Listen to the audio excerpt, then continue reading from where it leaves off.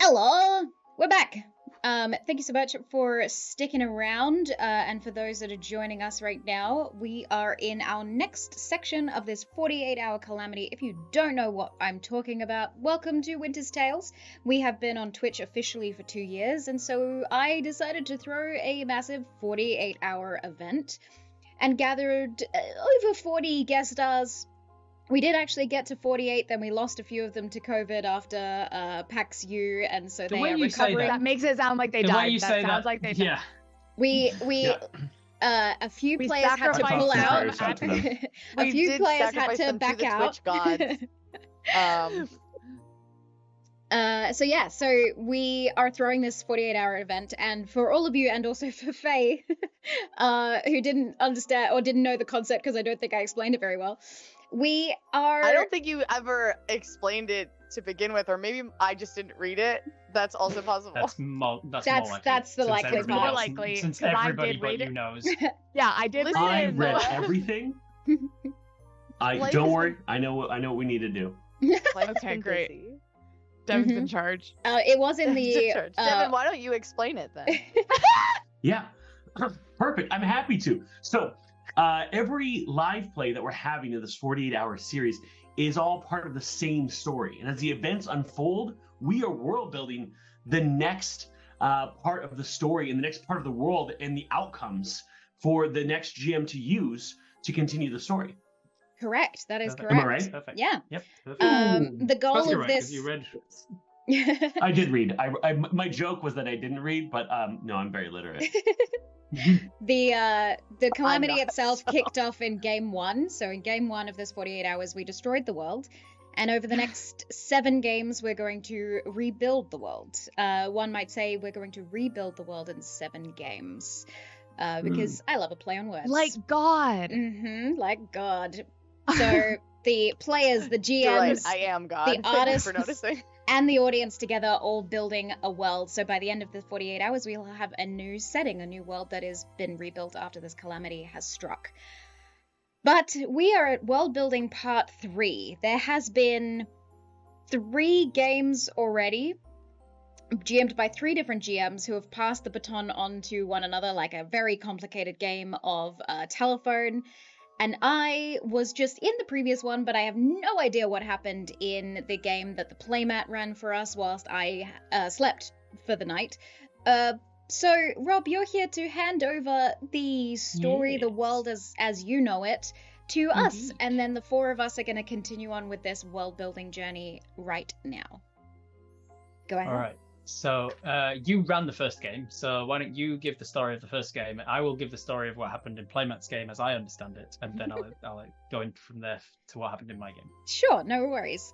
So in game 1, we had 3 beautiful players join us and play members of a secret order known as the Eclipse. They were tasked with protecting the royals at all costs, and if a calamity were to strike, knowing that this sacred bloodline knew of a hidden god, if they were to emerge, an apocalyptic event would happen. They were to open the gates to basically send the royal family through. The city that they were in, the capital city of the Ceridian Empire, was destroyed drastically. All 7 bridges snapped. The 2 cliff faces that used to make up the city slammed into each other, and all the rocks went everywhere. Because the god, the hidden god that re-emerged into existence, was the god of gravity and consequence. And so rocks started lifting up into the ground. We then had some anti-gravity landscapes, locations that manifested into existence, and by the end of it, these 3 got the remaining heir because one of her mothers and the 7 older siblings got killed. They took the next heir to the throne and put her through the gate, opened the astral gates, so now planar travel was possible here in this world once more, and they sent the princess to safety. In doing so, this god of gravity and consequence gave the 3 of them a choice, and they chose that they wanted to stick together. And so the 3 of them, became lesser gods in this world as well, which adds some pretty insane consequences to the world. And then I handed it over to Matt. So what happened from there? Well, Matt picked up a year later, after this calamitous event had opened the portals to all of the world. There was portals opening to different planes of existence and such, and it allowed for other entities to come through as well. 6 of these entities became known as Star Eaters. They were gigantic astral purple worms, essentially. And as these 6 astral worms came closer and closer to these 6 original moons that represented the 6 original gods, and acted as sort of avatars for those gods and connections to the gods, for the gods into this world, they started to sap those moons of their power and color. So people looking up at them, they went from full moons to half moons to eclipses, all in the space of a short amount of time. And then as the final bits of color was drained from each of these moons, the moons were eaten by these worms, and the remnants of these moons rained down upon the ground below, causing a whole bunch of dinosaur-esque apocalypse happening, with meteorites showering onto the planet below and causing all sorts of weather problems and tidal problems and volcanoes and earthquakes and such. Exacerbated by the fact that the god of gravity had just awoken. His 7th moon had appeared in the sky, and so the tidal aspect of the moon's gravitational effect on the planet was all fucked up. It basically meant a lot of problems. The 6th of those 6 creatures, however, approached their moon, the moon that related to the god of storms, the Churning, I believe his name is. It approached the Churning's moon, and it started to reduce it of its power, and it became like only a crescent moon left. But before it was able to complete its sapping of all of its power, the heroes of that story, the heroes of Matt's game, managed to defeat this worm, and the others, having achieved their success of destroying the 5 moons, they went back to another plane of existence.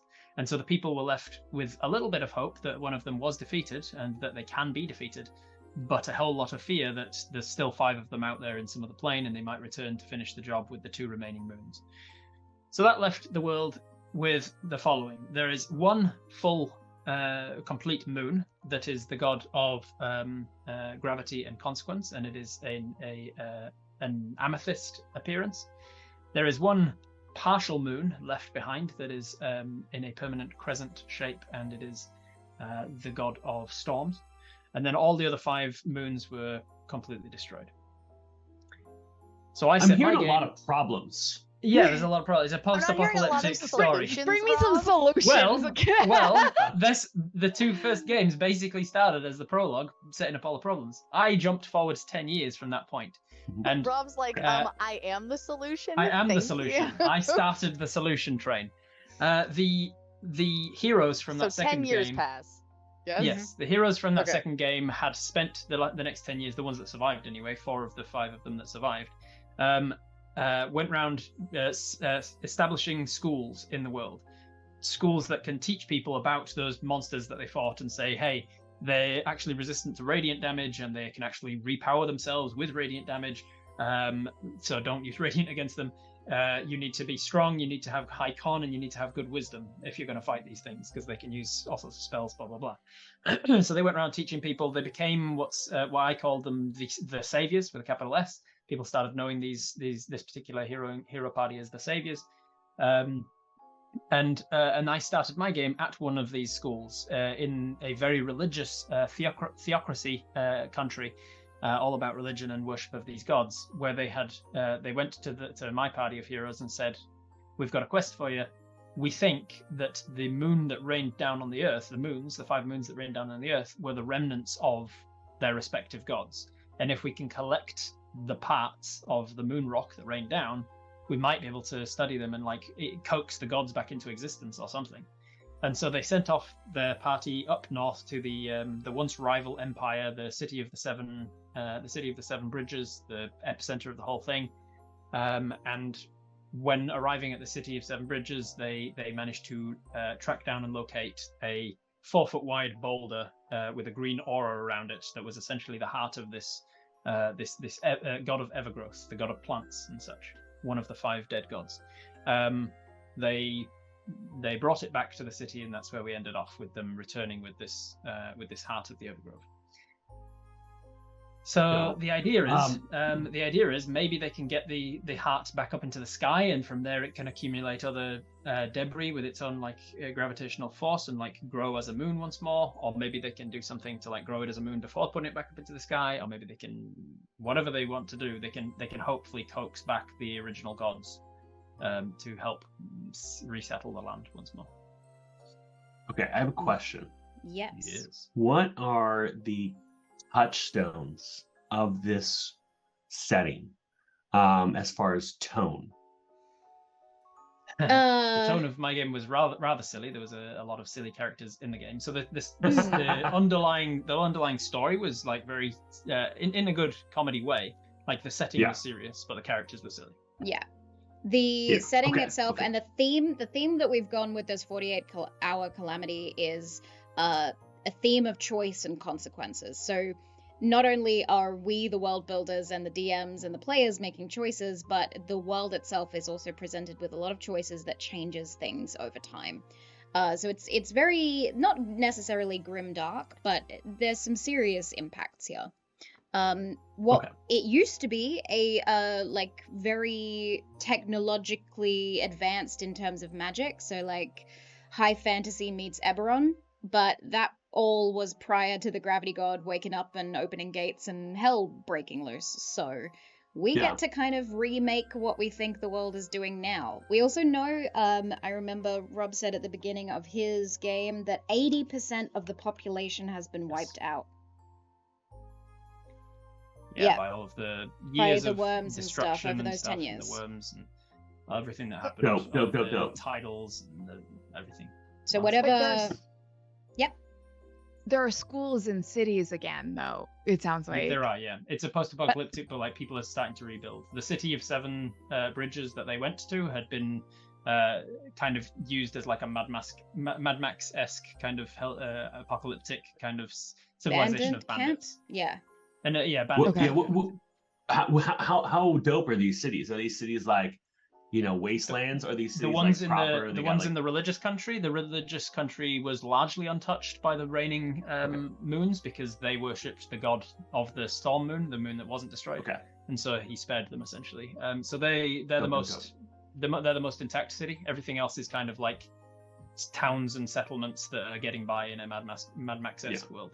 Yeah. Can you give, can you just list the things that have already been established? Like, obviously we've got the god of evergrowth and the god of storms, but who were the other 4 gods or whatever? I've got all of that. I've got all of that information that I can pass over. Yeah. My notes are unhinged because I was just typing feverishly while the Yes, that's all good. I've got all the previous things that happened. I just needed to know what has changed. So we have this master document that we've been passing back and forth between DM to world builder and world builder to DM, which basically had 3 questions: what stayed the same, what changed, and important NPCs and all locations. So if there was anything that happened in the previous game, we can write them into the document and pass that along. So that is, I think Rob actually used the document to world build instead, but that's okay. Yeah, because you didn't give me editing rights to the law document. To Legend Keeper? No, I can't edit Legend Keeper, so I had to improvise. And I didn't know that. Other document. All right, I didn't know that because I thought I added you as an editor, so that's my bad. But no stress. Each page, depending on what your default permission settings are, they can inherit their own settings. Yeah. So, unless you give him administrative access, that's probably the issue. That makes sense. But yeah, so is there anything that significantly changed in your session? Not about the world. No, not about the world or the law. Just the fact that I kind of lent into this Mad Max-esque hellscape of post-apocalyptic every man for himself outside of the country of whatever it was, outside of Masaden. Outside of Masaden, it's a hellscape. There's a lot of dangers, lots of. And I also established that there's wild magic, essentially. That because there's divine, nature, and arcane magics. Divine is all but gone because the gods are all fucked. So unless you worship one of the gods that are still existing, your divine magic is just not going to work.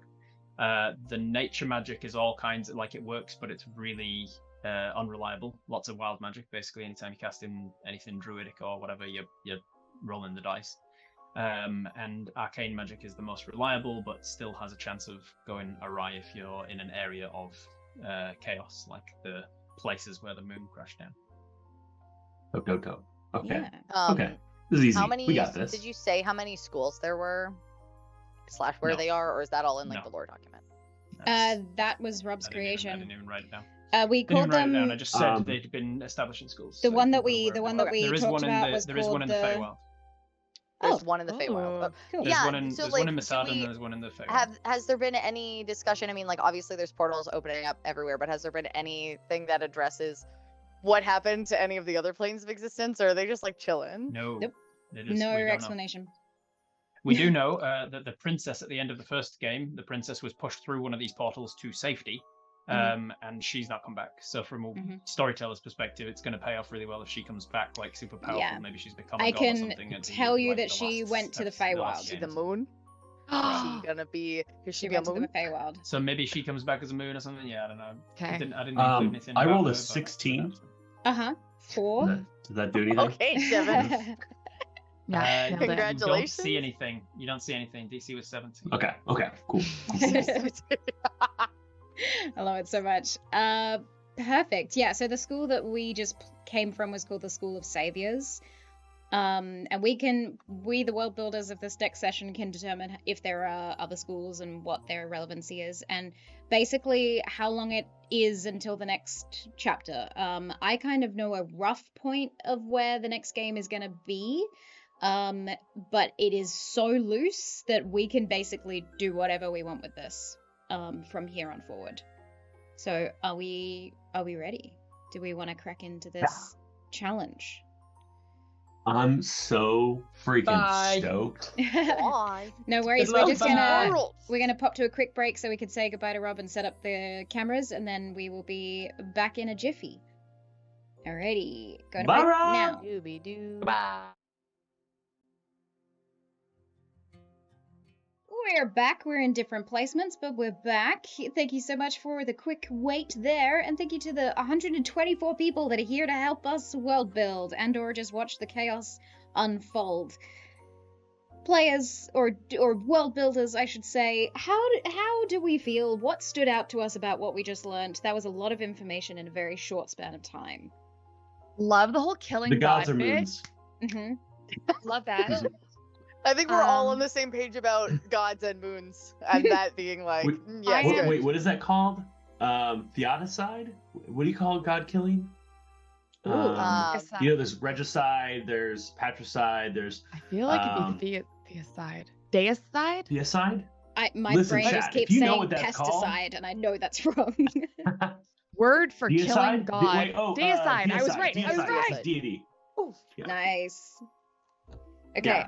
I'm gonna We be love some on deicide. semi note-taking duty. But It's if giving you guys deicide. if you guys are loving the killing gods aspect of this, let's hone in on that little I duty. do love the doodad. concept of punching a god, but also Well, so the thing you that s- really like vibed with me in particular was a really specific part of what Rob said was that like, yes, there's all these remnants of the moons, and it's like, okay, well maybe we can like either get the moons back into the sky or like whatever, but there was a point in which he mentioned like them having a sort of like gravitational pull to them. And that concept of like having not necessarily literally gravity, obviously, because gravity and consequences is like the one god that's still like bumping, Ooh, but yeah. but like it having some type of pull to the draw. people. Ah. yeah, I think see is where you're really going with cool. this, yeah. And I also pair that with the fact that Rob has left us with a post-apocalyptic Mad Max kind of vibe. Mhm. We could totally establish like a little bit more territorial, war-ridden, you like could even people have being like some drawn type to of these like things. a madness thing too, like quite literally like Mad Max of like of Yeah. of people maybe acting more like either like aggressive or deceitful or something like that, or tumultuous, Ooh. you know, like near like a storm one, because they're being influenced like emotionally by it. Okay. Lunacy? Lunacy. That's Oh, actually the word. Lunatic, damn. baby!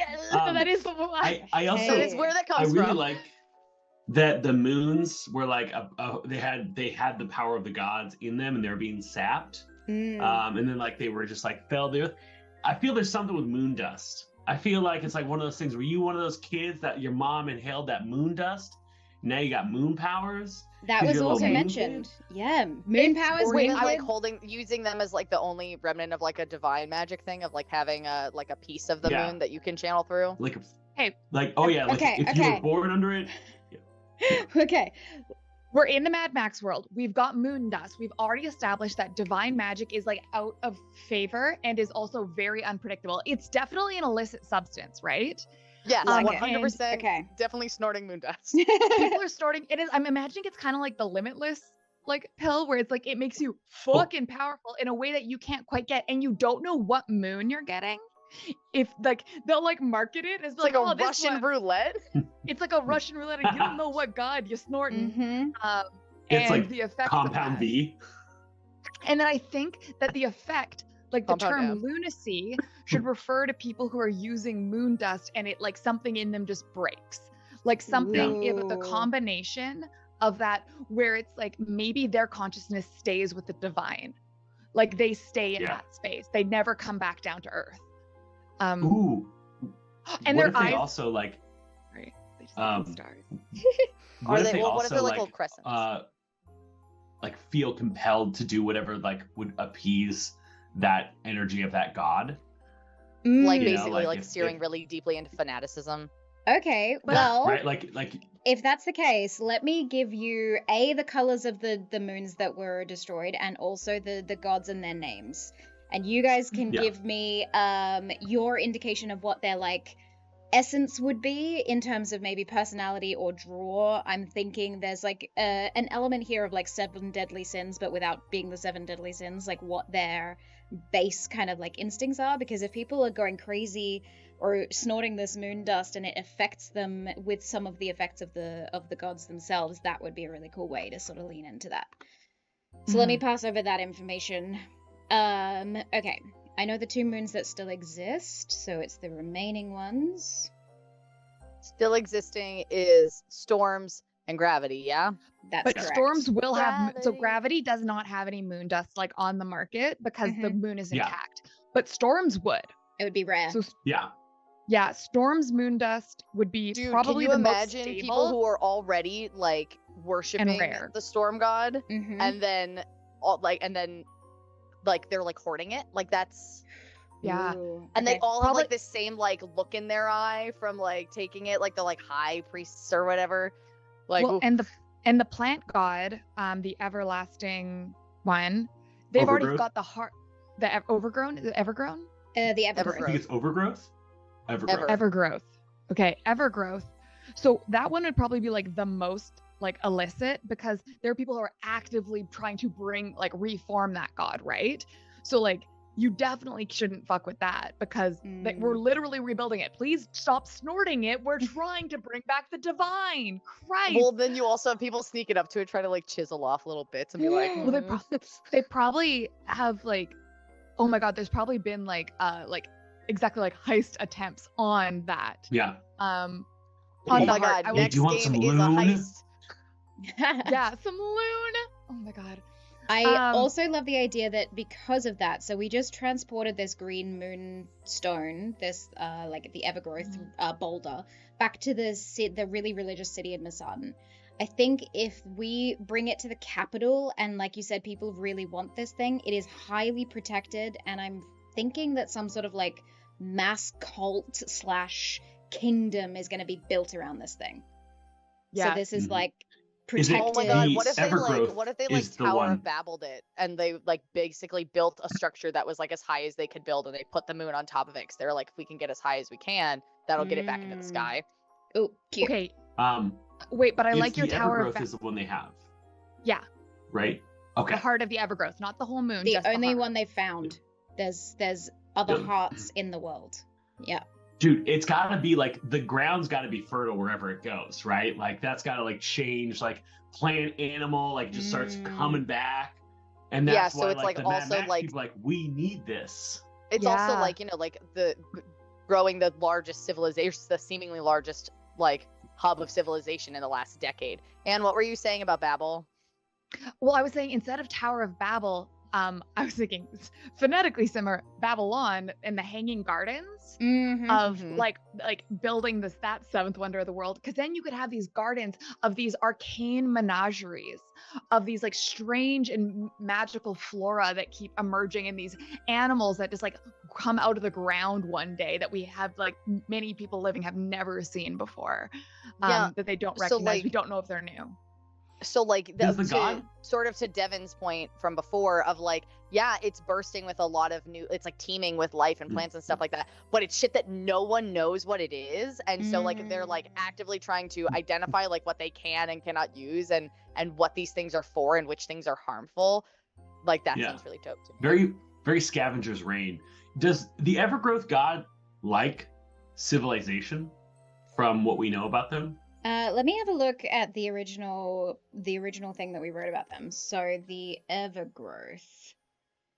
Because part of me feels like if they don't like it, like they tried to build a city and like it didn't work. Like it is reclaimed. Now like Poison Ivy Town. Like you know, like and it's just this wild forest. What if they bring the heart of the Evergrowth back to the city?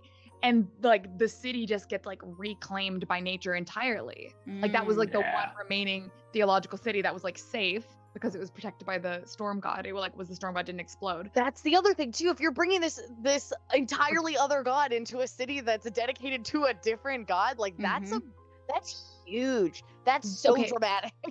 What if how much time are we covering in our world building? We're just setting up whatever I'm gonna create later. If you want to have a progression of time, we can totally have that. Let's roll there was like we can roll a d100. Yeah, go ahead, Devon. Roll a d100 and see how many years. Gnome, do you have a d10 with you? Yeah, I do. Okay, I'm gonna roll the 10, 20, 30s. You roll that one. I'll roll the 1, 2, 3, 4, 5. Okay. All right. So I got a 10. I got a 7. So it's been 70 years? 70 years? Damn. Okay. It's been 70 years. Hell yeah, baby, let's go. Hold on. I love a random table. I got something and I'm so excited because it's something I've always wanted to run, and I'm here. Solar punk. You're moving. Solar punk. Okay, so hear me out. Yeah.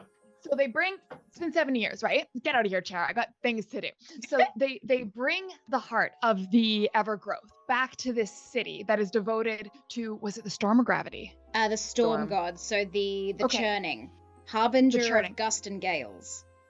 So the harbinger of gust and gales, they bring this foreign, like this heart into it. I don't know what the relationship between these gods is, but it's probably like, not like, the gods. So anyway, and this is just the heart. It's not the mind, it's not the consciousness of the god, it's just its heart, and its heart craves, nature and like the cycle. I also think because the theme, what we're dealing with is cause and consequence, it should definitely be like cycle and ecology and like chain reactions of things that happen. Yep.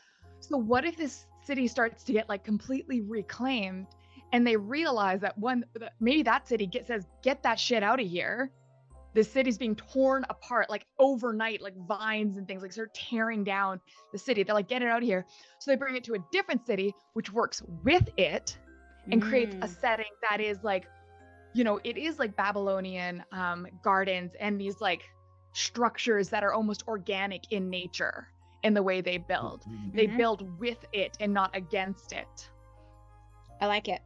Do you think that those... since those two places would still be in the same country, do they have those opposing forces like Faye was saying with the Storm God and the Evergrowth? Are those two sort of opposing? I'll give you the name of the Evergrowth as well. The Evergrowth ended up becoming like a male representative, which I find very fascinating because the name was originally the Evergrowth Mistress of Scion and Scythe. Okay. All right. I'm into it. So we love a trans icon. We love a Scythe, beautiful. Though, is interesting because Scythe that does mean it was agriculture. It was about agriculture, but also like death. like the Yeah, the so life it's Also, definitely cycle. like the cycle. Mm-hmm. I also want to point So, out that like you know- storms are inherently a part of the cycle of nature and Yeah. Yeah. bringing things down. Is it possible that the two of them, instead of being in conflict, are actually like feeding off of one another, or like did the two gods have Ooh. like a relationship prior to this? And like, you know, Maybe. are they like lovers that were brought back together and then separated? Oh my Like, god. you know, what's We love a good lovers. Lovers? Are Lovers? Mooncraft lovers? Okay. No, Okay, they so- were actually enemies, but now they're lovers because they, you know, the Oh my heart god, and and then they the- were yeah. roommates. Rivals to love. We did it, team. We got a rivals Actually, to lovers story in wait. there. How about lovers Don't to like it. rivals? Oh shit, they're exes and now they become rivals. Ooh. Yeah. Maybe Oh, they what both, if- there's because this- they've been shattered, are trying to kind of take over the other aspect of each other's domain. They're like, Yeah. well, I it's like need I need a survival grasp now. for anything that I can take, and that would just be the natural step in the next So, like sequence of it all. you know what always interests me is like the idea of like a monster in a dungeon, right? They like understand there's treasure there, but they don't, if they're not a sentient creature, they don't understand like what the treasure is. They just know that people keep coming for it, and that's how they get their food. Mm. Is people come for the treasure and then they get to eat. And I wonder if this overgrowth is fueled by like the death of those who like die within its range, like that life force, that energy, their blood, whatever, like continues to feed the god. So Oh, there's this God. kind of like you either can't leave or like you get there and like everything wants to kill you, Mhm. Okay. unless you serve it. I love a tainted utopia. Hear me out. The next one, you get to this beautiful like solar punk idyllic world. Everything is like, people just seem like so like we're about to get watership downed because like literally this soil is tilled with blood. Is it like your door in the background that just has bones coming out? yeah, this is the vibe. It's the Ooh. Okay. So it's like as you go through and explore Midsummer. this like it's midsummer. It's like this idyllic, Yeah. almost perfect place where it's like everyone lives in harmony and in line with nature. But nature, like it has a cost. Nature is not benevolent. Nature is amoral. So there is like a cost to this. And like I think this is a great subversion because we always think of like the nature deities being like the live, laugh, love ones. And it's like actually maybe that's why they were rivals, they were lovers to rivals, is because the nature god turned a little dark. Turned a Mm. little like Mhm. Well, yeah, Hey, I mean, I'm if recovering. moons Give me a fell blood. apart and the entire ecosystem of the world was fucking destroyed and Mhm. thrown into disarray, like I'd be pissed. Yeah. I'd be like, Look at what happened? you What made is me this? do. Yeah. Yeah. Look at what you made me do. Oh my god, she's in a reputation era, queen. I also love the fact that her title was mistress. So Yeah. I just kind of think that there's something there in terms of like, yeah, they were lovers, but why was she called mistress and not Oh, like she fucking someone else, or rather is she was- like You home couldn't wrecking? commit. she was the other. Storms couldn't commit. Storms had Storms another couldn't Storms Who had couldn't another Storms thing going commit on. to? Yeah. Storms, Let me Storms see. is Let me find Where's the them. hot Storm's a goss? little sim for gravity. Oh my god. So there's a Storms cou- is I don't know running if for you say that on gravity. Twitch. There's a couple of gods. I will name all of the gods for you so that you have the names. Okay, so we have the Ember Flow, Lord of the Flames. Okay. That's the like fire and light god. I don't we- know why I thought you were gonna go Lord of the Dance, and I was like, nice, cool. Lord of the Dance. cool. Then we have the Roiling Depths, Majesty of Sea and Shallows. The water goddess. That feels like a very good like was supposed to Sea be and Storm. the Sea and Storms. The yeah. Sea and Storm, but the mistress on the side with the with the sail. yeah. Yeah, okay, I like it. Then you have the Churning, Harbinger of Gust and Gales, the Sleeping Mountain, Dame of the Earth, the Evergrowth, Mistress of Scion and Scythe, and the Frost, Prince of Time. Okay. The thrust.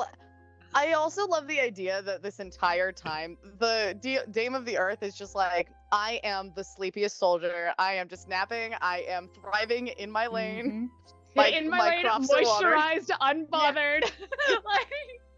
The It's got like the Dame. infrared mask on. Yeah, for sure. The Sleeping Mountain, so the Dame of the Earth, she used to sleep under the continent that basically all of the Earth like shattered and just got destroyed by gravity. So she got woken up because someone just started shaking her house. How could they do she it was to her? sleeping under the mountains peacefully. So I think, and half of her Love realm it. is now up in the air. Like because gravity took That's the a anti-gravity. lot of the bits. landscape. Yeah, She deserves better. she does. She's like, how am I supposed She's to just sleep under these sleeping. conditions? Okay. I love it Okay. so It's like much. all y'all were out there being messy, and I was just like having a good time taking a nap. Gravity's fucked some shit up, I will say. The return of the gravity and consequence god really messed with things. But I'm liking where this is going. Okay, so we've got I have a question. There's a I don't lot know of if you know things. this or Mhm. if this is something that you have not decided, but like, Mhm. why was gravity hidden to begin with? so I don't actually know that because we didn't establish it prior, but I do know that the other gods locked them away. Oh, Okay. I think someone tried to bring people back to life too much. Consequence, gravity. Okay. No, maybe not. Sorry, it sounded good in my head. Mm. I like it. I do kind of like also maybe I know we've been making a lot of jokes about the sleeping mountain, but I do kind of like the idea that like the person who ostensibly got fucked over the most was the Dame of the Earth, whose entire domain got destroyed, and like maybe possibly like they were sleeping above gravity or something like that, like they were maybe the warden. Ooh. Oh, I like that. Um, Okay. But the consequence of basically locking them away was that they had to remain asleep at all times. So maybe actually the way to like get rid of them or whatever is to like find a place for the Dame of the Earth to go to sleep again. I like that. That's very cool. Yes, no. I love the hand up. Question. Are the I get really excitable and interrupt a lot, and I'm working on it, so sometimes I'll just raise my hand. I love it. Are the ties with Greek mythology intentional? No. Okay, can I have a moment? Go for it. The floor is yours. I have a moment to talk about Greek mythology. Well, gravity is largely like Saturn is one of the old gods who was usurped by the Olympians and put underground under a mountain in Tartarus, depending on with the Titans. The mountain is largely Hephaestus or Vulcan, who is, a volcano, but is considered like the chillest of the gods, doesn't even vibe on Olympus, is like the chill god kind of, and is also like the weaponsmith to the others. And everyone relies on Vulcan, but everyone kind of treats Vulcan like shit. Like you said Greek mythology, and then Barry is doing Roman mythology. Well, okay. All of the names that well, you've said, not a single one of them were. No, I said Hephaestus. I said. Oh, okay, that's true. Hephaestus. But then you I'm said trying to Vulcan, which is the same person. And Olympia. Yeah. The Olympias Yeah. was Greek Olympian as is Greek. The thing is, okay, Yeah. point for me, Tomato, Roman potato. mythology is a lot broader than the stuff that was brought in from Greek mythology. Yeah. So that's why I'm only talking about the Greek / Roman, like the part that they share, Yeah. not all the other stuff that the Romans did. well. The Etruscans, not today. I love this like fun fact knowledge that we're learning midway through this world building stream, but I adore it. I didn't know that there was so much of a Cronus. crossover, and I'm loving it. So are Also, we Cronus assuming? is the god of time. Okay, The one that which they buried might under the mountain was the god of Ooh. time. That is Well- I where like that. chronology and chronological comes from. Oh, I will let you know about the Prince of Time in a second, because I think there might be some correlation with that as well. Devon, you have your hand raised. this is it now. This is I was wondering. It does the thing. Okay, what about the space worms? Are they still there? Are they gone? They got They banished, or they dipped. So They the got space banished. worms left. Okay. Yeah, they But consumed everyone's 5 of the constantly moons. living under the fear that they will come back, correct? Which is why they're like training or Yes. something? It has been 10 years since then. So they haven't been back Okay. in 10 years, and we're going to take another 70-year leap. So you can decide whether they like occasionally pop back or whatnot. This is Is just it possible flavor, that but another I one do has been think, slain? Mm. Yes, I Tim? do think the idea of the space rock that never came from the atmosphere but got caught in orbit has generated a ring around the planet of just like Mm. of rock debris Okay. of the moons that like never fell, and that shit is protecting from the From the worms. Like it worms. would just Yeah. it just would cut them up. You know, it's like a screw flying in space. It could rip apart a ship. Yes. No.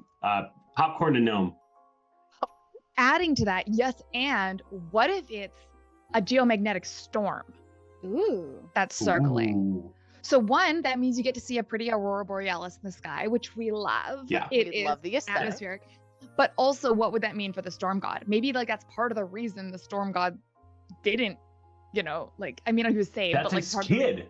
Ooh. that's like the remnants of his brothers are giving him more power because that's the biggest storm of all. Nice. This It's is becoming giving Interesting like that you went it's the giving direction Zeus. of it's giving Zeus. It's giving Zeus. Hey, Well, it's storm interesting to me god. that you went the direction of it giving him more power and not actually sapping his power away. Because Yeah. I would think the other way. I would think that maybe there is some kind of, like what Devon mentioned, maybe there's some kind of other entity that's coming into being that's like some kind of being of the electromagnetic version of this storm. Maybe something that's like of like light and color and something like that.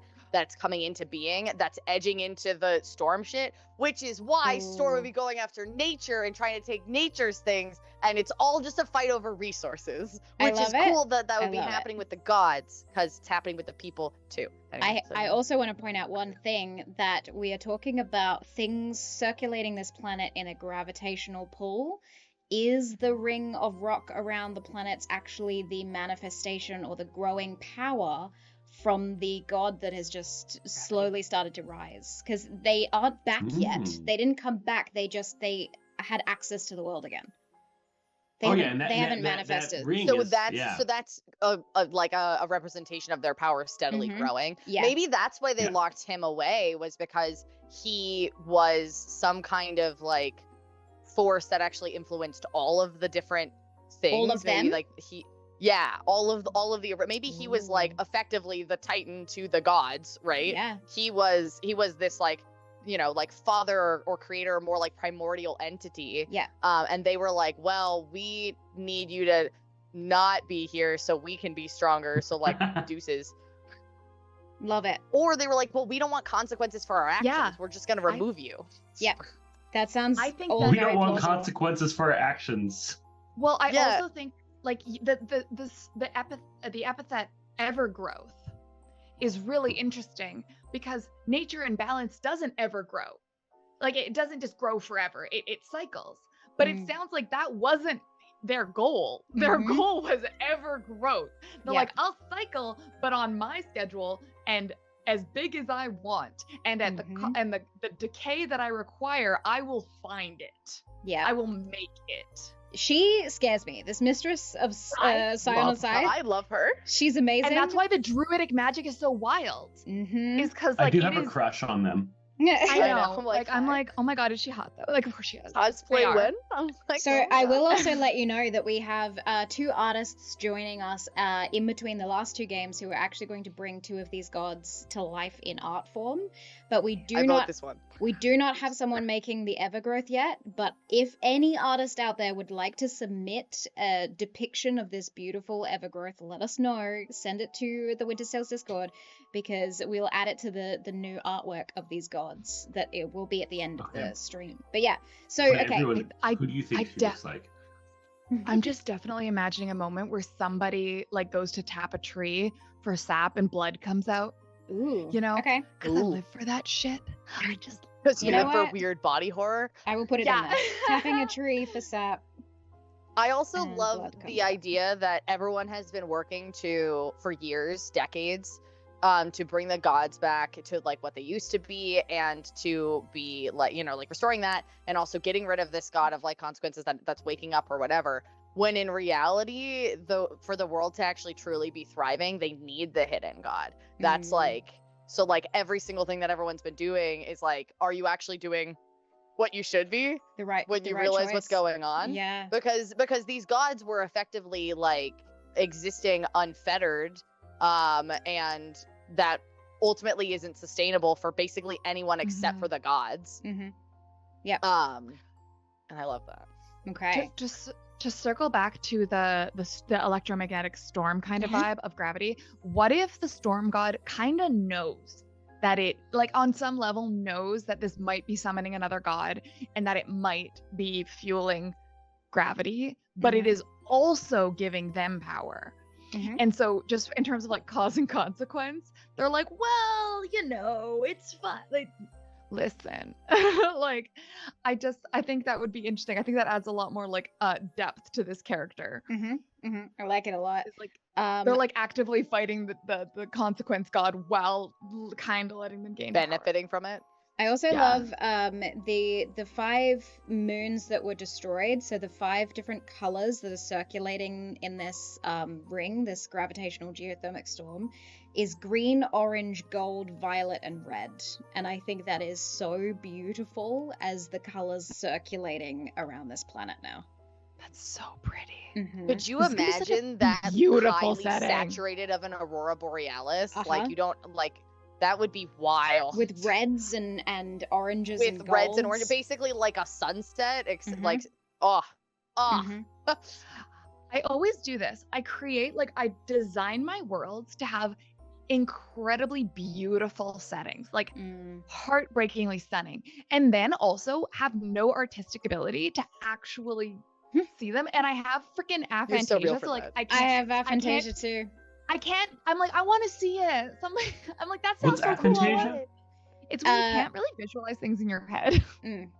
Oh. It comes to like there's a scale of it. So, I'm sorry. I'm so. My Where are you on it? Somehow, every single time I am on the phone with AJ, this comes. Yeah, somehow it does. I didn't bring it up this time. But yeah, it's a varying scale from like nothing at all to seeing vague shapes to seeing things in full 3-dimensional, like you can interact in your imagination. And I see nothing. I think in concepts. I have like that's wild. Basically like a very like an impressionist painter who only has one really big brush. Like I see like silhouettes and like flashes of color and like kind of like mushy things, but I can't like really like hold an object and like look at it. Yeah. Like I can get the idea of it. I'm like, an apple's kind of like that. And that I can see, but I can't actually like see the apple. Versus like people who can. I've like ever since I learned that some people can see things in their head, I'm just like fascinated. And my shit's like a movie. That's why I don't like graphic descriptions of things when people are like speaking out loud to me, because I'm like, because I can see it like very viscerally, and I'm like, oh, I hate this like a lot. It's both a blessing very and tangible. a curse, because I can describe a lot of horror without it being a problem for me, but I can't watch horror movies. Oh my god, I'm the same way. I didn't even put that together. Yeah, because I love. You can do it because you're not seeing it. Body horror. Yeah, I don't see it. I'm like, that sounds it's like not a problem for me. Yeah, like you were like, I'm gonna tap a tree and then blood comes out, and it was like I was watching a movie in a theater of someone going up to that, and then there just being this like very like smooth, deep red liquid oozing out of a tree, and then it covering people's hands, and everyone's screaming and upset, like. I love it so much. Everyone's having a bad time. Let's focus, let's circle back to some of the things that we said so that we can hone in on what exactly we've created. So we've talked about having the moonstone from the Evergrowth being brought into Masardan and then located in a different city to where the worship of the storm god is, so that there's a rivalry between those two gods that were ex-lovers. The place or the city where the Evergrowth stone was moved to has now become a Babylonian garden with organic structures that also has a deeper, darker underset to it about sacrifice and cycle. Oh, we've lost Devon. Oh, you know what? He sent this screenshot in our chat that's like of his computer restarting, and I was like, was that forever ago? It was not. Ooh, okay. Here, I'll just lean up this way. Hold on. It's fine. I like that your Frogula is very still in frame, and that's what matters.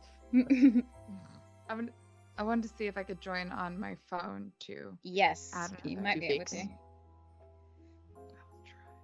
Okay, I'll keep doing brief recap in the meantime.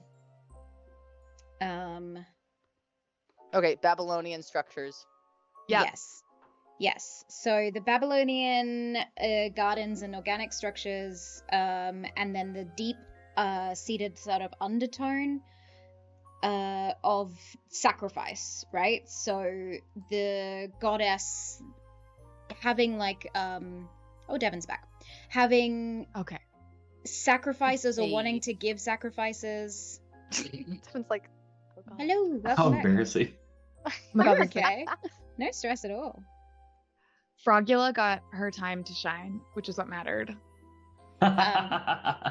Where did we cut off for you? We'll go back to recap it. We have the hat. I think that my camera is framed all weird now because I'm where Devon used to be. Oh But yeah, maybe that's not. true. Maybe it was always Oh. like that. Everybody you know get back in your homes. Stop with these shenanigans. I'm like, okay. I'll sit over here. It's fine. what? There you go. It's I like- want to get back to doing drugs and crimes. Okay. Yeah. Okay. I so think we talked about God enough. It's Yeah. time to talk about crimes and Try drugs. to talk to- try So to we talk about have crime. this solar punk world where the soil is tainted with blood and sacrifice. We have a bit of a Mad Maxy situation going on over the last 70 years. And we also have there's a couple of different cults rising up to either worship the Moonstone and or try and huff it. I don't even think they're cults. Like I feel like I'm thinking like edge runners, you know? Like that vibe of just Okay. like people just trying to like I life think that is some people hard. just The wanna, world like, see God. ended. Yeah. Yeah. Yeah. Like a lot of, especially if it's been that long now, a lot of them have never really known what the world before was like. Yeah. Okay. A lot of them might not even Yeah. believe that the gods were real, in the way that people describe them. So people are Um, like, this is just a drug. That would be interesting. That they're like, I don't Yeah. actually believe that this is the moon. They just call it moon dust or whatever, but like it's not actually that. Which Yeah. also definitely lends into the idea of there being something else that's passed off as moon dust, and people are Mm. starting to not be able to tell the difference. Yeah. mm, So here's my thought with that, right? Because where we left off with Rob's game, the world was starting to sort of rebuild itself. So I think that there's two elements here. I think that the world is starting to rebuild itself and people are sort of growing into new powers, countries are reforming, that sort of stuff. And at the same time, this drug is now available and is sort of being used as maybe a corruption tool or a tool of control to the masses. Yeah, So we have I think like it's like they different... give it to their soldiers. Ooh. Like it's like, Ooh. hey, you got access to this. Like here you go. You know. berserkers. Well, because we had also talked about the potential of the different moon dusts having different things. So what if there is stuff Mhm. that's like, this is effectively the super soldier one. This is the one that like is Mhm. like a psychedelic, like opening your mind, and maybe it gives you some kind of like psionic or dream shit or whatever. You know, like different things that have to do with like different states. So you have people who like this is saved specifically for Mhm. like people, members of like the clergy. These are for soldiers. These are for like dulling the masses so they don't think critically, like, you know, I all love those that. kinds of things. Okay. All right. We Yes. said it's being used, but by whom? Yeah. Well, I would say I- the rising theocracy that now have access to the full moonstone known as the Evergrowth. They were already worshipping the storm god. Now they have access to another god and are trying to rebuild their country after 80% of their population got wiped out, and the war that they were in with the other empire has sort of died down because that empire fizzled out and is now bandit territory. Okay. So, What if, Okay. okay, tying these ideas together, Mhm. what if when they, because the heart of the Evergrowth was like kind of tearing their shit apart, right? But what if they just like carved off a chunk before they shipped it next door? mm, And just like didn't tell anyone okay. because they Ooh. like, Oh, what if that they have it like stored like underground or something like that, and so like you can have like a sewer level situation, except for it's just like all overgrown. catacombs. Catacombs of plants basically trying Okay. to climb out towards the sun. Mhm. Like, ooh.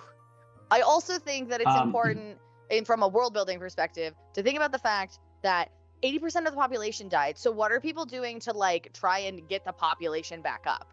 Like that would be yes, Dude, but like Evergrowth. Evergrowth is all But, about but like that building anew, legitimately right? would be Like, something people that are is horny so with that shit. so Oh. ultimately important. Oh my So God, there's a Evergrowth. lot of Is one of the times. stones an aphrodisiac? Could be. In times where society has tried to like control a population, they've definitely changed their beliefs or structures to be like, people might be more convinced if we go down this angle. So there is totally the possibility that once this stone came back, this theocratic society was like, we've been blessed by the Evergrowth to bestow fertility on our nation, and everyone needs to procreate to rebuild the world, kind of thing, and like change the structure of their religion to basically continue to control the population and grow them. No? I want to question, why would they want to increase the population? Because their resources have also been decimated. So it's like, I don't necessarily, unless like they don't have like a young, like if it was disproportionately, but like just having a larger population doesn't necessarily make you more powerful. True. I don't think it's more about necessarily having a larger population. I would think that the more people that you would have, the more ability, like for conquerors, you would be able to go out and take more resources, especially with something that's a theocracy. Well, I mean, but it is that, like, that's just like what people would do, though. Have I got news for you about what England did to everyone with their much smaller population? I don't think it's population based. I think. Well, but it's the other thing to keep in mind here is that there are 4 other moonstones that fell. There are 4 other hearts of the gods that fell to the earth that haven't been found. So there is totally someone the possibility. mentioned in chat the stuff about how with the ember glow, natural heat has been difficult to find. Yes. So like, but that also gives credence to the idea that we talked about earlier with like it, radiating whatever. What if there is like a place that's like, balmy, and it's one of the only places that's like that, and everyone's like, what's going on here? It's like, oh, I don't know, and they're trying to keep it under wraps because they have this resource that no one else has, and so they want to control like that influx. Yeah, cool. I love that. All right, what I'm gonna say is we've got the 5 different colored moonstones, and you guys were talking about having a different property to each of them and or a different property to the moon dust. So I'll give you those colors again, and we can associate them with one of the gods, and then we can associate that with the effect that this moon dust would have on the people. And basically from there can work out like what the societies are using them for, whether it be super soldiers, aphrodisiac, to control the masses and sort of dull the senses, whatever the approach is here. So we have a green one, which we've just found, so that is the Evergrowth. We have orange, gold, violet, and red as the remaining, and the remaining gods is everything but the storm gods. So we have the frost, the sleeping mountain, the roiling depths, and the ember flow. What color is the storm god? Deep blue. So my thought with that is that maybe that's the one, that's the super soldier one, because, you have all this like fury and wrath and whatever. There would be some of it that exists in the world because it's only partially a moon that still is in the sky. And we talked about that earlier of like, well, maybe that's like a super special one of like, or like harder to get. So maybe that's the one that like they keep under wraps for a military use essentially. Okay. I think specifically that is like the berserker drug, because I do think that the mountains one could make people like strong, like almost like I'm thinking like like stone skin, dirty, like it or makes you wise, incredibly like, powerful, strong of mind. I actually, what if it's both? What if it imbues you with strength, but it also imbues you? Yeah. No, I'm just with that same thing, because one of the things that Rob mentioned earlier was like needing a certain level of fortitude to go after the worms.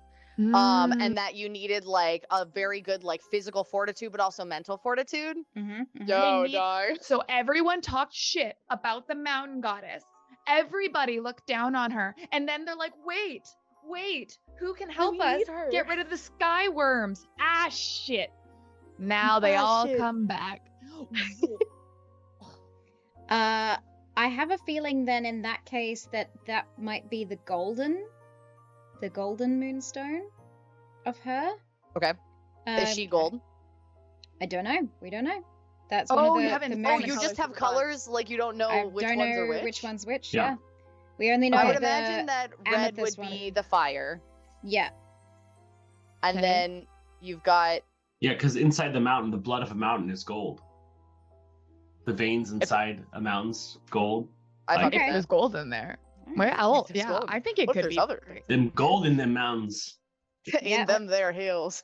I also Okay. love the idea that like, just because I am pulling on mythology, like mountain, but what if volcano? Like, well, the volcanoes also was related to the fire god, so those are very that's what those I'm- are two different. But yeah, we can Are they fucking? have That's a when they we can do have it. a unit. They could be also siblings. Wait. Mountain Okay, volcano, that's- not fucking. Oh yeah. Okay. I was You know? like, we really are going into the Greek mythology thing here, huh? yeah, I think that would be. I just love the idea. Again, as you can tell, I love hidden depth Mhm. in these gods, and I also love seemingly palatable women who are full of rage and power. Rage? Secretly. What a mood.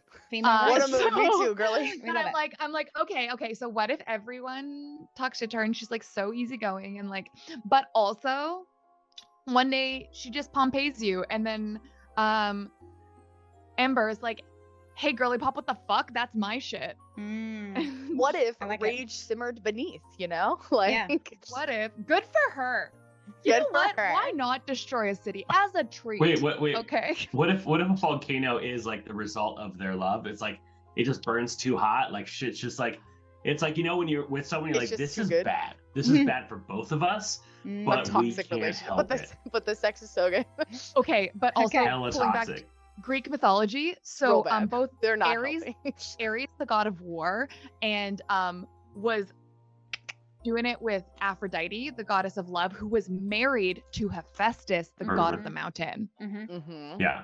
Mm-hmm. So like the mountain, These gods are messy. I know. I love that This we're Just- creating all this god just lore. like slutty. Like a small departure. The Yeah. Evergrowth heart. What if like the whoever the power that has control of this is like chipping it away and like offering a piece to those who join their kingdom to make their lands fertile again, to bring life back to the world. Essentially, Love it. this is like, hey, we have a terraforming stone for you. You have to join our kingdom, and you have to prove, almost like the Star Trek Federation. Like, hey, if you follow Mhm. our rules, we'll give you our Mm. technology, Yep. Yeah. and Yeah. we'll protect you. What Okay. about the fact that it's like, okay, well, it's been 70 years, and they've been like, yeah, we'll give you a piece, and they're like almost out. They're like, Ooh. oh, we can't give Yeah. any more of this away. So it's like this promise that people are like, well, if you hit, you know, this metric and this metric and this metric, then you can get some. And it's just like consistently They're making just taking it from harder places for- they already gave it to. Yeah. Yeah, like, hey, you fell out of favor with us. Your bounty wasn't enough, so we're taking your stone and giving it to this other city. Mhm. And like, Oof. what if this is part of the, and like, I'm assuming that they don't say, oh, by the way, there's a blood toll when you accept this. Mhm. Yeah, That's like a fun little thing for you to discover If later. if they Yeah. even know. Here's the thing: if they even know, because I think the other That's thing of why the this, trees are getting tapped with blood. Okay. if the Mhm. that could be like something that's starting to happen over time, because the evergrowth itself, being that this heart of the evergrowth has just been reformed and is solid, and then this society breaks it down into pieces and spreads it across the land. If I was that god, I would be pissed. So separating this being, the heart of this being, and sort of planting it into the land throughout, not only has her entire territory spread, but now she's also angry. So I feel like that growth we were talking about, the Babylonian gardens, the sort of soil tainted with blood, is they've destroyed this heartstone.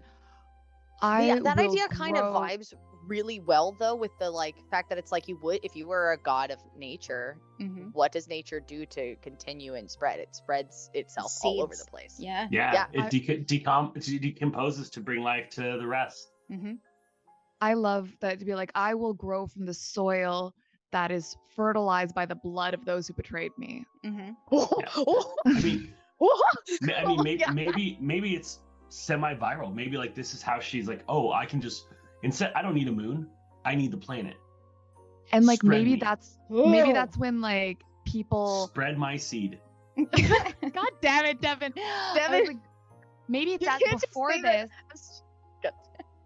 Before this, the Evergrowth kind of included people as part of the cycle, but after the betrayal, like people weren't really part of her conception of the cycle anymore. It's like, oh, you're A casualty. now- you are the backstock of fertilizer I keep. You are Yeah. here to nourish the mushrooms. Okay. Yeah. Yes, Devon. They spread her out, right? They're like, hey, God, like Devon, let's so bring help me oppressions God. everywhere. Sorry, that one wasn't intentional. So these shards are laid everywhere, and her whole plan is like, once I'm enough places, the overgrowth happens, and now there's just like swaths of the entire planet that are just like thick, deadly, incredibly powerful forests that she was able to like, oh, thanks, this is mine now. What if it was a mass culling to do that? What if it was like simmering and this thing like everywhere, and then one day, like just like the people disappeared into the soil and the trees emerged, the forests emerged. Yeah. Because she's like, what does nature do? It adapts. Yeah. So you tore apart my heart. You spread it across the land. You shattered me. I will take what you left behind and I will build an empire from it. I will. And those that she myself took mercy across the on entire became world. dryads. You God! know. I will slightly alter in the fact that we've created this 70-year gap. I think rather than an instantaneous, I think this is a slow process. This is like occasionally. Did you hear what happened to this city? Oh, little frog guy. No, I now just you love know it. my secrets. We My followed wishes your were- we followed your jar to your table. Well, look at that little froggy man. even know how that oh happened. my goodness. That It was has amazing. face tracking on, and my jar is a skull. Oh, Mm. that's I'm the terrifying. Yeah. So I think it's and that also contributes slow to like process of, like, folktales taking of people, cities, of villages just getting like turned into trees overnight. Also the Yeah. concept of like these seeds effectively being planted and starting to sprout, and like what does that look like? What is the seed of a moon look like when it starts to grow? Is it like, is there a moon growing under the ground? Is it like converting the earth and stone around it into something? Like what's happening? That sounds That'd be really so funny if the Earth just births a moon. yeah. That's how moons are made, Devon. Did you not Oh my know? god, I Yeah. just love that she's like, this is my moon now. I this have is my my own moon. moon. This Yeah. is my moon. Well, Like maybe it just has to be a celestial body, and what is a planet but a celestial body? if she was able to My celestial spread, body specifically. Mine. if she was able to spread across the entire world and the root system would get to the core of this planet, she could reform the heart of herself within it. Yes. So Ooh. literally Ooh, terraforming. Okay, so who's trying to stop that? Because I feel like there's got to be at least Yeah. one other god that's like, no.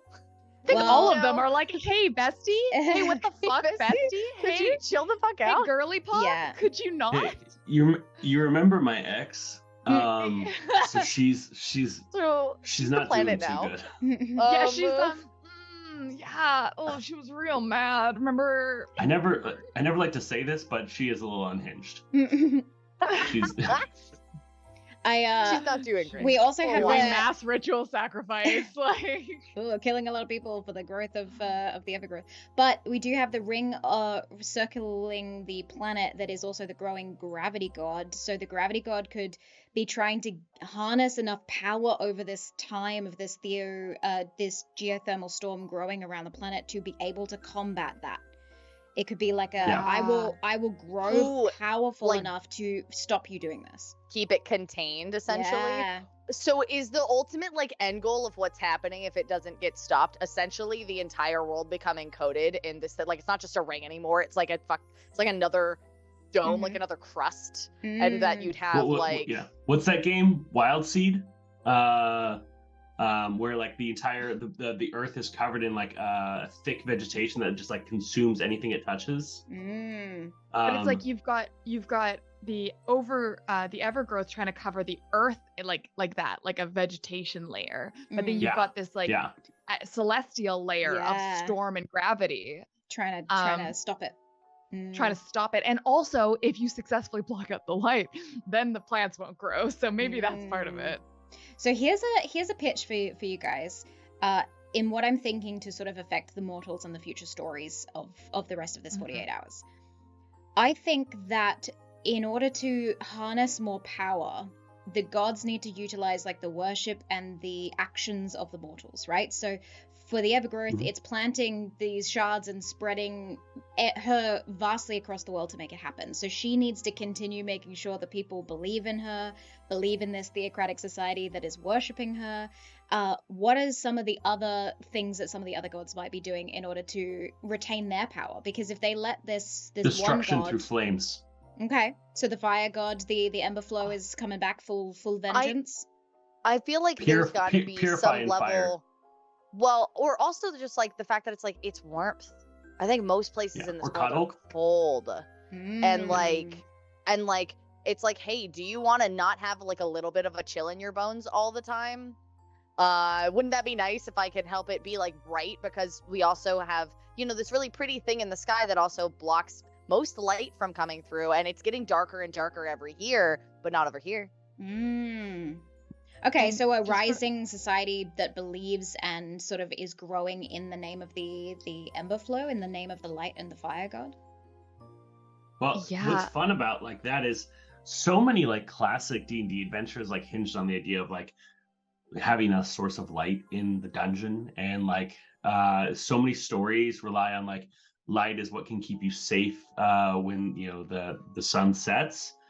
So I do think that there's something there about like fire. And I remember what I was reading, but I love the idea that the god of fire could observe anything in the presence of fire. So any story told around a campfire, anything told at a bakery, they could see. That's really cool. And hear anything when fire was present. Okay. That's really cool, especially, I mean, I know we've talked so much about Greek mythology, but like especially because like so many oracles and like divination tools are either done through looking at the like divining through the flames or throwing things into flame to like learn the future. And I love the presence of that, having like a precedent. Also in mythology, and also in, actually, this is Christian mythology as well. Sorry, I shouldn't say that. Beliefs. Lucifer is the light bringer, right? Based off Prometheus, who stole the fire from the gods. So fire as a source of enlightenment and knowledge as well, as violence. So where we have, you know how like she is like spreading herself to better herself. What if the fire god's like, no, my time is ended, I will be the fire in you now. And like it is really just like, it is like they've given themselves so we have it, and consuming their shards or their dust, or is essentially like empowering the next is that one the clerics or paladins. That could be the aphrodisiac. That one's the one that's like I think all of them are aphrodisiac. I see what you're saying. All of them make you want to fuck. But like the fury inside you, the berserker, the fertile grounds of the evergrowth. I do like the idea though that like could be wisdom. You just have this like warmth, like it's just like this content, like it's probably the least sinister of all of the dusts, is that you just feel like comfortable and warm and safe, and you're like, like you're literally describing opioids, and but like scary. I also like how that kind of ties it into the mountain, who's like the quiet god. It's like that's maybe how they found each other, is through this place of quiet. Wasn't that solace? Well, here's a really interesting thing. So we've touched on something that was relevant in Game 1.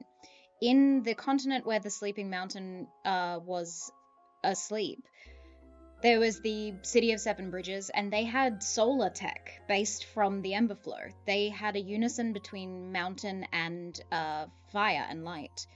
And now we have unintentionally created another group of people that are being bestowed, I guess, by the Ember Flow in the same kind of way, like peace, unity, growing together, enlightenment, rising up as this new power, this new country, I guess, in this world to combat the other one, that the theocratic one that the Ember Flow has her claws in. Do we think that that's kind of where that's heading? I vibe with that. Okay. And That do we fucks. think I'm that into it. we want to build maybe some volcanoes in this? Okay. I'm down with that. Always. I didn't Okay. know You the always Ember gotta throw a few Flow up. was a girl. The Ember Flow, I think, is also... the Ember Flow was the Lord of Flames. Oh, I thought it was a girl, and I was like, oh my god, lesbian volcanoes. But hey, Um, I don't think any of these are gender Well- specific. They can be neutral. I think scientifically all volcanoes are lesbians, though, right?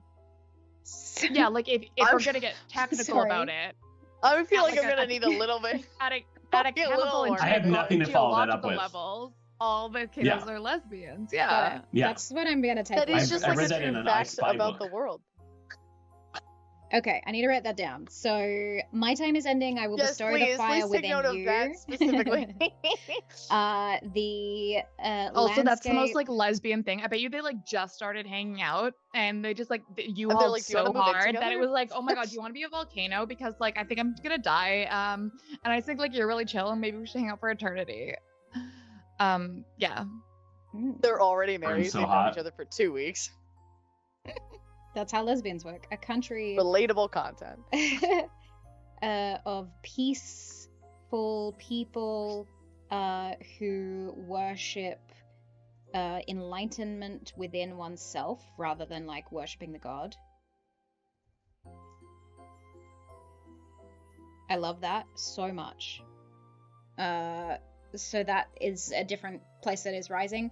I don't think they're going to take up the name of that old fallen place. I think we're going to base them in a new area. We did have a place called Ashenfell where there were a bunch of volcanoes, but they erupted during the first lot of the calamity and basically killed a lot of the people that lived there. So maybe that whole area where those volcanoes are has now become a new country, a new place for this this following. Could it be And some what kind was of it, like variation of Ashenfell to like be like Ashen Rest or something kind of similar of like Instead of- taking that vein and then making it instead of it being like, oh, this, calamity or Mhm. destruction or the end of something, it's like it's at peace. Okay, so Ashen something. One of my favorite things is this thing called the Fern Grotto in Hawaii. And it's this part of the island that like was destroyed by the volcano, but for some reason the plant life there regrew like at like 5x the rate afterwards, and it's now one of the most lush parts of the island. It's because Um, ash is a really, really good fertilizer. With a Which- lot of things like that. We'd hope that the Evergrowth doesn't like get access Maybe to she this doesn't location. know. Yeah, Maybe okay. she does not know about this like little. I also love the idea it's full of hot springs. Like this is I where love you hot can springs. like mineral hot springs because it's Okay. Is this literally where like we can get the roiling depths involved? Because we haven't talked about them at all. Oh, the ocean goddess. Yeah. We haven't talked about I feel like the roiling depth is the antagonist to the ember flow because it's literally light versus shadow, fire versus water. So Ooh. I think this would be our Pluto, this would be our god of subterfuge and deceit. Maybe in a pact with the Evergrowth of like, yeah, if you take over the continents with your greenery, I still have claim to the oceans. I'll water your fields, babe. Don't you worry. Mhm. You know what would be fun? Ooh. If That's the people just lesbian don't power have couple. ships.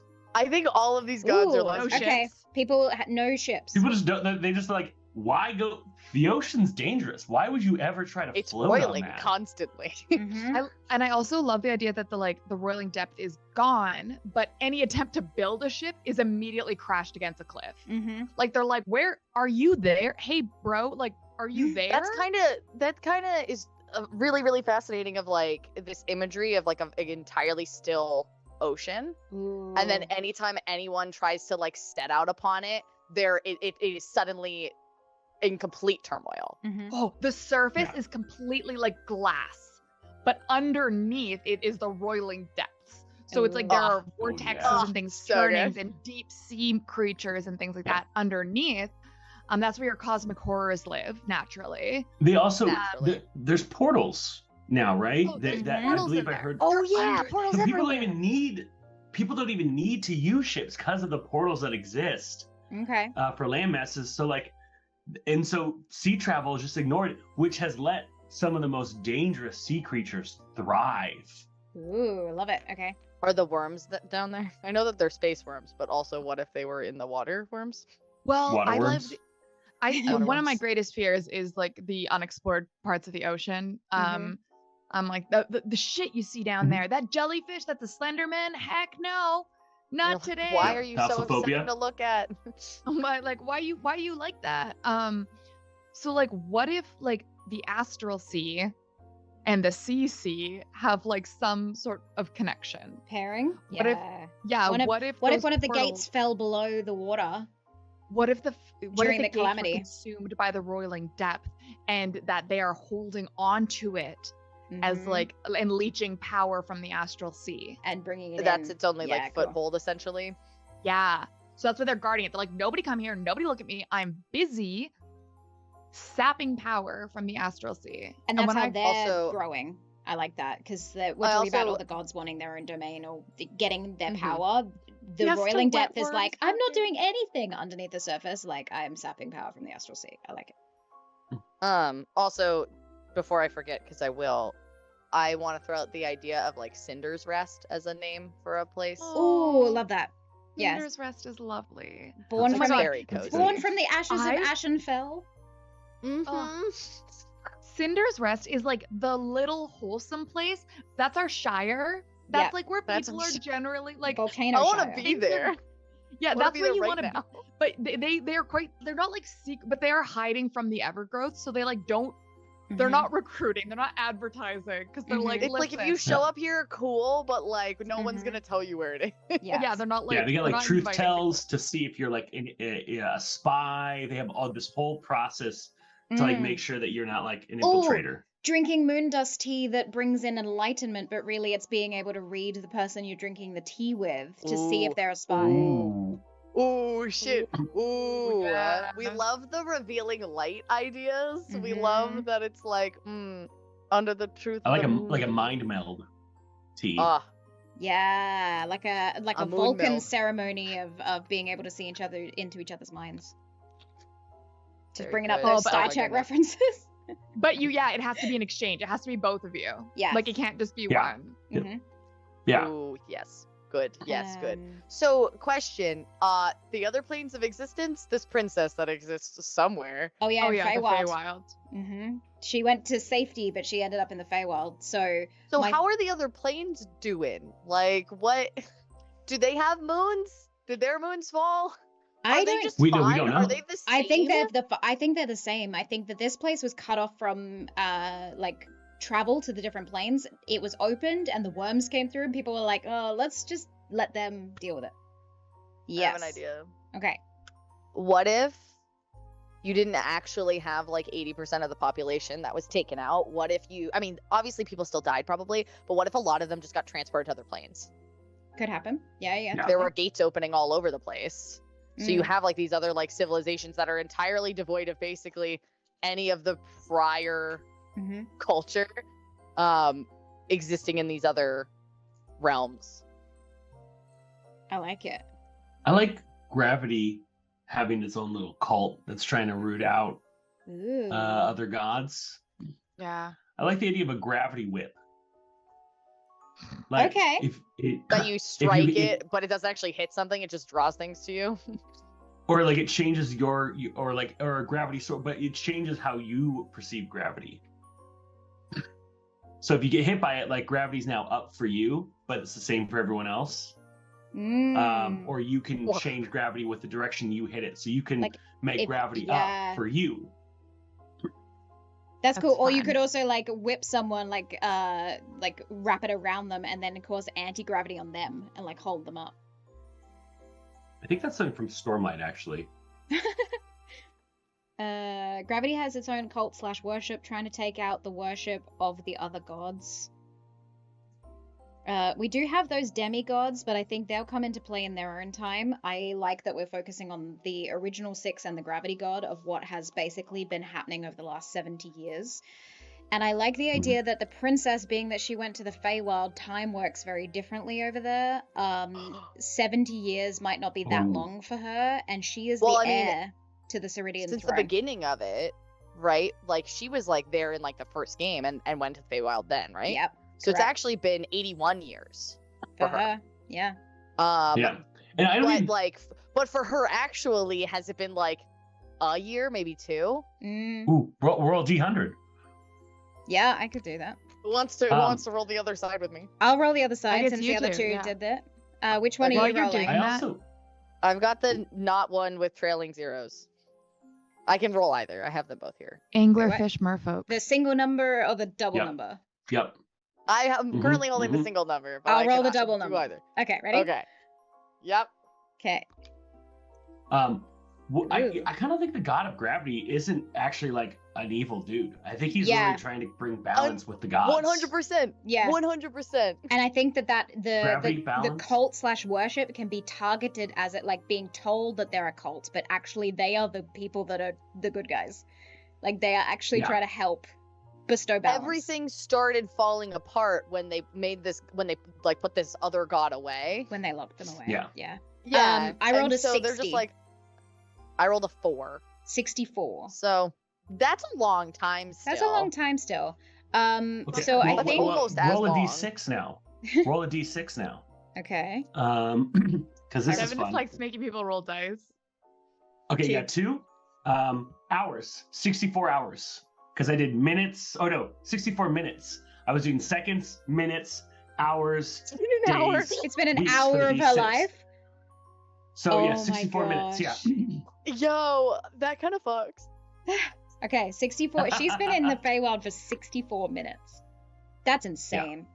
That's like a TV But show. Yeah. But the 64 minutes were rough. They were Yeah. a real But here's- intense 64 we minutes. we can make the math kind of easy if we want, and say 80 minutes, and say a year here is a minute there. Okay. You know, just to make things easy if you need to do future calcs. Well, I mean, the thing about the Feywild is that it all kind of moves all weird anyway. Like, it's all... Yeah. I don't know if there was ever a standardized conversion of, like...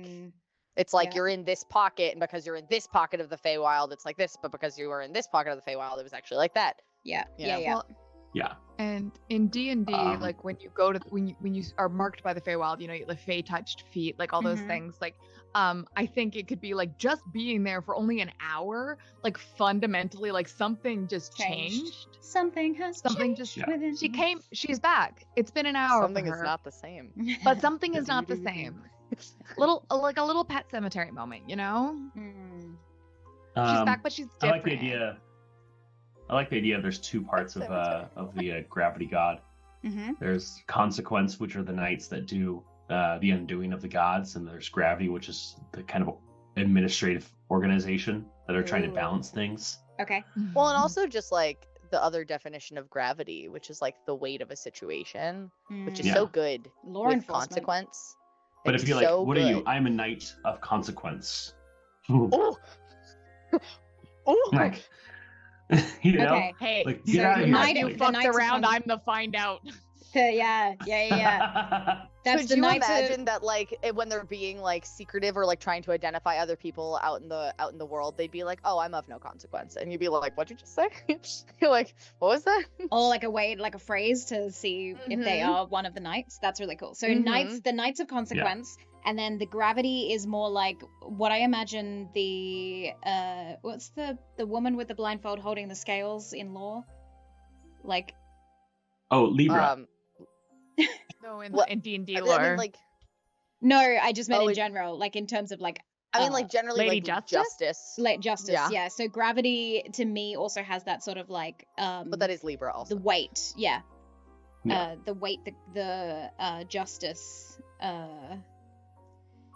in what did you say they were? Not a council, but like the Like the clerics, the high clerics of it, they're like the administrative side of this cult, which is not even a cult. Because every Everyone good else cult sees it as a needs cult. some solid administration. I mean, like, Hey, there's I'll so tell you many this. different things. If you don't have your administration on side, that jam ain't getting made, ain't getting sold on the side of the road. You're not paying your property taxes. Government's gonna come and take that land. Like, This is why administrative everyone is thinks you're a really what tech makes a bro, cult Devin. move. Oh my god. Because they know Go, how to like, run a cult. go reinvest some dividends. Like, stop. Go diversify your portfolio. Like, what are you even saying? What are you I- even doing here? Love this so much. I want to circle back to something that was said earlier about druid magic, of the Hi. druids being corrupted in the world because of the evergrowth, or having some sort of like twisted druid Blood druids. Blood druids. magic, Blood yeah. blood druids. druids. Got it. Yeah. Blood druids. Okay. So Blood bending?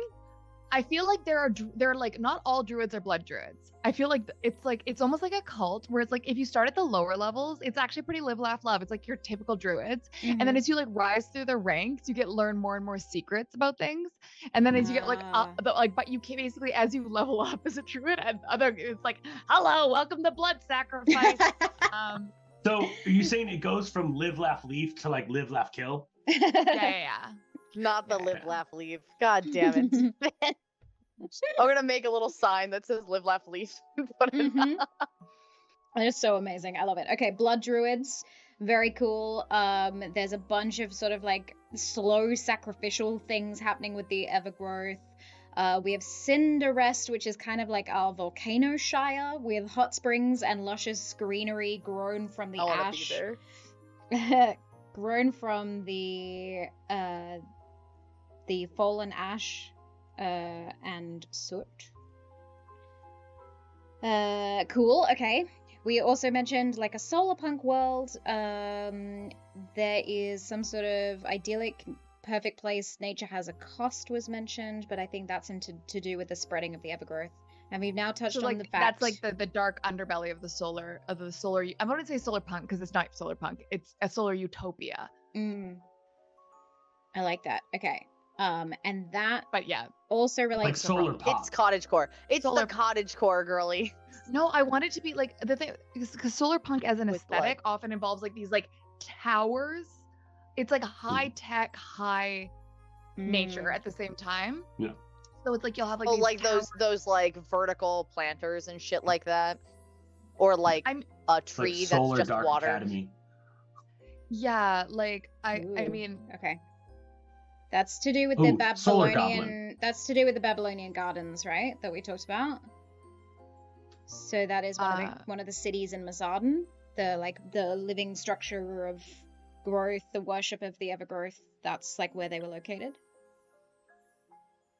Is that I think correct? so. Okay. Yeah. Very overwhelming. So- Understandably. Speaking of other things that we haven't talked about, where are we at with the Frost Prince of Time? Okay, let me read you a little bit about the Frost Prince of Time.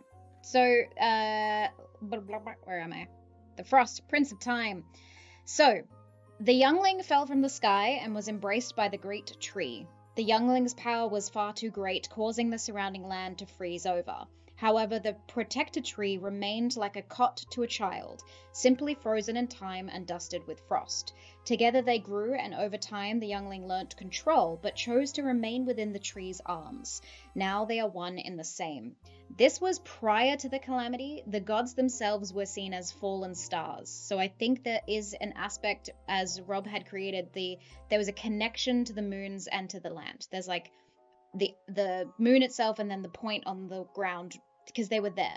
So that was the seed of this frost prince that fell and grew into a frost tree and basically turned that landscape, so one of the northwestern continents, into the frostlands. It's just completely frozen over there. Okay, Because of this. so I love the being. fact that this exists, and also that it's tied a lot to like tree, whatever, and that like that back then in like their origins, the tree sort of coddled this frost so it wouldn't overtake things, and the parallel of that probably being the only way that like the evergrowth can actually really be stopped. Frost. Yeah. Is that, so maybe like- gravity's looking for them? Yeah. Gravity's looking for the Frost Prince. Love it. Okay. And like, you know, the prince has spent all of this time, you know, learning like control and whatever of like how to stop it. Maybe there's like this point of forgetting what it was like to sort of just let that go and let the frost kind of grow everywhere. And so there'd be like that dynamic of that choice. Like, do you make the choice to let that go? And not knowing if you can ever get it back.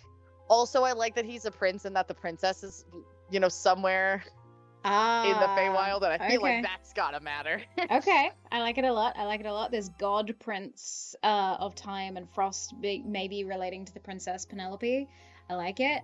There is also the this plot line of the fact that searching for the Frost Prince, but if you were to release the Frost Prince, would you cause an ice age in this world? Because that could be another thread that comes later down the track in terms of the world building. Oh, I'm so sorry, Gnome, about your camera. Is it going all right? Too many plus. No, we're good. You know, I kind of like the idea that the Frost Prince is the really smart one. Like, they get it. They get it. They're like, they controlled me so I wouldn't get loose, and then now I've seen what happens when someone gets loose. Well, and they probably also don't have like a weird like vendetta or whatever against the gravity person because they were really young, right? Yeah. Like, you have effectively the youngest and the oldest of these gods that are really the only people who stand a chance to actually like save whatever this world is or used to be or could be. And it also gives more credence to Cinder's Rest existing and whatever, because it could be the only place that has any warmth when everything freezes over. Ooh, lots of possibilities here. Lots of things that can basically come into play as we continue these stories. Oh boy, this world is going to look so different by the end of this 48 hours. You guys have already drastically changed the world for the better. There's so much happening in terms of lore, and we've had 70 years of change, so a lot has gone down. How are we doing on time? We got an hour. Got an hour. Okay, cool. What is it that we would like to hone in on to sort of flesh out a little bit? Do we want to give some names to some of these places, like the city with the Babylonian gardens? I love the Cinder's Rest as well. Do you want to create some stuff there? What's the go? I want to generate some randomness. Okay. Some things that we have to. More one randomness. Of my favorite things. One of my favorite things the NT Black said in like this essay about like building worlds and such is like, if you introduce something random and you have to figure out like how it fits in, is like where some of the funnest like world building comes from. It's like writing yourself into a corner and figuring out how to write yourself out of it. Mm-hmm. Yeah, like the first 4 seasons of Lost. And we all know it ended so well. They did so good. Well, that's when they try to come up with an idea. Oop. Okay. And what were you gonna say? It was something about Babylonian, I think. Oh, well, I was like, because what we're setting up for is an adventure that's gonna happen. Oh, I soon, could give you the right? rough plot line. Yeah. So yeah. Maybe that's the setting we help develop. Okay, so this is maybe we help you a little. You've actually helped a lot. There's a lot of things here that I can then sort of like tap into as we go. But here's the very, very rough plot that I've gifted to the players of Game 4.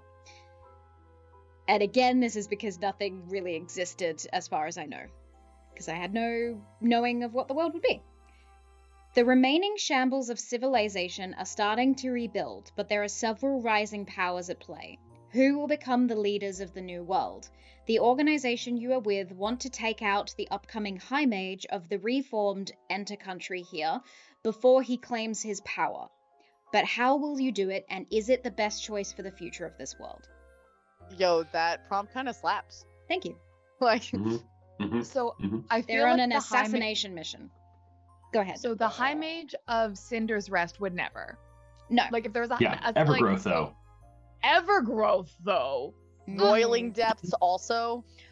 Also a possibility. What about the High Mage of the Gravity cult that we've created, and then when they get there, they're like, actually, this is the good thing. But actually, Okay, really they- good guys. And they have the choice of going, do we kill them or do we not kill them? And that will Choices and drastically change. consequences. Yeah. Okay, what about this? What about enemies to lovers, right? Or enemies having to work together. Sorry, they might become lovers, but gravity, We'll let Ember, that happen in and the one the roiling are teaming up for the Evergrowth. Ooh. Okay. Like you have some people from each of them. I thought that trying to roiling take down you. was Roiling's Pro pairing Ever- up with Growth. Evergrowth. But the churning, right, the okay. storm god, they have a feud Yeah. between the storm and the Evergrowth. So storms, they fire, are lovers to rivals. and gravity And gravity. could unite. Yeah. Okay. And then you've got the Evergrowth and the Sleeping Mountain ? And the Roiling Depths, who are all kind of together. We Yeah. don't really know what the I Dame think- of the Earth is up to. I think the Sleeping Mountain is with Emberglow. yeah. Just Yeah. vibing in Cinder. So in Cinder's we've Rest. got 4v2 right now. Yeah. And maybe they're But- trying. Yeah. Well, they are trying to Evergrowth find. is very insidious, and Yeah. they're trying to find the prince. Okay. Because Interesting, Evergrowth's interesting. basically like, I can hold off the rest of them until I can sort of enact my plans, but if they get the prince, it's over for me. Mm-hmm. And maybe this is brought together by like the last cleric, the last follower of the Frost Prince. That's like, hey, like I need your help, and they're like, they've convinced everyone to try to take down the Overgrowth. I don't. Mm-hmm. Could it be like a Mhm. perpetually like a child person? Oh, That's like just like some little guy. Yeah. prince? Who But- yeah, well, either the prince or the person who serves the prince or whatever. Mm. That's basically just like this little baby boy who has, been around Mhm. over these far longer than 80 years, but Yeah. like over these 80 years of time, just trying to basically like find the prince or like they have the key that will unlock where the prince is or awaken the prince or what have you. Mm-hmm. And then it's Mhm. like Well- a little like protect this little guy mission. Well, what if the I'm thinking like Cold War vibes, like in the sense of what if there's a detente between these two factions? Things are kind of in balance right now. No one's really gaining power over the other, and there is relative stability. Mhm. But the prince is the wild card. So like Yeah. if the prince goes either way, we Yeah. are screwed. Mhm. Yeah. The It tipping will. point. That Yeah. is the tipping point. So I feel like that's where the Yeah. mission lies. Either eliminate or like remove the prince from the board somehow. Or like we're not Yeah. going to make it through the next Ooh. 5 years. Ooh, yeah. So here's Even though the I prince like did that. I nothing like that a wrong. lot. here's what I have Prince gleaned is from just that, a little right? guy. He's We- just a little guy. We talked about the unity of fire, storms, and gravity. However, I think what we should be doing, since we've talked about the gravity is growing around the world to like take everyone out, I think Mhm. that there's a unity between firestorms and mountain trying to find the Prince of Frost to stop the Evergrowth before gravity takes everyone out. Mhm. Oh, before consequences are doled out. Yeah, Yeah, before it's like, oh It's no, like, you've let's gone get and our woken sister. mother, Yeah, and, yeah. Let's get our sister Oh, under it's like global control. warming. Like we have to stop this before the tipping point. Yeah. I get it. I get And it. then I get it. Do we like that? Is that kind of what we're thinking? the only part I'm struggling with is like I'm struggling with Cinder's Rest being like a warring nation. I don't think that. Yeah. So I think these are more to do with what the gods are trying to achieve. So I think maybe the Cinder's Rest being that place of enlightenment can more so be about like teaching people the ways or teaching people the Yeah, knowledge or- that they need. You need a Bilbo from them, right? We need a You Bilbo have, You need a Baggins. little- you need a have little- to take a sweet need a little summer Baggins child boy. so they can be broken to save the world. Yeah. Wait, You know, no, like one- it is. Uh-huh. Cinder's Rest is like where the place of enlightenment is. That's where, like, I think that's where your quest starts in Cinder's Rest, Okay. because it's like you're in this place of safety and relative safety, and why would you leave? And it's like, Can your well, it's- entire group be hobbits that are all just like, we're gonna save the world, guys, and then they're just sad because the world is dark and hard. Is it? They've made their characters I- already, I- so I don't know, but I like starting in Cinder's Rest, even if it's an NPC that's doing it that they need to help. That is a beautiful. I love that. I also like what we said about the gravity, the rising mage of the gravity being seen as the evil one, when in fact they are the one that's like, we need to bring balance to the world, and here's how you do it. It's so good to have some kind of, whether it's an NPC or a PC or whatever it ends up being, something that is this like innocence that ultimately like ends up getting all kinds of fucked up because of the consequences and the weight of what they're doing. Yeah. It's like, this was a choice, and it needed to happen, but also like at what cost? And that's so and good. Maybe the gravity mage is like a Chumbawamba mage. Like you can take him down, but they'll get back up again, right? So like they can put him down, but he's gonna come back, and so they're only buying time. Chumbawamba. You really like that one, did you? I'm gonna scream. You get knocked down. It was very good. Here's the I love always starting with like a strong start, like a hot start, like right into the action. What would that be? I'm like, no, I see. It's funny. You like starting with a hot start. I like starting with an idyllic start. I like giving them so much to lose. We all have our types. I love both approaches, and I think there's a way to have both of like this beautiful like description of Cinder's Rest. If you ruin Cinder's Rest, I'm gonna scream. Ooh, no, I'm gonna riot. I'm gonna fly to Australia. What if the opening is the destruction of Cinder's Rest, and it's just Devon, part of like so the help tea? me. Dang, it's like a prophecy of like what could happen if they don't act. Oh, it's a dream. Oh, yo, that kind of fucks. It's a dream, you know. Wait, hold on. It's a description of Cinder's Rest. Yeah. It goes into a dream sequence. That person wakes up and goes, "Oh fuck, we've got to stop this from happening." Yeah. I like it. Okay, but what is the destruction? So who in the vision? Because I do think there are prophetic visions in Cinder's Rest because of like the fire and prophecy and scrying. Mm-hmm.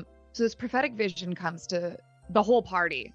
They were chosen. So like easy. It's you. Yeah, you can't back down. No reluctant heroes today. And maybe there can be some kind of like profession or something that's effectively like an oracle dream interpreter person that is like a standard in Cinder's Rest that you go, okay, like let me peer into the flames of enlightenment to see whatever the fuck that was about. So you have all of these people who go to this place to be like, hey, can you like help me interpret this dream? And they all had the same one. Okay. Yeah. Every year people go to do this experience to see like what the new year will bring. And they experience this vision as a collective group of people. That's horrifying. I love it. Yeah. Oh. So pyromancy is divination by fire. Okay. So I like the idea that like the pyromancer. I also love that there is capnomancy, which is divination by smoke and light. Capnomancy.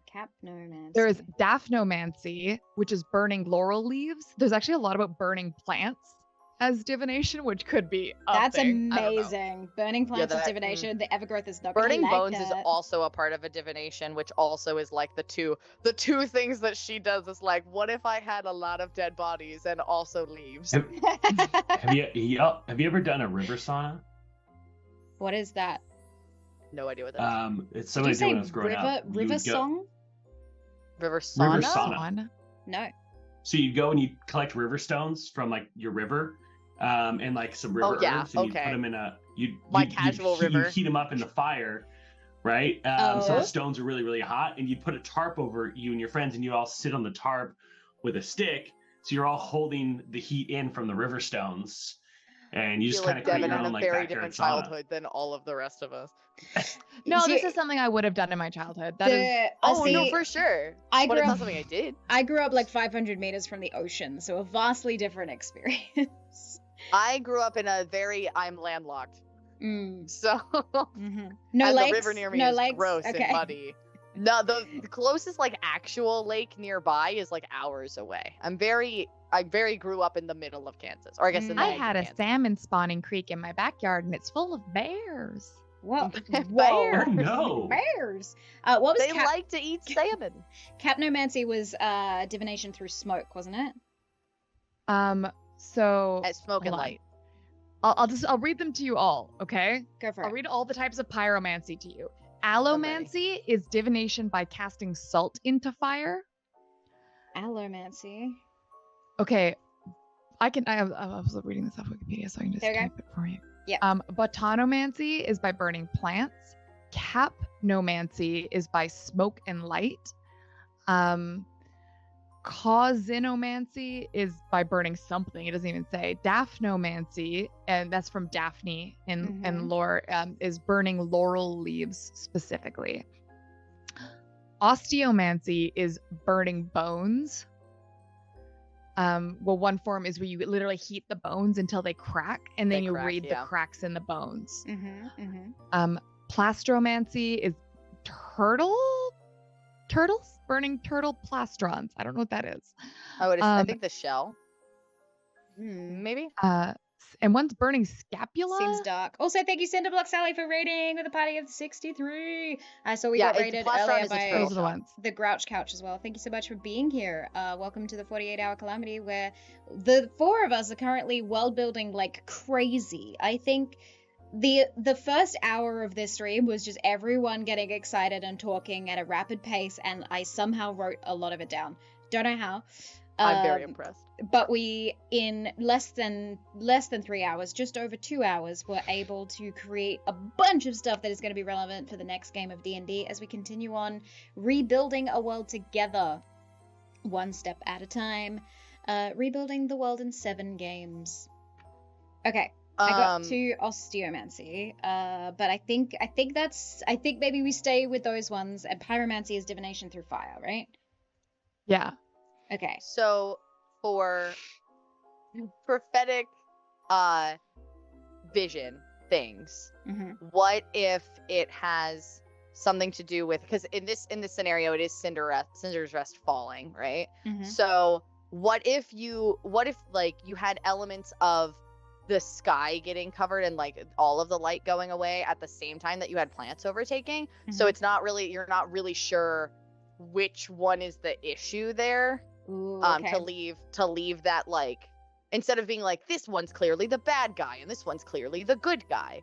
Oh, so you don't really know. You're just kind of, everyone's making assumptions. Yeah, that's like the way that prophecy works, man. You gotta like interpret it, and it's like, okay, yeah. Like, I mean, this could mean a lot of different things. Yeah, very cool.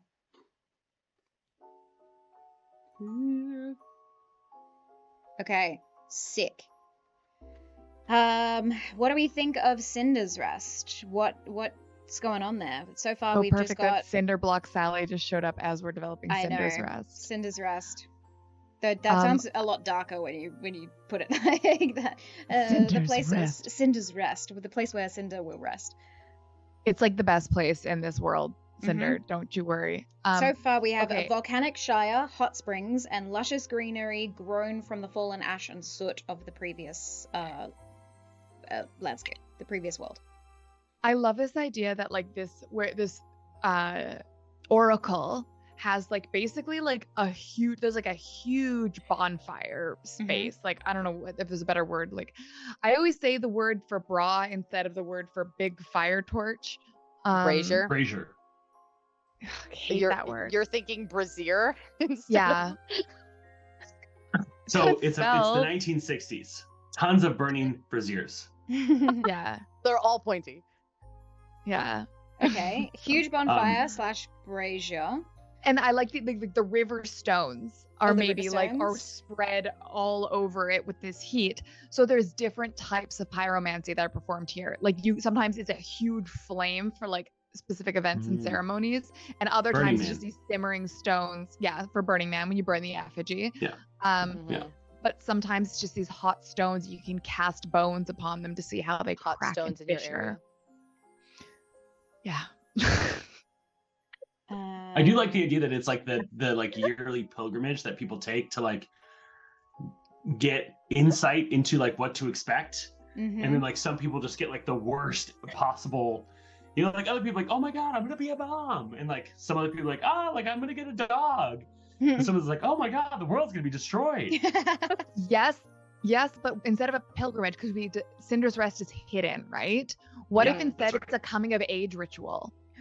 Ooh. Okay. What if it's like when you come of age, like every year? Oh, the so ones all who these came are of age little get their sweet summer prophecy. children. Damn! But like maybe it's like no? when you turn 18, This is you just get your a prophecy. YA novel. You is get what your we've got, okay, and wait. Also, I need everyone So to know. the year, so once a year they have like the prophecy for everyone who turned insert whatever age that year, Mhm. and Yeah. everyone gets their own specific little prophecy about their life as part of this ritual. But the party all gets just like another apocalypse as their prophecy, and they're like, Uh-huh.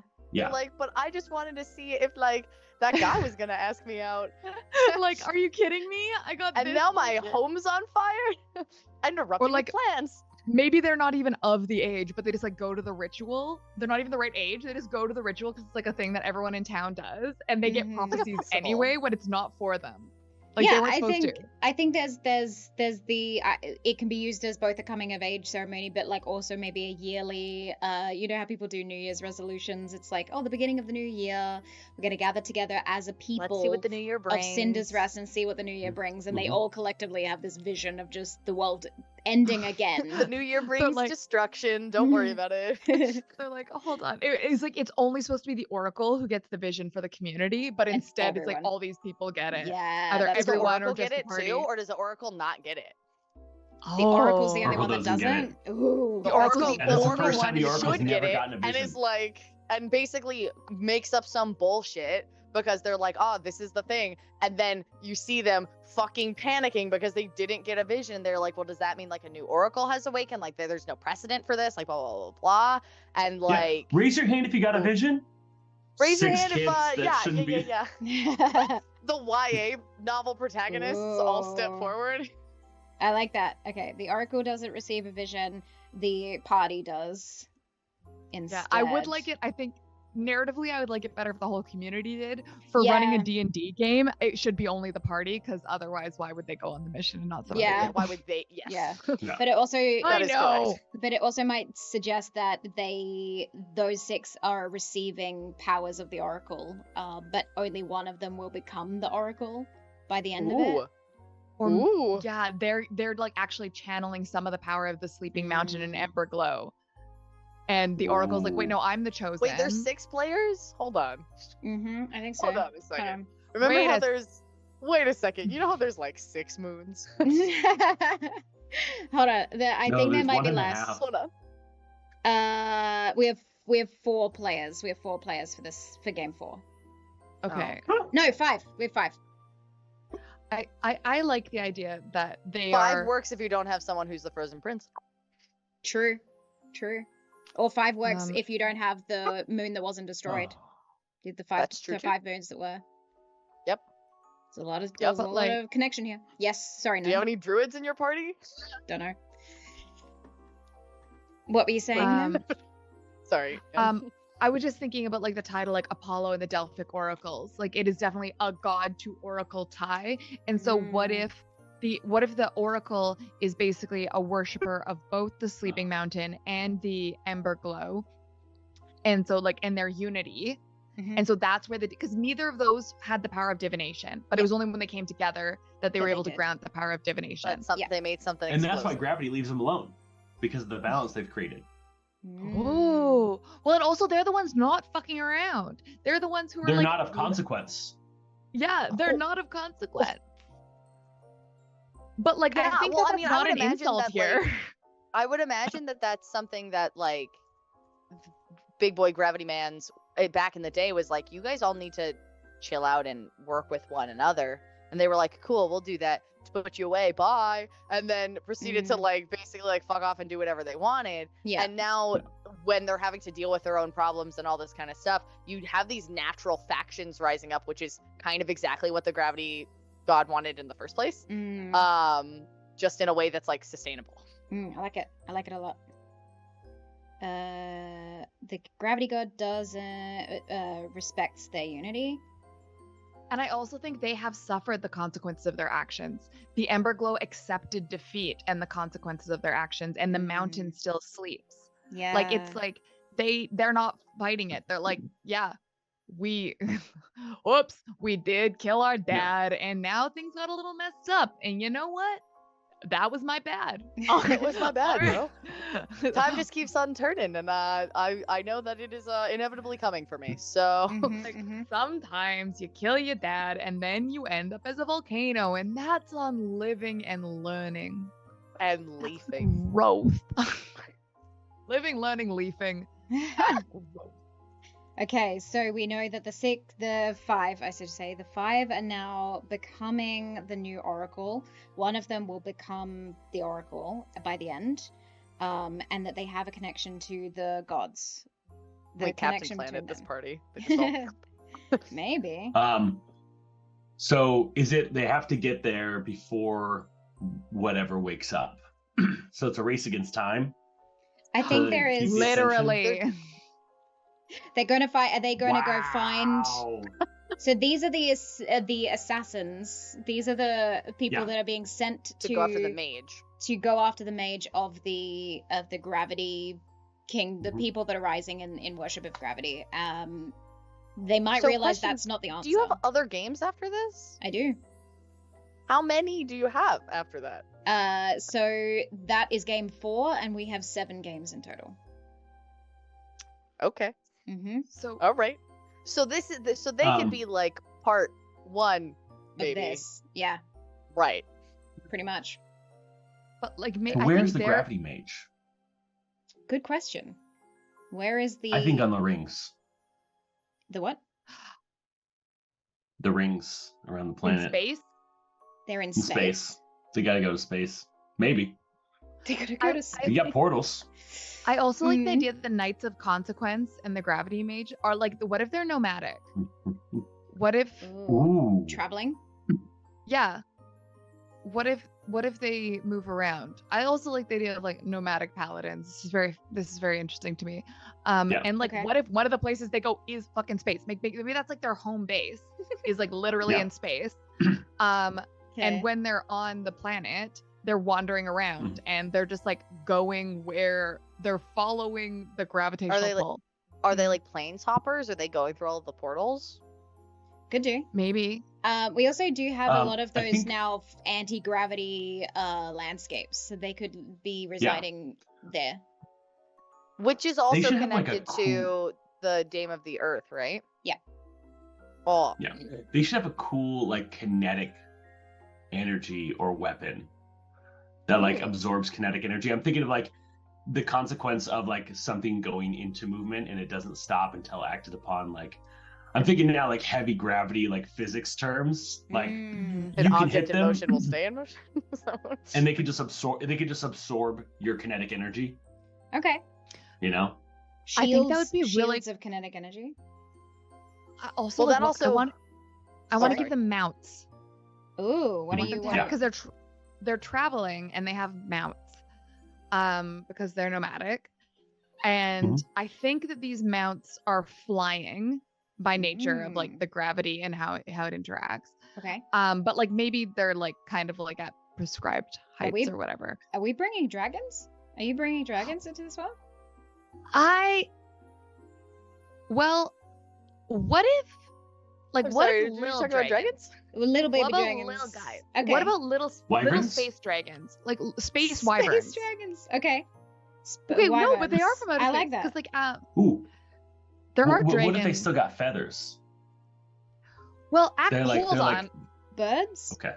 I'll hold. Something's happening.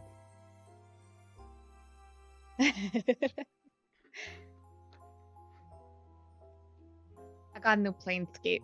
Ooh, okay. Got a reference material. Well, it's got time dragons in here. And I hadn't Okay. Yeah. I'm just curious what they're up to. I want to know What's what a the time what gravity that dragon? Yeah, what's a gravity if we have time dragons, Mm. which like maybe that's the other because I don't think all of the gods have dragons. I don't think that's but I like the idea of time dragons. I like time wyvern. Time wyvern. Yeah, with the just the idea of nomadic paladins on wyvern that are wyvern riders, which is a Yeah. tongue twister in itself. But that is so freaking cool with the idea that there are paladins riding wyverns with kinetic energy shields. Yeah. That out- sounds fucking out in the world. terrifying too. And especially if they're being What is- portrayed as the cults and the bad guys, you'd be like, I mean, hey, yeah, there's that's a ominous bunch as of shit. yeah. Look at that. Ooh, Look at the. Look at that. chronotic dragons. What's a chronotic Oh, I love that. Because of time. Chrono. That's the time Ooh, dragon. Chronotic dragons. Okay. And the time dragons Which have all these also, abilities to distort The time so, like- dragons. Do the time dragons know where the time prince is? well, that's what I'm thinking. Is like, what if there are time dragons, but like no one's seen the time prince. His moon was demolished. So like, where is Yeah. he? He should be gone. No one's heard from him. Like the roiling depths, we know the oceans are being weird. The other ones, we're seeing remnants of them in But the time land. seems to be progressing but normally. time seems to be normal. Mm-hmm. Mhm. But there are these fucking time dragons. So what's there? Yeah. Hey, What's that about? What's the Temple deal with dragons. all these time dragons? what's the deal You know, with the you know- time dragons? Time Dragons sounds like the cartoon that comes on after Gargoyles in the 90s. That sounds amazing, and I will Time watch that. dragons. Time dragons. Time galore. dragons. Uh, They're teaching you to read an analog clock. Time dragons. When you're running out of time, you call the Time Dragons. Yeah. That's amazing. Yeah, I think that they're chronotic. Did you call it chronotic wyverns? Well, would be the name. Chronotic or temporal wyverns. Ooh. Okay. Temporal lends itself into distortion, in my thinking. Yeah. Which is not a bad And thing. maybe That's just, like, the where my- wyverns only exist at certain points of the day, and that's when they Mm. stop traveling. Ooh. Okay. Lots of ideas there. I I like like it. how we I have like like so much lore that might not ever even be touched on. it. That's my favorite way to build a world. I'm gonna I'm try. That like- is correct. It's the correct way to world build. I'm going to try. Like- This is going to be hard to hand over to the next group. I did. I know That's we're why- making this a real rough for It's whoever okay. is like, all right, I guess I'm gonna run an adventure, and it's like, okay. Well, that's what I It's- do love the idea. I would like us to flesh out the Knights of Consequence a bit more. Okay. Even so that I'm just thinking as a DM, if who's going to be in this world, I think we need to flesh out the Blood Druids, the Knights of Consequence, and maybe the Oracle at Cinder's Rest as like the characters that Okay. need to. Okay, maybe we give them names, like specific people. Okay. I like that. Wait, is everyone on board with that? Before I, No. Yeah, Knights of Absolutely. Consequence. We love having are a the direction. Gravity boys, yeah. yeah, Yeah, those are our nomadic paladins riding atop chronotic dragons, Yes, good. which I So, adore. but- Chronotic is that time? Time dragons. Hmm. Okay, so they're gravity paladins, but they're on time dragons. Yeah. Hey, those things inexorably linked. Okay. So Time like attack, maybe gravity that's attack. why I people think gravity knows where the time prince is, because like Ooh. his soldiers Yeah. are on time dragons. Okay. And I really do love the oldest and the youngest vibe that you Mhm. have with the two Yeah. of them. Of like, Well, gravity would be the Of- father, or the Yeah. the father god and the youngest son. right. Yeah. Yeah. Okay. Oh my god, are we making a holy trinity? Cute. I love Cute. that. So- Oh my god, is the Frozen Prince our Lord and The Savior f- Jesus you know Christ? that classic the father, the son, and the time dragon. I know. I have an idea Okay.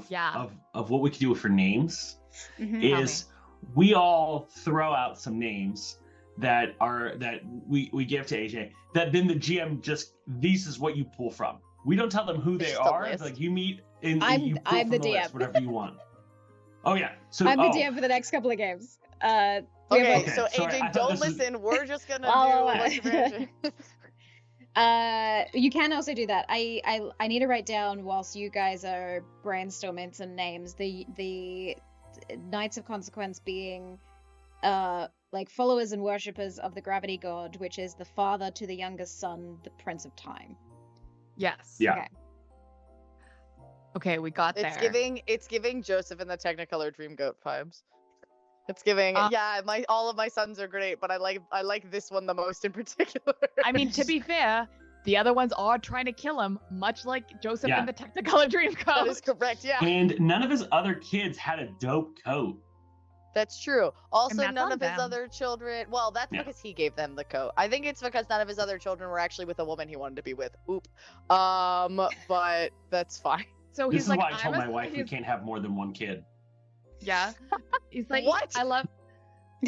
I love how Daddy was like, I've been hoeing, and I'm gonna make it your problem, children. I love this so Well, much. it's a whole. Let's not get into the Bible. Okay. What are we doing with the Knights of Consequence? What's Okay, their their leader, situation? his name they is have high Adele mages. Dazeem. Adele. Adele. Adele Dazeem. No. The High Mage Adele Dazeem. Nice. We do I know love that it. it Just is. being like, no, I shan't be doing that. I won't be doing a pop culture How about- reference as a name. How about Yandra? Yandra? Her name's Yandra. Are you making memes again? Now I'm like Googling. No, yeah, Is it meme? Yandra's a Yandra, because okay, you how find about- her over yonder. Oh, Yandra, the High Um, Mage. Oksana. That's another. I'm going for first names. See if any of them click. Izzy. Okay. Okay. Are these any of the uh, deities from the Magic the Gathering universe? I feel like they. It's giving I just me. have a big list of NPC names Yeah, fair. that I think this Deji? High Mage is male. Okay. Okay. Because we wanna showcase them as this like terrifying force. We've got the knights on the time dragons, and everything is a little like gloom and doom seeming, but actually they're doing the right thing and trying to restore balance. So like a strong name. What Yeah. about like Elias? Balthasar. Ooh, Elias. definitely is good. sounds. Balthasar definitely sounds evil, so I think Should we- Elias. Should we go steer into the evil name thing? I was gonna. We want them I to was seem like a gonna. villain. Yeah, I was gonna go halfway and do Zalias instead of Okay. an Zalias. X. Yeah, so X With an E- X? Yeah, X E That means they're L evil. I They'll A definitely S. Correct. clock that one as Yeah. If you want them to clock this one as the antagonist, give them a name that starts with X. Yeah, That is correct. Zalias. I have a character that's a player in the game that I'm running right now that their name starts and ends with an X. What Yo. what is the name again? Zalias. Zalias. Elias is a what about- liar. Got him. What about Mass for their last name? Oh, as in gravity. Zalias. Yeah. I was the only thing that came to mind for me was Kronstar, and I don't even know what that was. Ooh. It was just Elias Kronstar. Alternatively, mean- it could be an epithet instead of a surname. Okay, Yeah. like Oh. Yeah, I Like- mean, like it's the high mage to other people, but maybe it's some like internal naming system or something like Zalias that. the Bold. The bold. the italic.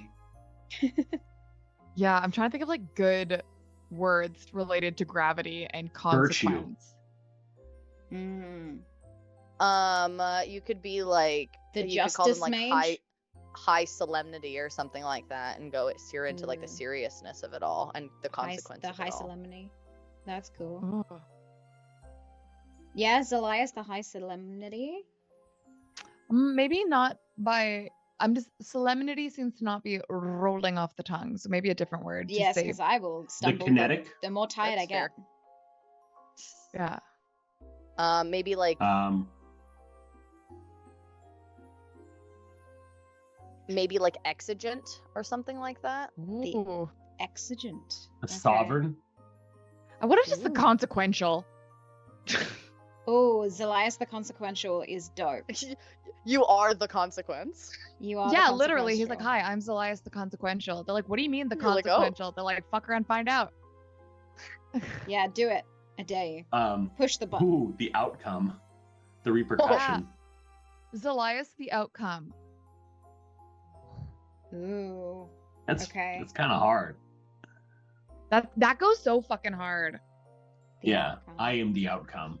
Oh my god! And the second in command is like Lenore the Aftermath, and like Lenore the Aftermath. You got that cleanup crew coming on in. yeah, The you're like, second hi, I'm in Zelias. command. I don't. I thought The consequential, the conclusion. outcome, the aftermath.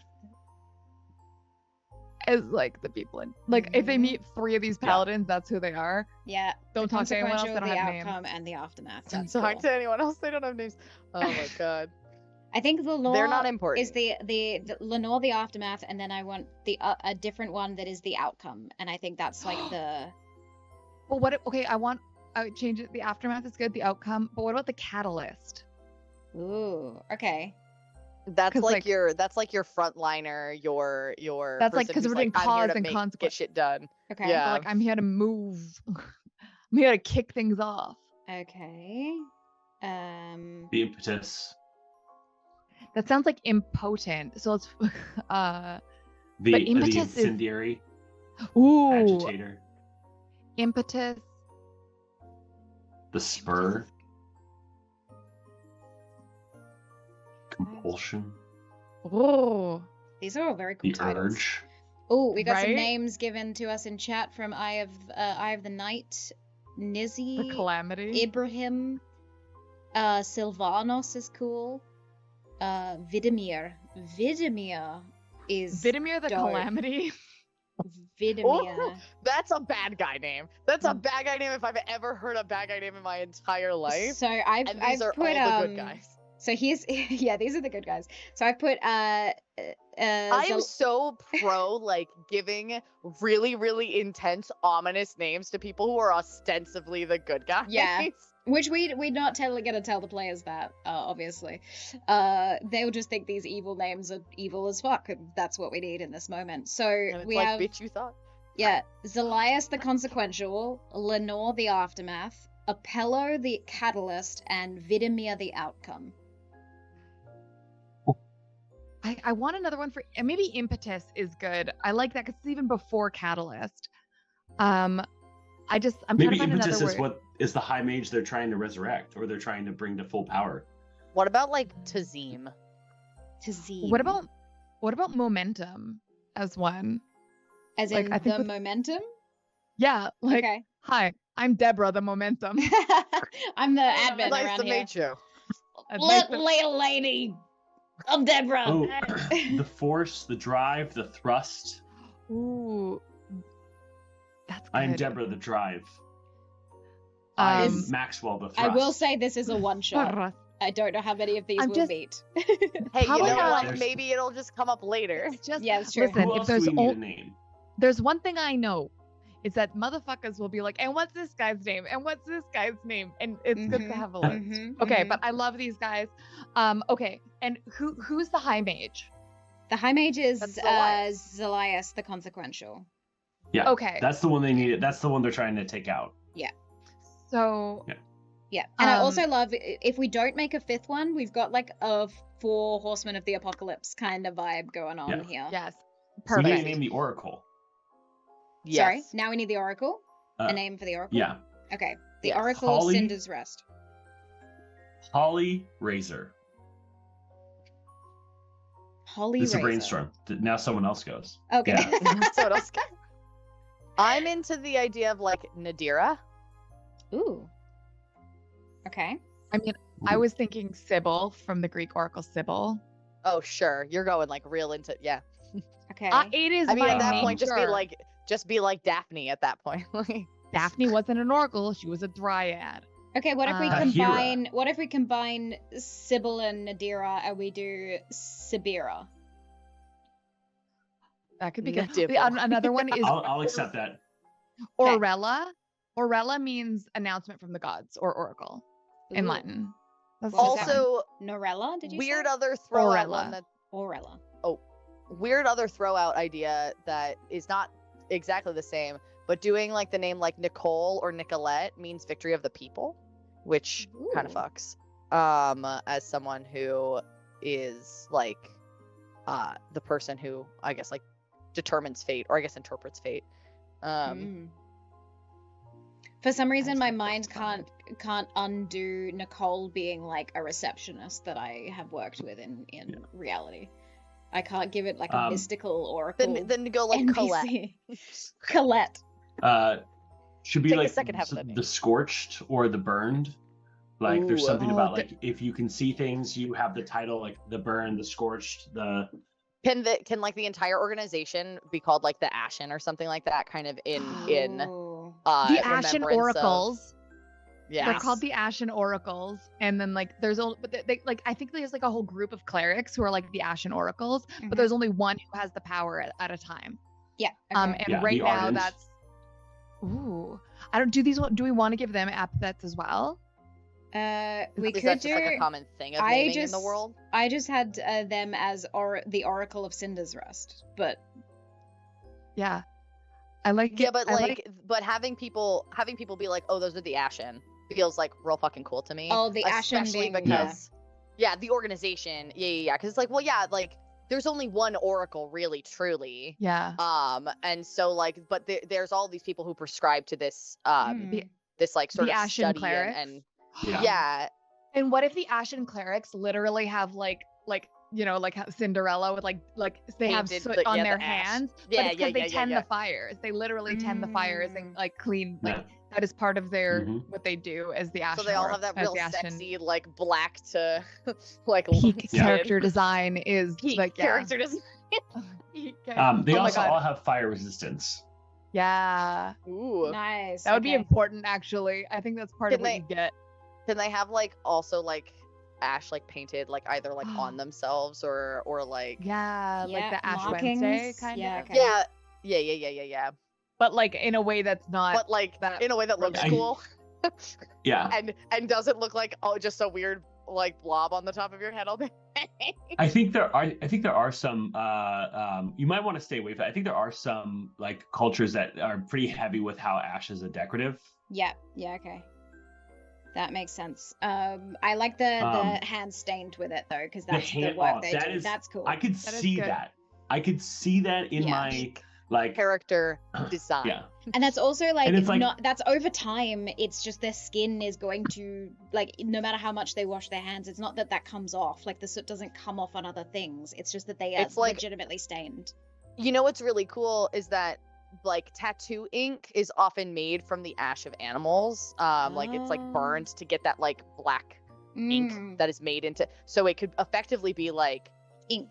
because it's Because yeah of it. because it's seeped Yeah. in over time. It's like Mm. gone like penetrated multiple layers of skin, so you can't wash it off anymore. Yeah, that's And cool. also maybe that's evidence to them that this is divine in nature. Yeah. Is like, oh, if it were mundane ash, it would wash off. But because Mhm. this is the ash of the divine, Yeah. it has like marked us permanently, and that's yeah. Oh, God, it's so good. Oh my God. And then with your players, you could have like all of them, like, you know, maybe they have a brush with flame, you know, like one, like every now and again or whatever. And like they each have like a part of them that's like, okay, well, like your pinky is starting to like take on this like darker color, like this, like, it's like Mm. ashen, like black color, or like, It you ma- know, part of, you know, whatever. Mm. And so it's like, oh, because of that vision that they all had collectively. Ooh, okay. Or what if there is a cleric in the party who's maybe devoted to someone else? After the vision, their hands turn to like ash. When they like Ooh. come from back the Ooh. vision, they're like, oh, you thought you were for another god? Ding dong. Mhm, mhm. Is me Good beat. morning. Good morning. Morning. I'm here It's to ruin your time. day. Okay. You work for me now. Anyway, go kill my brother. You work for me Anyway, now. go kill my Go brother. kill my ex-lover. He's a fuckhead. Oh, that's awesome. Okay, so we have a couple of names. Do we want to give Sibira a name or Sibella? I think Sabira the Oracle is good. And then Okay. the rest of them can just be the Ashen clerics. Mhm. Or they'll just called the Ashen, but they're like the clerics. Yeah, I like that. We had the Ashen Oracles group of clerics, but I like that they're known as the Ashen. And that's also really cool because we had the this country, or where these volcanoes were before the calamity, was called Ashenfell. So these Right. clerics are named from the old world. And it's all coming full circle. It's all coming full circle. Yeah. Names are real cool. And it probably because they were able to use divination from the ash of that fallen place, from the destruction of the volcanoes. So it's like Ooh. the start of the oracle stuff, which is very cool. I'm gonna get some of these names down from Eye of Night in case we get asked for members of the So good. the Ashen later. Very cool. All of them relatively feminine, so if we have any other like gender neutral male names we want to add to the mix, let me know. Okay. Just adding what Blissful Dwarf said in chat, which is like the Ashen wear opaque veils, because they see with their visions and not their eyes. Ooh. Yeah. No, we're making everyone real ominous. This is very Everyone's Doom. ooky spooky. I definitely am not going to follow up with the burning of the eyes out second half of that one, but I really do like the veils. That's cool. Oh, And Jesus. maybe that's like ceremonial, because I feel like they can't always be tuned in, Yeah. or they wouldn't be able to Yeah, get anything right. done. And they're Well, not maybe all, that's like, one of the Moondust boys. That's what Ooh. if you have the Ashen Moon Dust, it like you can see other things, but like you lose vision, but you gain divine Mhm. vision. Ah, Yeah. yes. Or- Okay. Maybe just stare at a fire for too long, and then you're like, "Oh, it's too bright. I gotta close my eyes. Put on my veil." Yeah. You ever stare Maybe at the that's sun Yeah, for too yeah, long? Devin. That's You cool. start Yeah, seeing uh-huh. things. So there's a bit of a creepy love- creepy aspect to this because the moon dust from the ember flow is the red dust, and if their eyes were just to turn red, that's horrifying to Yes. me. But Well, I maybe love that's it. part of the why they lose sight and their eyes turn red. So part of the reason they wear the veils for other people's comfort is because People it's are like, like, look that's terrifying. upsetting. Yeah. it's like, hey, you're, and I Hey, think they bestie. glow too because it's fire and light. They glow red, so it's like an opaque, thick veil. Yeah, like because a- otherwise Oh my you just god, see so these, can you kind of just see the outline of eyes through the veil? or maybe there's just like a subtle red glow at the base of the veil. Like if it's like there's Ooh, like a Like thing like around the rimmed edges. around their shoulder. Oh, Ah, yeah. like a Oh. halo. Oh A my red God. Halo when they're induced visions. Oh, these bitches are so cool. God, Sign this me fucks up. so hard. It's so good. Someone need so much art. If anyone could get on that, that'd be The cool. problem is when we do this much world building, I just want to write stories in the world, That is correct. Um, Yes, that is the correct response. and I'm We like, are- I do this not- is effectively a YA novel. I've said it before. I'll say it again. It is I pretty think much. now we're moving. I think that we're kind of moving into more like N.K. Jemisin, like that some of that stuff. The D&D portion of it is definitely a YA novel. The world building is getting a Dune, a little It's a a little little like too- yeah. It's a little adult fiction. It's a little not for kids anymore. It's not chosen ones. It's political intrigue and what is God? What is You know? God?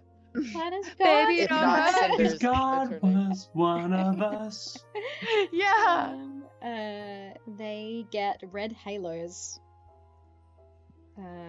That's creepy, and I love it. AJ this entire time is like, I'm "Oh, writing it yes, down. God." No, it's great. Absolutely freaking incredible. This is really turning into something insane. Okay, so last 10 minutes. Bone druids, what's happening with those guys? Oh, The blood druids. the Yeah. blood druids. Yeah. I'm So- all for blood bending. Yeah. That's and Okay. making the forests run red with the blood red sap from trees is like ooh. Okay. Ooh, also Red the idea trees? of The dryads. red grove. Sorry, go ahead. Yes. Red Grove. No, you're fine. The idea of like dryads that like instead of being these sort of like beautiful like sort of ethereal tree beings, that they're like almost more like spindly, like the way that like winter trees are or like dead trees are, that they Yeah, have Slender this sort Man of like hag. yeah, this sort of like just like very upsetting, like it could still be beautiful in a horrifying way, Mm. but like it is upsetting. And like and they'll have like, you know, skin that looks like that's like tree bark, but it's like grayed and has like the red undertones in it of blood instead of it being like greens and browns. Imagine this. Close your eyes. Think of a zombie. Can't do Right? it. But You're there's no asking there's two no people there's with no aphantasia to do that. How could you do it? Oh yeah, that's I didn't right. think of one not to visualize it. I'm like, yeah, That's right. zombies. I got you. But Devon. zombies, right? But instead of like muscle and such, it's all been replaced with ivy and branches, and they're just like animating those that have fallen near them to like Shambling mounds out the ass. It's undead, but it's not undead. It's just like these corpses are animated via like nature. The amount of undead plant creature ideas that I've had is too many, and it makes me sad that there aren't multiple, that you can't assign multiple creature types to a character or to a monster in D&D. Not with that energy. Also, I love the idea that their moon dust is like made into a potion that they drink, and they call it ichor because ichor was what that's the god's blood. No, like ichor in Greek mythology, ichor is the god's blood. Like what runs Hear through me their out. veins. Do they have something that's ambrosia? Maybe they have both ichor and ambrosia. I think ichor is like literally consuming the divine. So it'd be like consuming their like, and I'm thinking, yes, I am thinking of Catholic Mass and like drinking the blood of your god as like the very a ritual cultiness purpose. that is Catholicism. Yes, I can I'm say well aware. I can roast that one. It's mine. So that one's the one I'm baptized in that church. Everyone can fight me. yeah, exactly. I do love the idea of like this sort of like divine cannibalistic ritual of them consuming the divine. That is they are worshippers of the Evergrowth, so that is the green stone. So they're turning this into like a green ichor and then consuming that. Yes. Horrifying. So their mouths are like dark green from like the ichor that they consume. What if it is like they have like veins from their mouths that start to shine green? That kind of like radiate out from their mouths from consuming this ichor, and a tongue made of moss. Yes, tongue made of moss. Gross. Moss teeth. Everyone out here looking like a fucking chia pet. Yeah. Ooh, their teeth are just different animal teeth. Yeah. I love It's that. just an amalgamation of animal teeth. Fucking love these upsetting. guys. But these are only the high druids are like this. Like the druids who are like out in this utopian society just like look like normal druids. They're just like kind of like hippies. And it's like once you get into the inner sanctum where it's like, oh, once you reach a certain level, like you go into seclusion because like you are so important to the divine that you like you enter into the grove. You go to the grove. Once you're in the grove, the inner grove, then like you never leave because you are now like there serving the divine full time. You no longer worry yourself with the business of mortals. But like actually it's because you're freaky as shit. Yeah. Yeah. It's a lot of Blair Witch shit. It's like powering the Evergrowth and spreading that. It's like it's devastatingly horrifying. I also love the idea that one of these druids comes to the civilized cities and is like there for their penance or there for their like the city has to like give them a new batch of this like crystal or whatever, and it's like a horrifying experience every time one of these like blood druids comes to the city. It's like into the city. They're like, what is that and why? And everyone stays inside. Like, don't look at it. Okay. And this don't is look at its teeth. What if the ambrosia? What if the ambrosia is what they feed the populace? Is this like perfect food, the most delicious thing, infinitely nourishing, and like it's people, right? Like it's people. Oh, so we're just full on potting this, right? Like, sorry, wait, hold on. The blood druid rocks up to the city to deliver like the ambrosia that then gets given to the people. The people are like, it's really creepy that this thing comes and delivers this, but we love this stuff. But what it's actually made of is like people. I think a mixture of people and plants. Like I think people and magic. I think it's just people and magic, and that's why it's perfectly delicious. And I also think like in the city, did we name the city of the Evergrowth? No, we haven't. Because like there's the other satellite cities. But I feel like the people in the resident of the city of the Evergrowth have never seen the High Druids. The people in the satellite cities have from these like deliveries of like, hey, you owe me That's like their holy service, It and they're kind like of keeps scared them in line. shitless. Yeah. Yeah. Ugh, So like, and also horrifying. these guys have so much freaky power, and they can do like blood bending shit and stuff. Mm. And we think the Well, and the also Knights it of Consequence are the bad helps- guys. The druids are the bad guys. Oh, Yeah, well, and also what's great is that like with the ambrosia and that getting passed out to everyone and all that kind of stuff, it keeps people feeling that general, like, not anything crazy, but that general like, wow, everything's really great here, like things are growing and thriving, and like we don't need to be concerned. That thing looks kind of weird whenever they drop the ambrosia off. Don't love it, but you know, but like everything's fine, so Everything's great. there's no We're war, good. Bossy saying. Yeah, that's what I was Yeah. going to say. yeah. Well, this has been absolutely incredible. We do have a hard cutoff to get Devon out of here, but we still have a bunch of time to do potential world building, either solo or if anyone wants to kick around for a little bit longer, either in stream or chat. That's up to you. But we're gonna go for a quick break, bio break, and we will be back to continue fleshing this all out into the next game, which is going to be game 4. And Flashing. I'm so excited. So excited. But yeah, we'll be back. In the meantime, guys, where can people find you? Let's start with Devon. Quick rapid fire. You can find me anytime you close your eyes at night and think hard enough, and I will be there. Beautiful. Devon, Horror. every And single any time total I've chill ever heard anywhere you say online. that, it sounds so ominous. Mm. It sounds like a threat.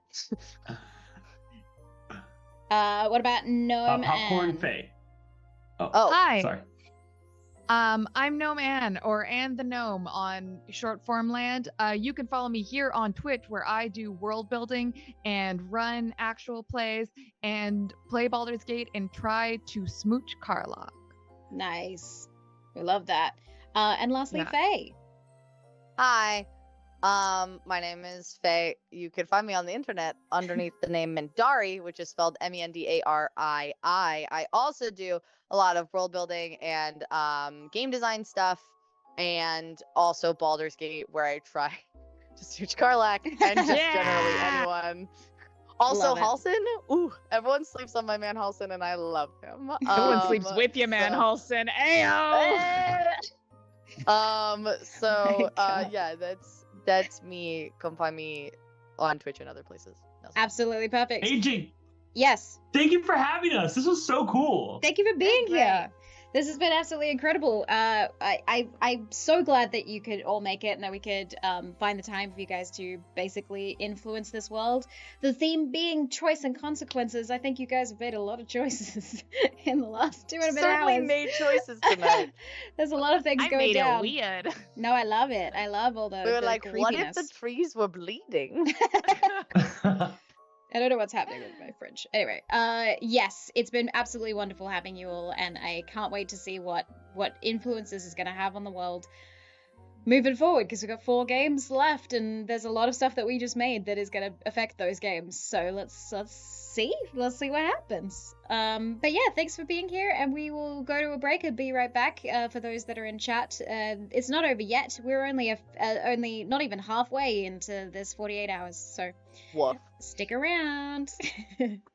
And we go to the be right back screen. Ciao ciao.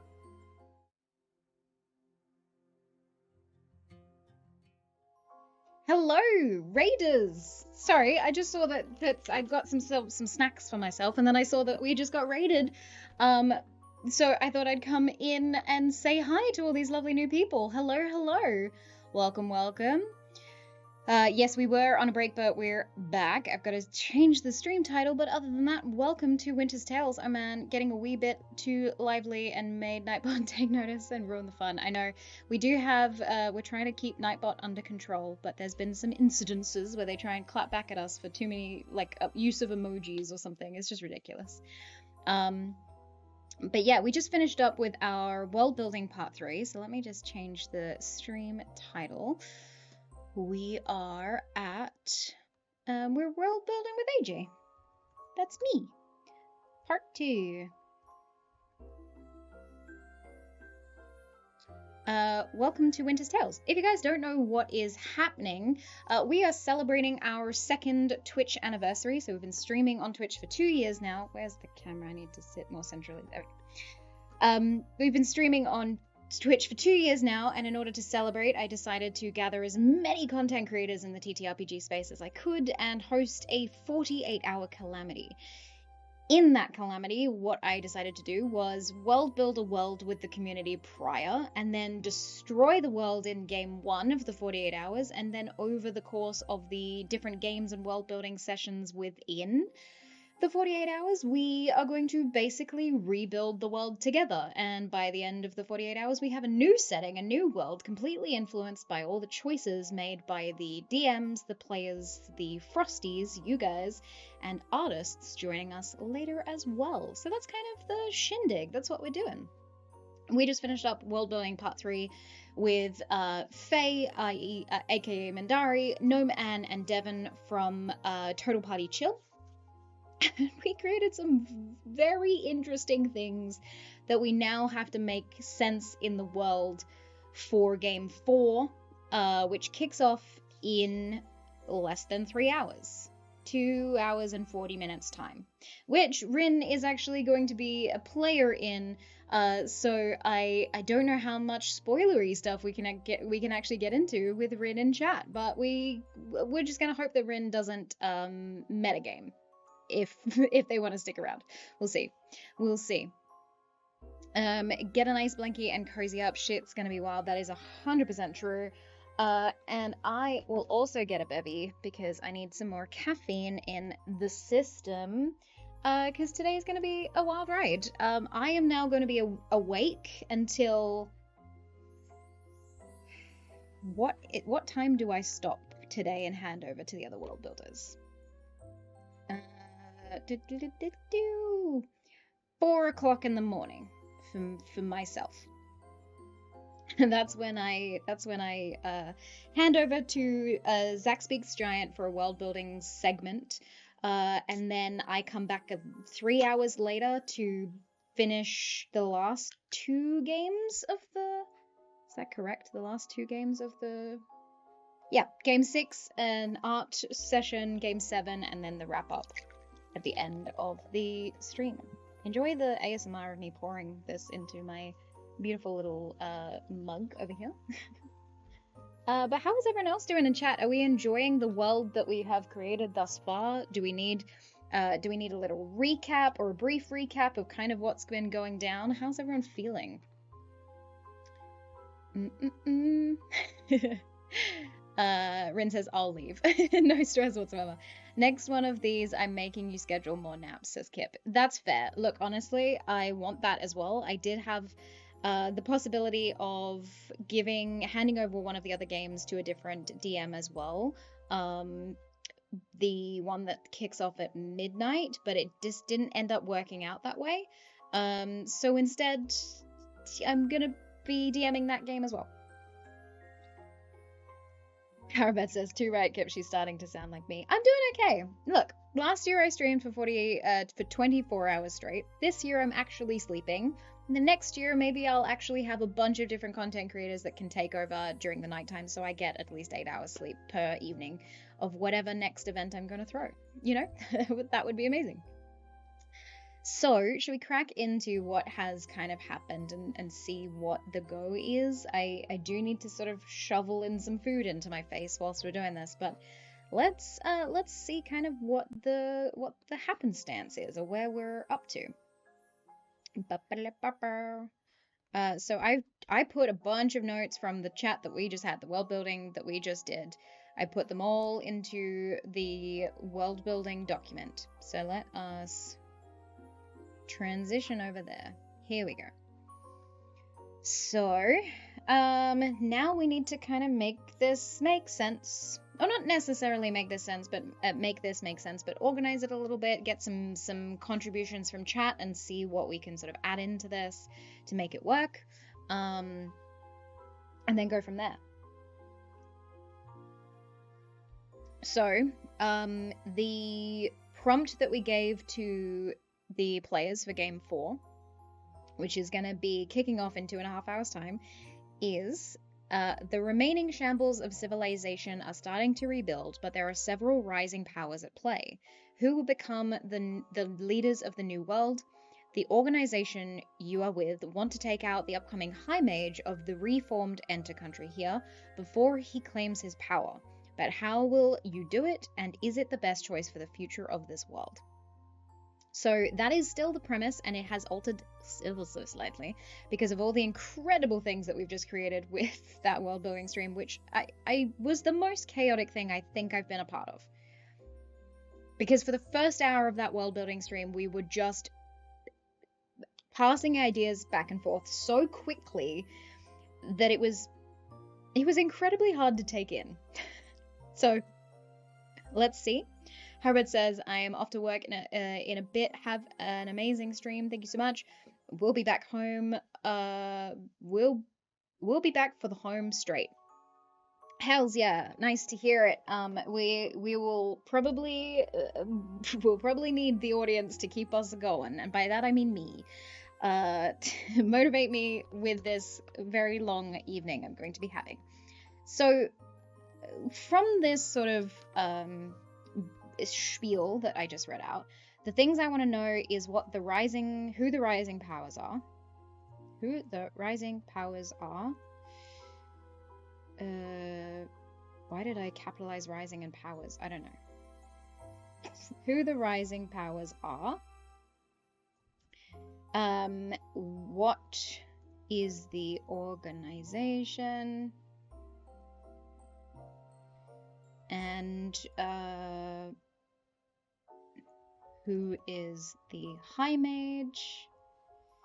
And what is the reformed country? Yeah, so from the what we just created, so from this little spiel, what I am seeing is the key points here is there are several rising powers. So who are the rising powers? The organization that the players are going to be a part of, the High Mage, and the reformed country. So those are the things that we need to sort of put into the document. Thank you so much to Calculus Bandit for the subscription. That's amazing. Thank you for being a part of this incredible journey. I don't know how much you know about Winter's Tales. I don't know if you have been here for very long, or how long you've been witnessing this stream, but we welcome you no matter how short of a time you've been here. It's absolutely wonderful to see so many new people gathering for this. So I also want to add in from the previous game. So what has changed?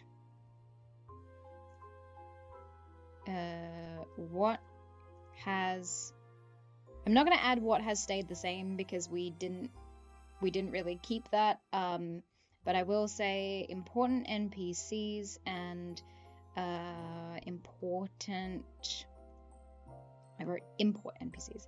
Important NPCs and important locations, because we need to work out what those are.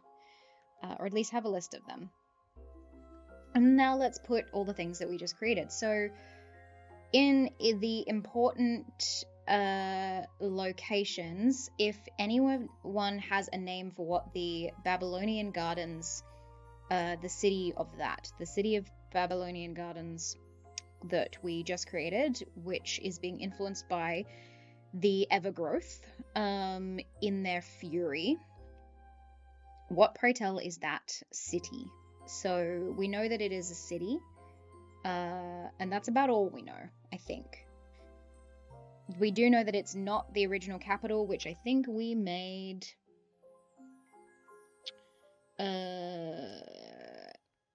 Moon's Gate. We also have the town that waits, and the talking tower we did nothing with, so Moon's Gate, maybe? I also love the hinges, right? We talked about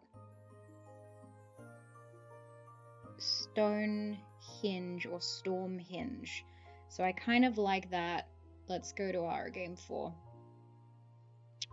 Important locations. Storm Hinge is going to become the capital city where the high priests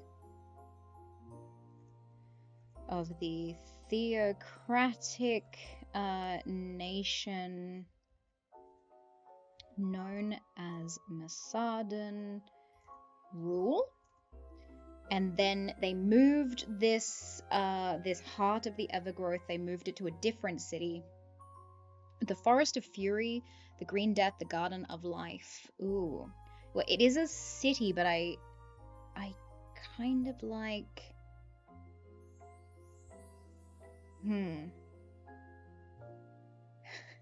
Something garden, maybe? We have Stormhinge and something garden.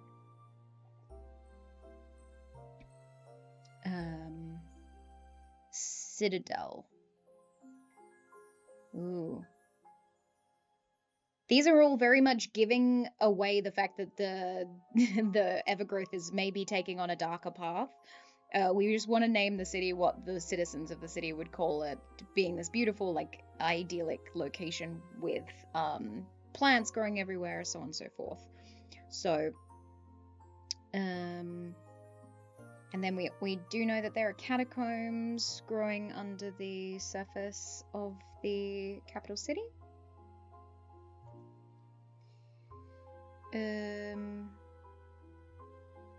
Okay, and the two gods fighting over each other. What did I write here? The two gods fighting / taking over each other's domain. Deep undertone. I don't know what that was about, so don't worry about that one. Green growth, spring tower, verdant grounds. Ooh, verdant is cool.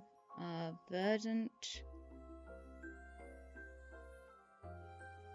Ooh, okay, how about Verdantia?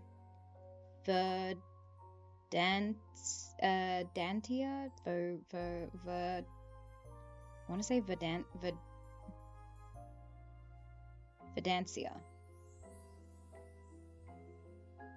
That sounds very happy. I like it. Okay, so idyllic. Is that not how you spell idyllic? Or idealistic? No. Okay, hold on. Beautiful. Prosperous green gardens, like the hanging gardens of Babylon. Organic structures grown from within, housing the heart of the Evergrowth. Oh, housing the remaining mass of the heart of the Evergrowth, because we know that they chipped away at it. Okay. Southern Sky says a name for the catacombs, the rooting zone. Ooh. There we go, idyllic. Thank you so much. An idyllic. Not double L, one L. No, double L. Yeah. An idyllic, beautiful, prosperous. An idyllic, beautiful, prosperous.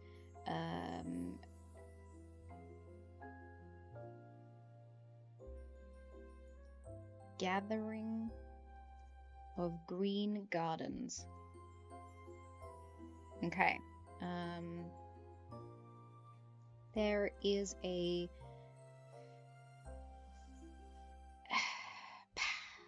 energy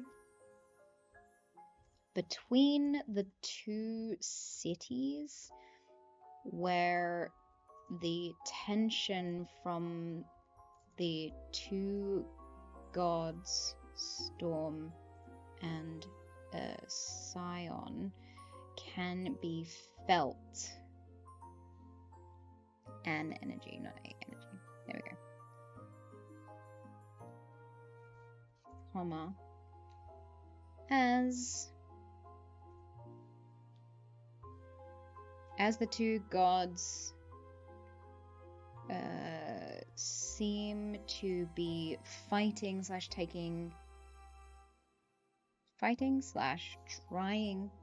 trying to take from the other's domain. Like that. That's very cool. A nice double triple entendre there. The gap is called the washout zone as ground is removed and replaced. The washout zone. Okay. That's kind of cool.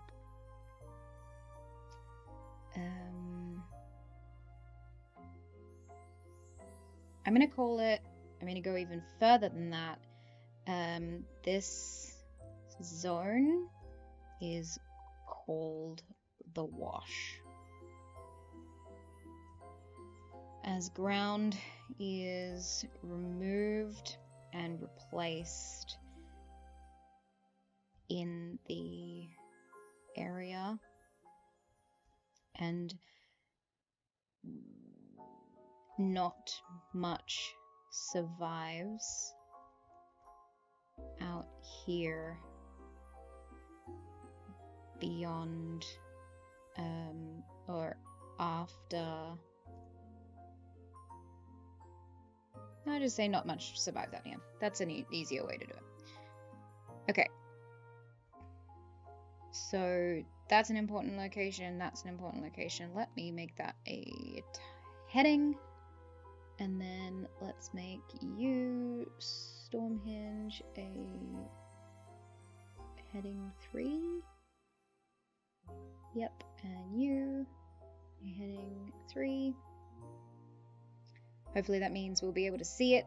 The no ships is going to be in relevance to the other god, the Roiling Depths. Gravity has its own cult / worship, trying to take out the worship of the other gods. Okay, yes. This is what we're going to need to take these ones.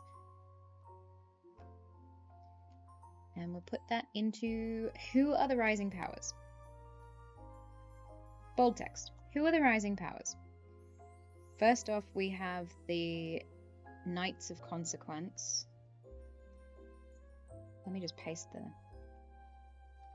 thing in there. Okay. And known for mossy knobs, quicksand, and bubbling mud. Ooh, interesting. That's kind of cool. So we haven't given the hidden god an actual name yet. We haven't given them a title. Sorry, we've given them a title. We know that they are the god of gravity and consequence, but we don't have a name for them. I'm unsure if we just call them the hidden one for now, or the consequence. But we know that we have the first rising power. Would we call them a nation?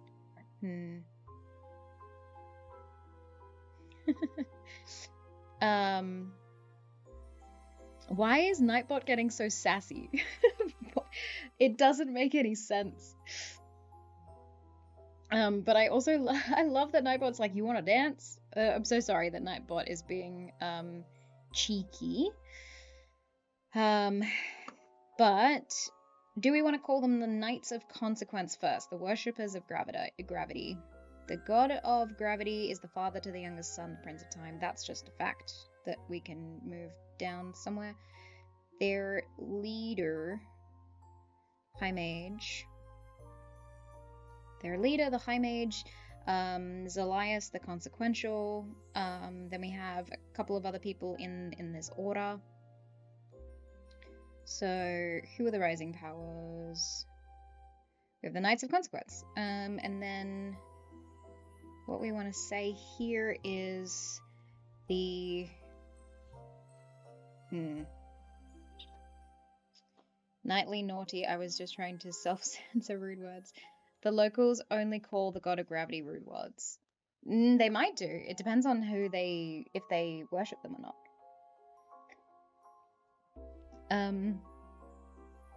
What do we name this? What do we name the... Okay, the Knights of Consequence need to be in their own nation, right? So they're creating their own... We know that they're nomadic. I guess we would place them in the Ceridian Empire, or like relatively, maybe they're trying to rebuild the Ceridian Empire. That could be cool. Robert Hatley GM, hello. How's things? Things are going well? Things are going quite well. There was a lot of change after that world building stream and a lot of things that happened. So where are we up to? Aren't we in the artist slot now? We are, but there weren't any artists for this particular section, so it's just a solo world building stream at the moment. There's going to be 2 lovely artists joining us in between games 6 and 7, but we didn't have any artists in this one, so it's just become a world building section where I am prepping for the next game in 2 hours and 20 minutes. Southern Skies, they don't have to be being a society that may not have an actual base, it's a religion. That's true. Rob says, nice, gives you time to get better prepped. True. Very, very true. Happy to keep submitting Hero Forge models. It's very amazing that you've been making those for each of the characters from different games that we've been running. It's so lovely to see. And obviously, clearly, these games, you're enjoying them, so that's also good. I need to move this notebook out of the way. It's getting in the way of my fingies. Guys, I did talk about the fact that I needed to eat some food while I was doing this, and then I just didn't do that. So let's get some chippies. What's everyone else's snack of choice on this 48-hour adventure? Aside from the 70 years of time skip, a lot. A lot of things have changed. There's the Knights of Consequence now, who are a rising cult kind of faction in the world that are being led by the High Mage. Yum.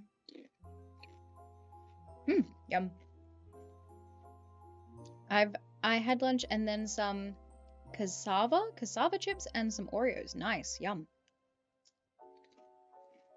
Southern Skies, I had an expensive steak sandwich at a hotel in Melbourne for lunch. I didn't like it, full of jalapeno. Oh no, I'm sorry you didn't like it. That sucks. I'm having some corn chips and tzatziki. Quick lunch. Okay. What do I want to write here? The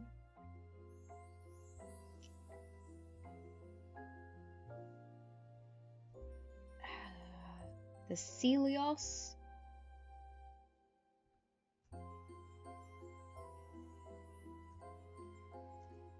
Here's an order that task themselves with restoring balance, not how you spell balance, to the world after the last 80 plus years of turmoil since the awakening of the Hidden One. Many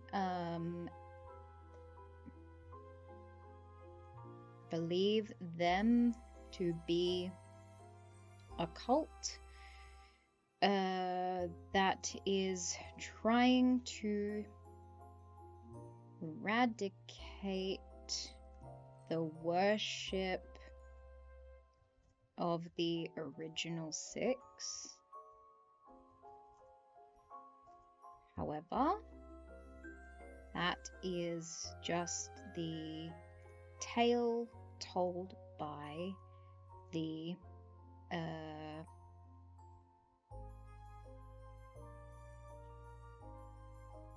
Council of Masaden, because we're run by a council of priests. Okay. Harbet says, breakfast time, eggs on toast before work. Nice, yum.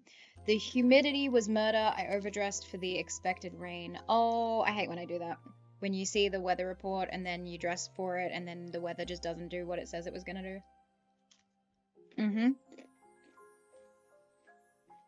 Southern Sky says, probably too specific, but I'll as for figure making, do the knights have color, symbol, armor, weapon preferences? Oh, that's a good point. Okay.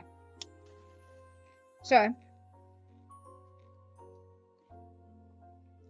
I think they wear dark colors with features of amethyst, being that they are in worship of the gravity god. I think that we want to make them seem evil as hell. Like, super duper evil looking. Their names sound evil. The fact that they ride chronotic dragons. Time dragons. I love this. So, let's have a look-see. We've talked about this one. They have nomadic paladins, shields of kinetic... I'm gonna say shields with kinetic magic.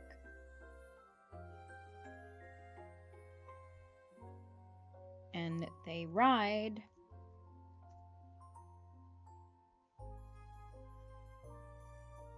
chronotic wyverns is what we said, I think. Chronotic wyverns. Okay. Spikes, question mark? Oh, on the weapon, on the armor and stuff?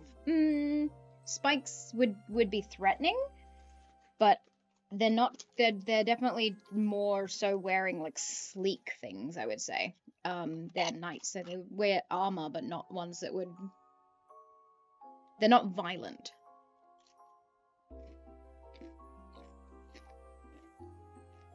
Energy shields, yeah, used to those from sci-fi and other settings. So the shields power back towards them, so it like absorbs the impact and then fires off. It's kind of like what is that spell? Absorb elements? It's like that, but with force.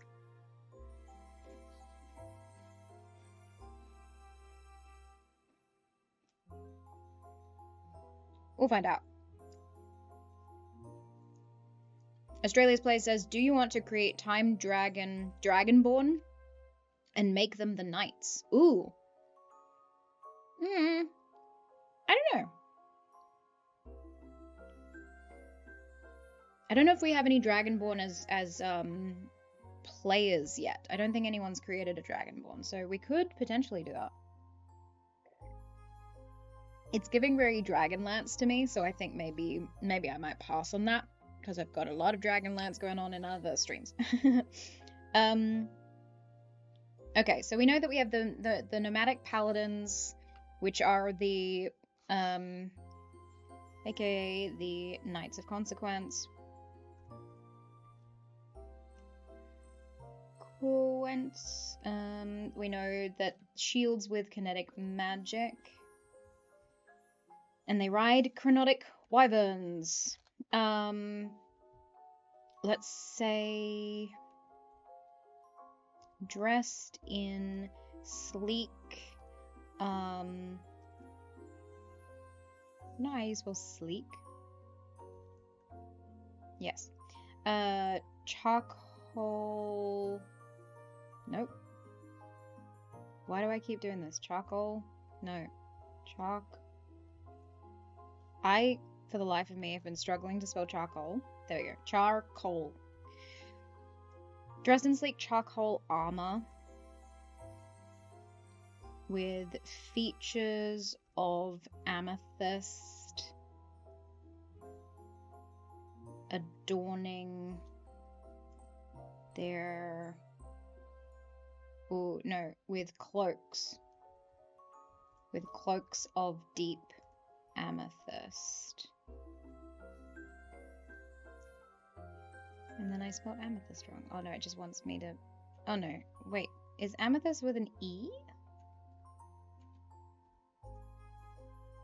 Who knows? Spelling. It's a whole other journey. It's a whole other road to discovery, my friends.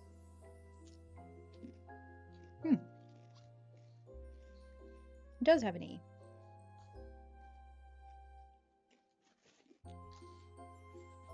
Okay.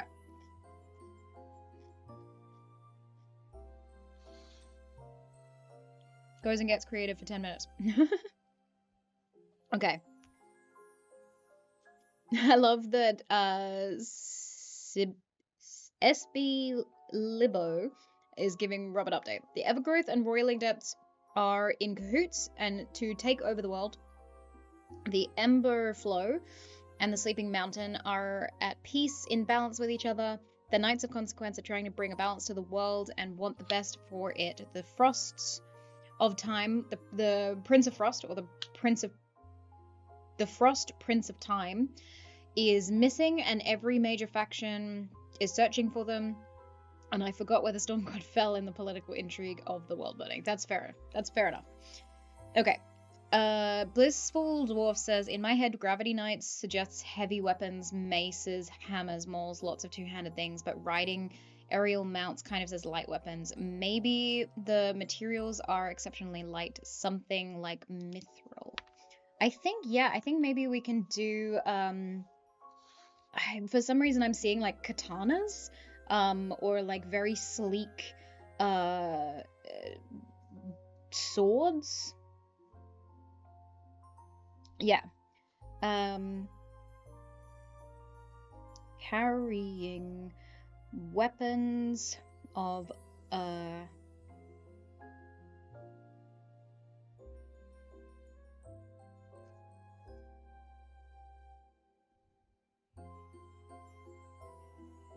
gonna say carrying lightweight long swords. That's the best way I can put this.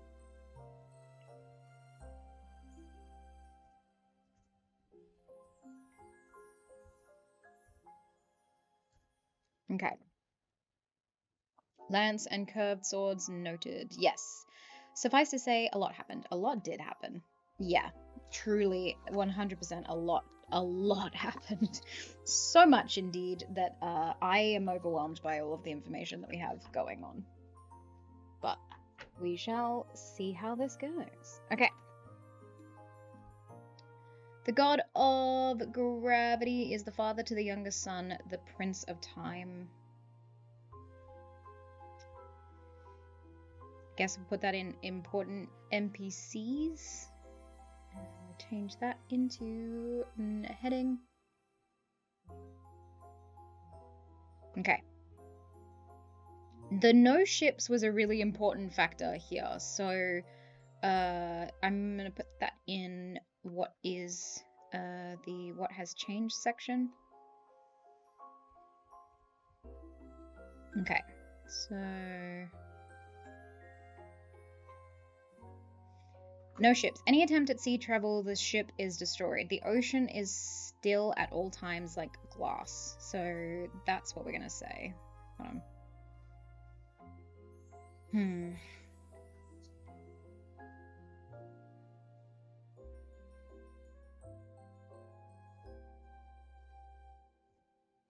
Okay, so the ocean is still at all times like glass. But under the surface is the roiling depths, hoarding a lost gate to the wait, hold on. A lost astral gate that fell into the sea during the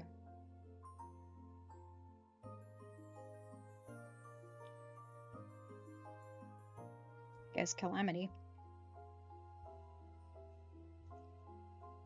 Unknown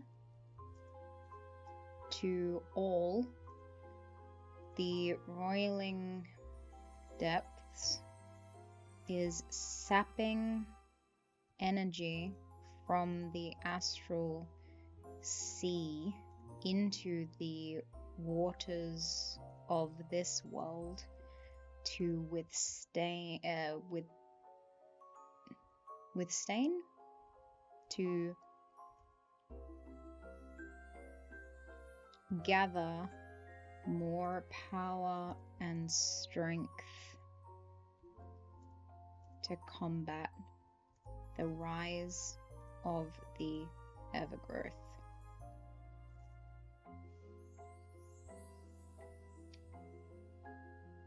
Any attempt at sea travel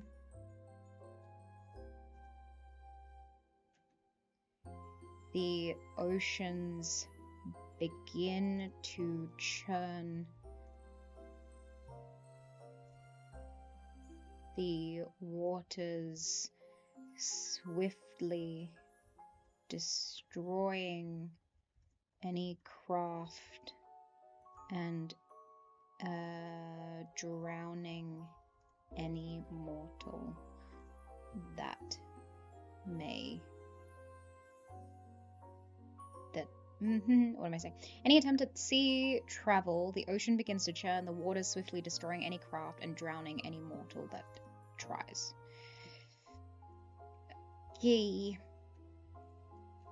Beneath the smooth glass surface of the unmoving ocean, many dangerous creatures have begun to make a home and began to make a home. Yeah, that makes sense. Don't need to go much more than that. This is a one-shot. Okay, so suffice to say a lot happened. It's truly and greatly so much. Okay, that was some important locations. Okay, we have the Blood Druids. That was a fun time. Okay, Blood Druids. That would go in the Rising Powers.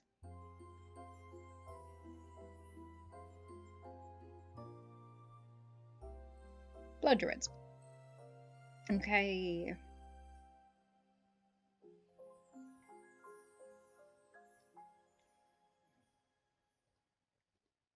The Red Grove, where trees seep blood.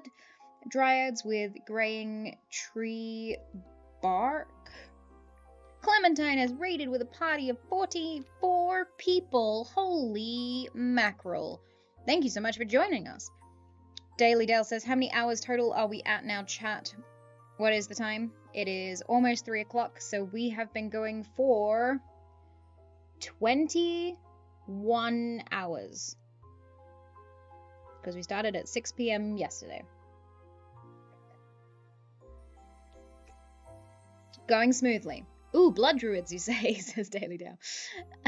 Yes, Blood Druids. We just created them in the last Worldbuilding stream. Raid! Of course, water travel is strictly forbidden, so immediately picture reclusive islanders that ride giant water bugs that don't actually break the water's surface. Ooh, water bugs. Nice. I like that. Good maps. 21 hours is respectable. Thank you. I should just end it here. Because I'm always difficult. Says Blissful Dwarf. 56% of the goal is as well. I know. And that was just in one, I think, 2 different games.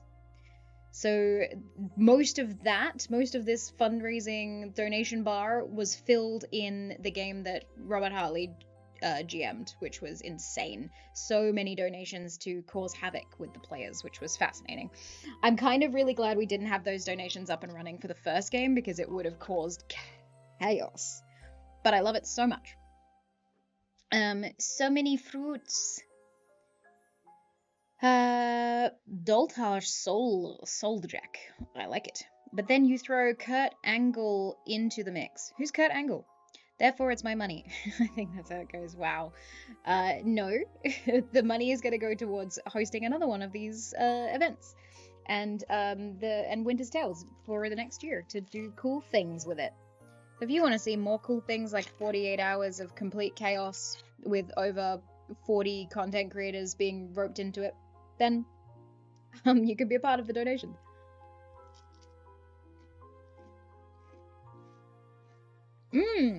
We learnt WWE wrestler maths. Well, actually, we didn't learn the maths. I like it. Very cool.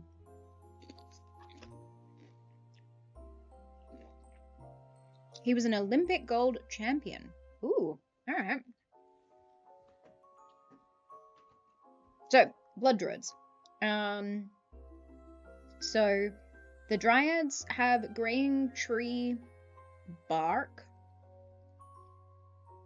Bark-like skin. Muscles replaced with ivy, like animated tree corpses.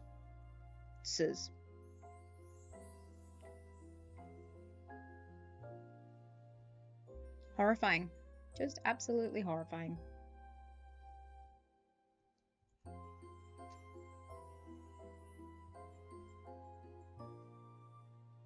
Right. So the dryads, I guess, are called that, but they're not necessarily tree people. They've just bonded so much with the thing that they've become dryads. So let's put that in. Those that reach the highest level of worship and honor amongst the blood druids begin to turn into dryads.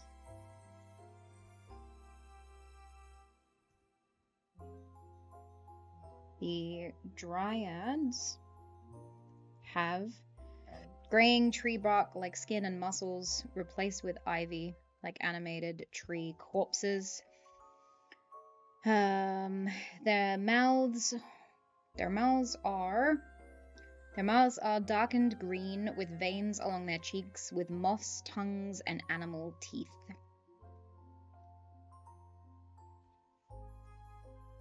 Replacing the ones their own that have fallen out in sacrifice. These people are creepy. Darling Creepshow, thank you so much for the raid of 63 people. Hello and welcome in. Hello. My name is AJ Winters. I am the Dungeon Master and World Builder here from Winter's Tales, and we are currently celebrating 2 years on Twitch, 2 years of streaming. I can't believe it has been that long and also only that amount of time. Time is weird. But in order to celebrate, we are throwing a 48-hour Calamity event. What does that mean? Well, basically, we've been world building a world with our community over the last month, and then about 21 hours ago, we kicked off the 48-hour Calamity with Game 1 and destroyed the world. And then now, over the next, well, now we've got the remaining time, but over this 48 hours, we're going to rebuild the world with games and world building sessions and then other games. And you're the community, the GMs, the players, and the artists involved in this stream are all going to help rebuild a world over 7 games. By the end of the 48 hours, we'll have a brand new setting with all of the lore that we've just created from a mass of D&D games and shenaniganry. So, if you want to be a part of that and see all the chaos, stick around. There's heaps of stuff. All the raiders, over 200 peeps in here now. I think we've dipped a little bit down, but it is absolutely incredible to see you all here. Thank you so much. And all the new followers, thank you for being here. Hello, peeps. Hello to Tanakasan. I'm probably mispronouncing that massively, so please let me know. What did I miss here? Okay. A corpse of trees, more like a corpse of trees, am I right? Ayo! Incredibly so. This is a very terrifying group of people. And then they deliver what is known as well, it's not known as the ambrosia, but we have an ambrosia going on that is delivered to the people, to the masses of people, to then keep them docile enough to control the people. We just got raided again! Insomnia Night RPG, thank you so much for the raid of 24 people. Welcome in! Hello! We're doing some world building and chaos. If you would like to be a part of that, join us. Join us for the 48-hour Calamity stream in which we destroy a world and then rebuild it over 7 games. We are almost halfway through. By the beginning of Game 4, which starts in 2 hours, we will be halfway through the 48 hours. I cannot believe that. That is unfathomable. What am I saying? It's been a while. I'm already loopy, and it's only going to get worse. So, what did we have here? We had, for those that like a little bit of maybe some horror aspects, we're just currently writing out the things about the Blood Druids, which was just created in the previous world building group, featuring Mindari, GnomeAnne, and Devon from Total Party Chill. We have a lot of guests joining us for this event, over 40 of them. Players, world builders, dungeon masters, the lot. So, yeah. These are some of the things the previous world building group made, and we're just trying to put them all into a document to make them make sense before we kick off with Game 4. The Dryads have graying tree bark-like skin, with muscles replaced with ivy like animated tree corpses. Their mouths are darkened green with veins along their cheeks, moss-like tongues. I'll say moss tongues and animal teeth replacing their own that have fallen out in sacrifice. You will need a double shot of espresso. I'll need so much more. But yes, I don't have coffee yet, but I have just had some Coca-Cola. So just put some caffeine in my system, and then I should be doing okay. So far, so good. What else do we know about the Blood Druids? Oh yeah, so the ambrosia. I like what Blissful Dwarf suggested. The ambrosia could be a fungus harvested from bodies, the purest form coming from the sentient races. I like that a lot. So I guess all of the races are sentient, mostly. And then what we're putting under that is the Dryads of the Blood Druids deliver the ambrosia to the outer towns of Masadan to keep the populace happy and controlled. In brackets, in the name of the Evergrowth. Whee! Okay. Insomnia Night RPG is now following. Thank you so much for the follow. Welcome, welcome. How was your stream? I forgot to ask. Darling Creepshow, how was your stream? What were you streaming? And also to Insomnia Night RPG, what were you streaming? What was on the horizon today? Let me know. So we also know that in the turning, so those that reach the highest level of worship and honor amongst the Blood Druids begin to turn into Dryads. This is known as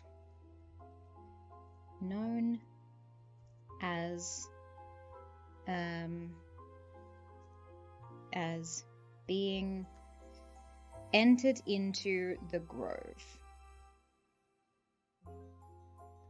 And the Grove is the Red Grove, where trees seep blood. Horrifying. That's going to be a location, I guess. Okay. We also know that... this was another thing that you missed, Rob. With the loose conversation about the fact that there was a lot of debris and dust falling from all of the moons being destroyed in the Playmats game, which was game 2 of 7, the world builders have decided that moon dust has become sort of an illicit substance in this world, and that each color of moon dust does different things.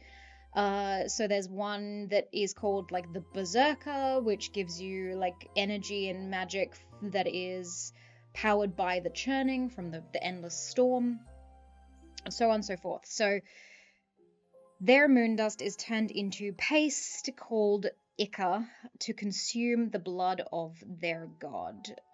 So they... I don't know why I capitalized there, but, you know, there we go. So they worship we made a god called the Evergrowth. their full title being the Evergrowth Mistress of Scion and Scythe. So they presented themselves in sort of a masculine form in Game 3, which was their avatar, representative of the Evergrowth, but I think they're more of a gender-neutral being. But the fact that they were called Mistress of Scion and Scythe means that there was something there. And the world builders that we were just with made a lot of god lore of relationships and heartbreak and tragedy and all the things that happen with gods usually. So they are known as the Mistress of Scion and Scythe because they were the side lover to the Churning, to the Harbinger of Gust and Gales, whereas the Roiling Depths, the Majesty of Sea and Shallow, or I think it's Seas and Shallows, is that correct? Roiling Depths. Yeah, Majesty of Sea and Shallows, that was who ended up becoming, who was the wife of the Storm God. So there was a lot of drama happening for those that weren't there for that. Anyway, point being, what am I putting here? They consume moon dust from the Evergrowth in a paste form called, I don't think that's how you spell Ica, but is it Ia? Really? I wouldn't have assumed that. They consume moon dust from the Evergrowth in paste form called Ica. This is what turns their mouths green as they consume the blood of their god and slowly allow the god to transform them for its purpose. Horrifying. Ichor. I thought so. I thought it was an O. Okay.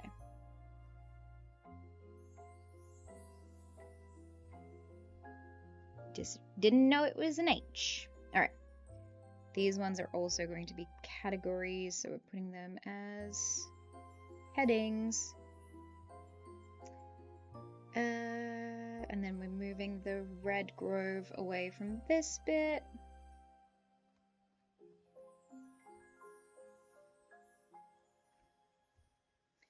Okay, that is our information on the Blood Druids. What else have we got going on in this this shindig? So that's 2 of the rising powers. There are some more. We have the Ashen Oracles, a group of clerics. So let us gather this part and move up to the I'm gonna put them before the Blood Druids.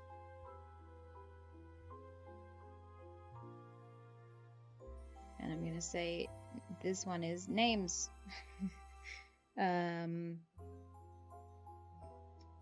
Okay. Boo-boo-boo-boo-boo-boo-boo-boo.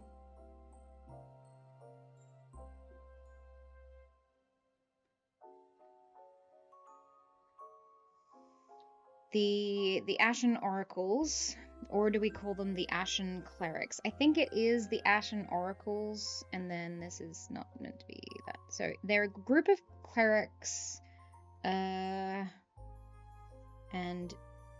devotees to the Ember Flow, known as the Ashen. Is it the Ember Flow? Yeah, it is the Ember Flow. Ignore. Okay, so the hands stained with ash seeped into the skin. I should say their hands are stained with ash. They have fire resistance because they tend to the fire pits, and they wear ceremonial opaque veils because what does it say? Because the see with their visions, not their eyes. Oh, I see what they're saying. I'm gonna not say that.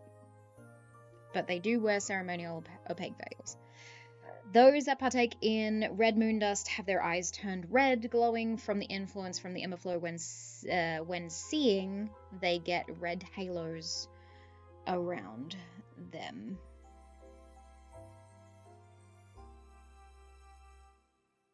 We're going to make moon dust one word. Those that partake in the red moon dust have their eyes turn red, glowing from the influence from the Emberflow. When seeing, they get red halos around them. Okay, the Oracle of Cinder's Rest is known as Sibera? How do we pronounce that? I think it was Sybil and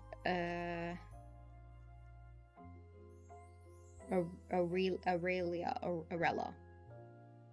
Those are the two names we combined. So Sibera the Oracle, and then we just have a list of other names to use when we need them. Is there anything else we wrote about the Ashen Clerics? I don't know if we did. Okay.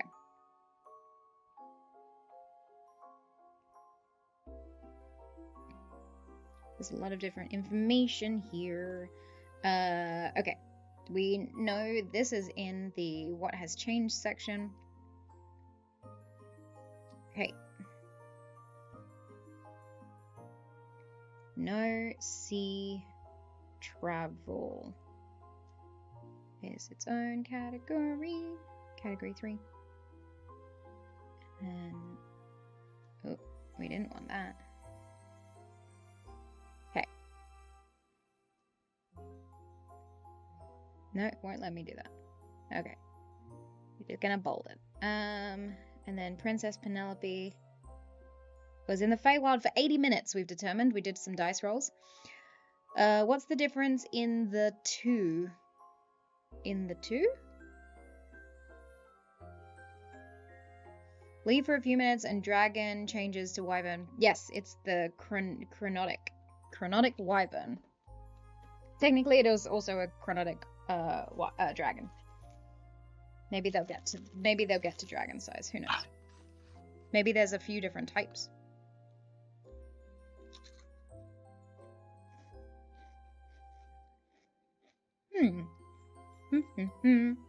Yum. I love tzatziki. Sorry for just chowing down on some food while streaming. But I obviously am streaming for 48 hours, so gotta eat something.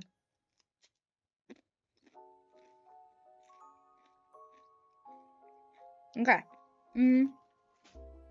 Princess Penelope, which was an NPC in game 1, we've determined went to the Feywild for 80 minutes.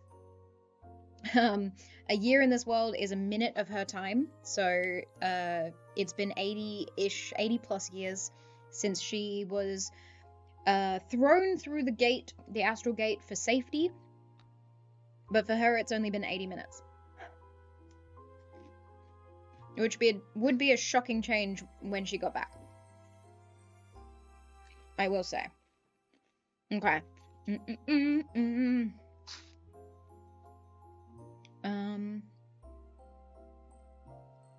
I can't read this line without singing it. Something has changed within her. Something is not the same.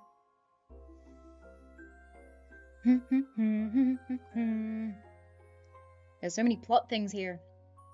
Okay, quest starts in, this is plot related. This is in relation to the oracles.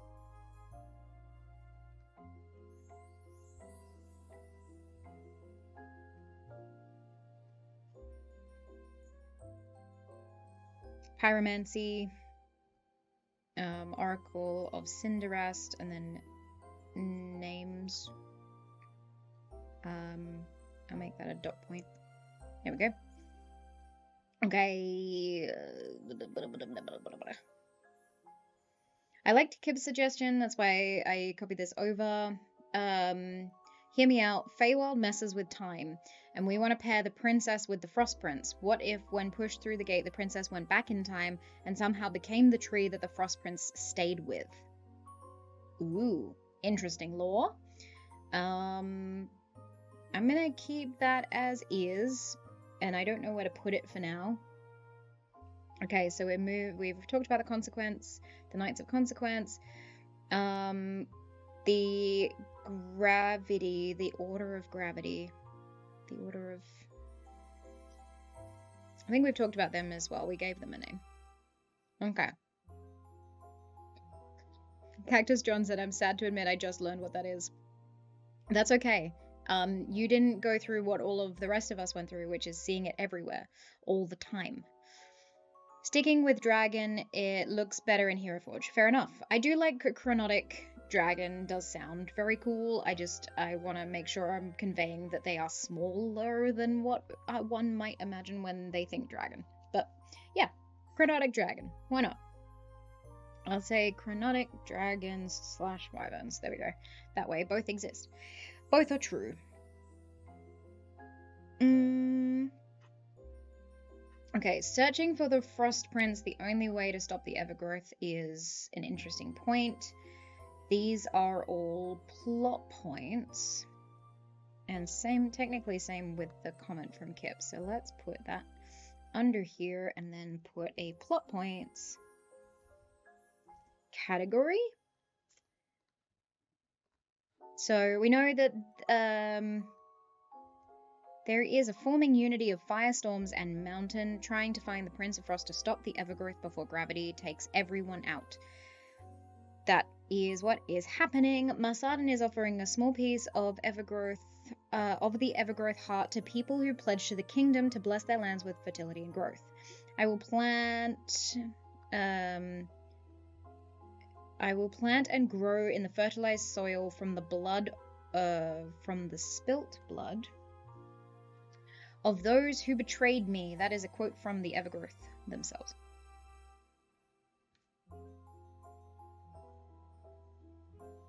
Okay. Seed of the moon, technically. And this needs to go, I guess, in the new nation, or the information about the locations, important locations. There we go. Put that here.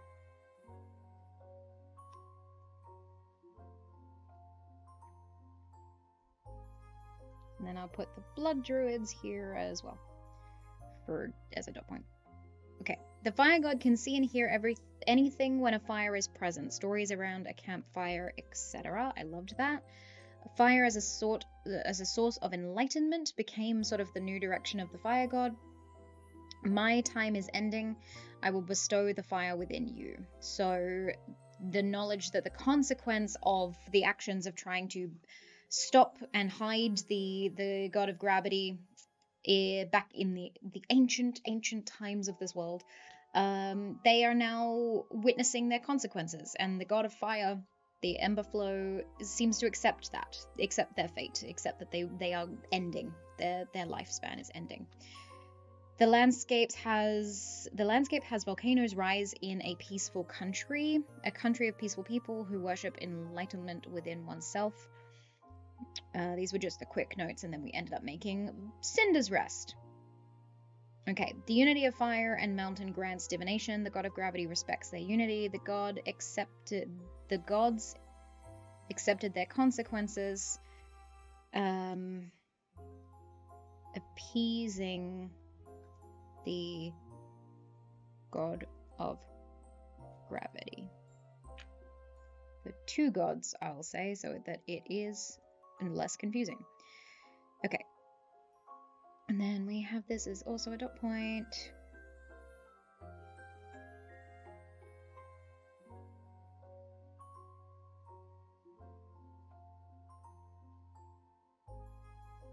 Okay, this is something that chat could also really assist with. We talked about giving moon dust to soldiers, that moon dust has different properties. So these were the moons and the moon colors and the gods that it was associated with. So we know that the Viridian is the moon. Viridian should also be the name of the city named after the moon. That makes a lot more sense. Green from the Evergrowth. So what do you think that moon dust achieves is the question. Then we have the orange, the roiling depths. I don't understand why the god of sea and shallows would have orange, but I know we had violet at one point. I don't think that works. Unsure. Okay. And then frost dust. So we know that the red, it says warm, safe, and comfortable. I don't think that that's entirely true because we also gave them enlightenment. Enlightenment and divination / visions of the future, or I guess that's augury. And then the churning gives berserker, which is a dark blue dust. There's a limited amount of that because obviously not the entire moon of the churning was destroyed. That one still has a semi half crescent or slither of moon crescent still in the sky. Okay. Blissful Dwarf says, with the chronotic wyverns, I now see symbols for the knights with an Ouroboros, but with a cool. What is that word? Send help. AJ can't read. Do I need to Google it? I'll Google it after this chip.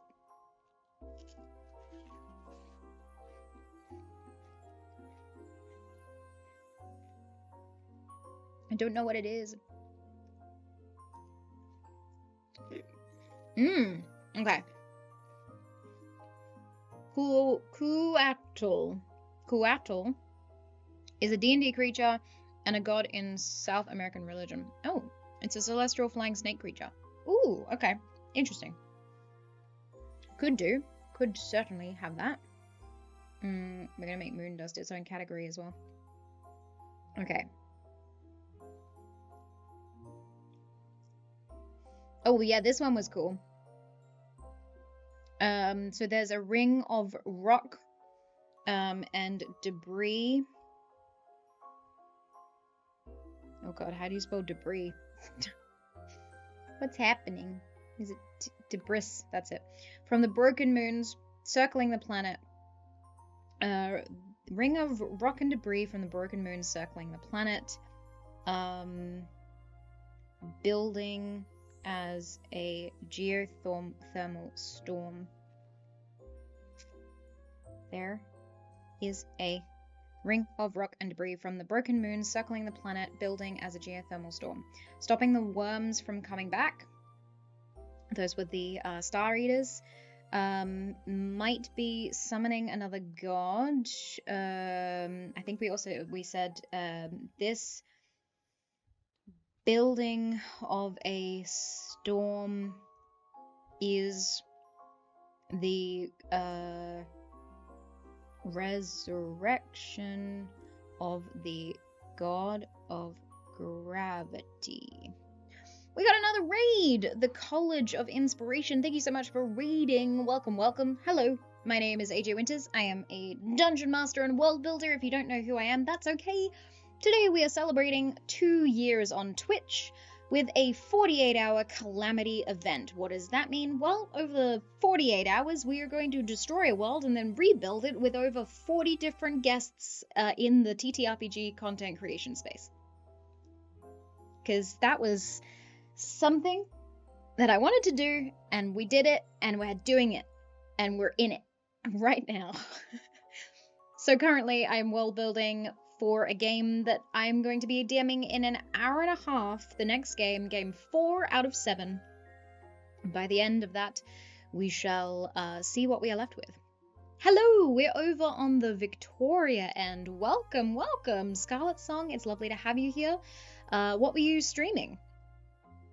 I heard of you through Phoenix Iwaki. Oh, awesome! Phoenix will be joining us, I believe, later tonight for some world building as well, only briefly in our world building part 4, I think it is, which will be awesome. They'll be joining us later. I dropped my pen.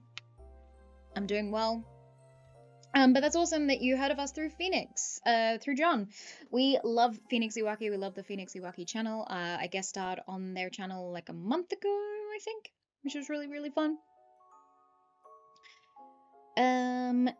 Yes. So currently we're world building some really messed up stuff, which is awesome. There's been some change already in this world, quite consequentially. So, the geothermal storm creates an aurora borealis. AJ can't spell today. Aurora borealis of the colors of the destroyed moons, i.e. we have red, orange, gold, green, and light blue, which is an interesting mix for a light show above. It's kind of a mix between what we understand the Aurora Borealis to be with the green and blue, and then also another kind of mix of that with red, orange, and gold. So that's a beautiful sight, I think, if you were to be able to hear that. The College of Inspiration said we just had a community hangout and Q&A. Ooh, very cool. Hope the stream is going well. I love the gravity vibes. It looks fun. Yes, we are very much enjoying the new god, the god that destroyed it all. But also, turns out, because we just well built some of the lore behind this god, they weren't the bad guy. The other gods were. Funny that. There was also a lot of unintentional tie-in with Greek and Roman mythology, in that it turned out the god of gravity and consequence seems to be a kind of like more Titan verse god, so the upper echelon of the gods, and then the 6 gods that we knew to be the ones in the world were the sons and daughters, or the children. I shouldn't say sons and daughters, that's very gender specific. The children of the god of gravity, who rose up and basically trapped that particular god because they didn't want consequences. They were sick and tired of consequences. They just wanted to have fun and play in the world and do their own thing. But that didn't really bring balance to the world. And also, when you trap your parental god figure for thousands of years, there's going to be consequences. And this is what has happened since that god was released. There was also talk of the mountain god, the sleeping mountain. Basically, the reason she was sleeping, the consequence of locking away the god of gravity, was that she was sleeping over the sort of the mass of that god. So the same way that the Olympians are on like a mountain that resides over the trapped parents of the gods in Greek mythology. Southern Skies says their knights defy gravity. That's true. Insert song from Wicked. A little bit of patricide, no consequences at all. Yeah, 100%. Look, AJC Discord campfire chat. Oh, yes, okay, I'll go check it out. Hold on. You created some things for us in the campfire chat, I'm assuming, or the Hero Forge. Oh, wow, those things. That's intense. That's a colorful bird. That looks like a T-Rex mixed with a parrot. I like it. Very cool. I'm loving the knight having a ponytail, but then also a bald head. That's intriguing. Very cool. Very cool design. Thank you so much for making that. If you guys want to check out the Hero Forge mini that Southern Skies has just made for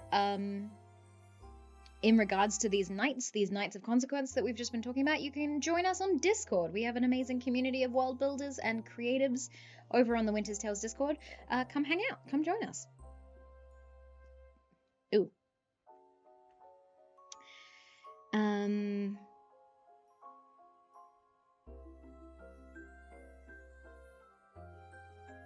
Alrighty.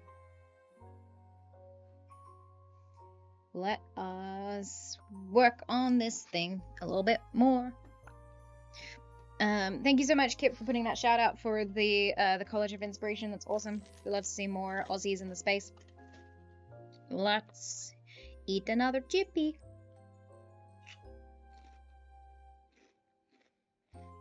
Yum. For someone who has to DM a game in an hour and a half, I'm not really freaking out as much as I should be. I'm quite chill, which is, I don't know, maybe not a good thing. Maybe it's a great thing. Maybe we'll just see how it goes. And I'll improvise the way that I usually do. We'll see. Okay. We need to take the Cinder's Rest and move that to, I guess, to location. Yeah, let's go to that. We're gonna pull that up to significant locations. Where are we? Important locations. I think we have to move that even higher than the Stormhinge city. And then I'll move these dot points down underneath so that we have the information on Cinder's Rest, which is where we're going to kick this off, I think, for game number 4. So we know that in Cinder's Rest, it is sort of our Volcano Shire, as we called it. So it is in the land that used to be known as Ashenfell. Talmaru says, glad I'm not the only DM who has a document named plot in all caps. Yeah, this is very true. So this is in regards to our 48-hour calamity. We have a plot section that has all 7 games, and then we are each putting in information about the games in these. If I could actually give the permissions to edit documents, because apparently I didn't do that when I sent the Legend Keeper file to Robert Hartley for his game, so it's my bad about that. But when I work out how to do that for the next section that someone else is taking over, we'll see if I do.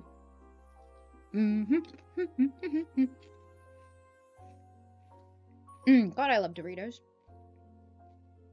Well, technically they're not, you know what I mean. Corn chips. I love corn chips.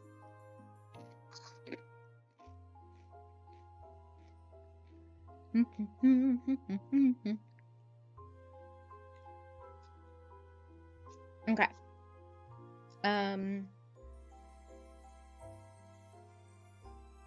Important locations, Cinder's Rest. So I want to give a little spiel here. This is what I'm gonna have to relay to the players later. So in the islands to the far northwest, where Ashenfell once resided, a new civilization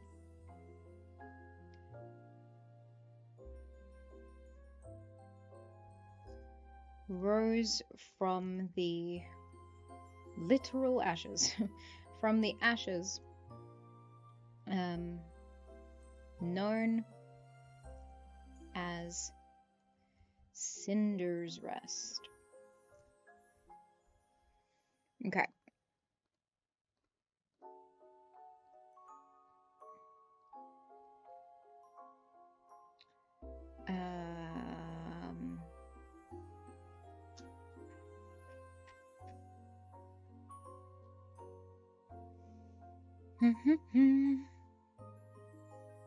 This small society of survivors,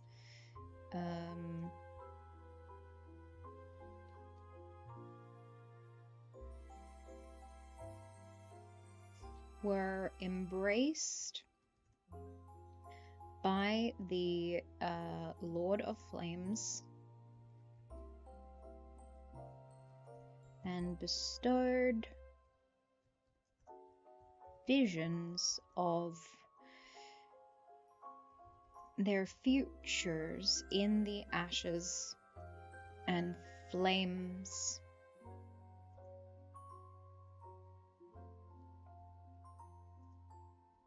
The ashes and fires they built to keep warm.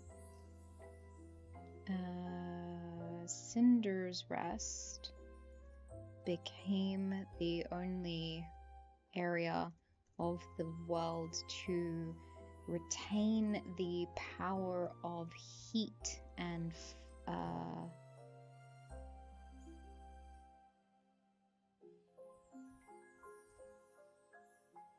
turning the turning the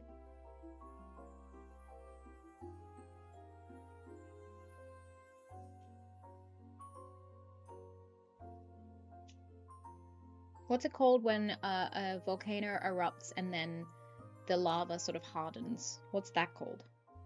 I'm blanking on the word.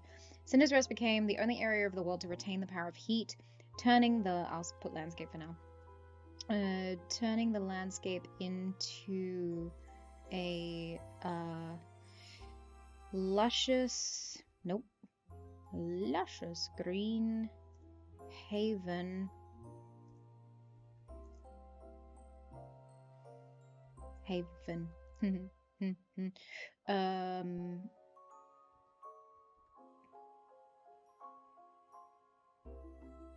with hot springs and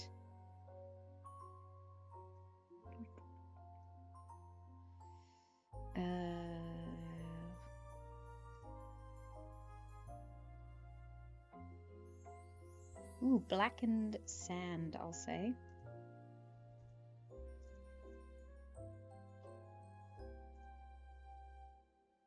Cinder's Rest became the only area of the world to retain the power of heat, turning the landscape into a luscious green haven with hot springs and blackened sand on the shores. Okay. In the center of this small, I'll say once small village, they built a huge brazier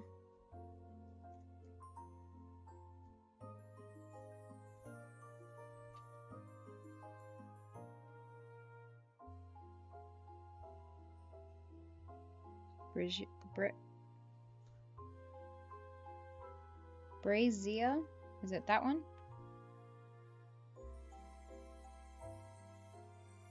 I don't know what I'm spelling. Huge bonfire. Brazier, that's it.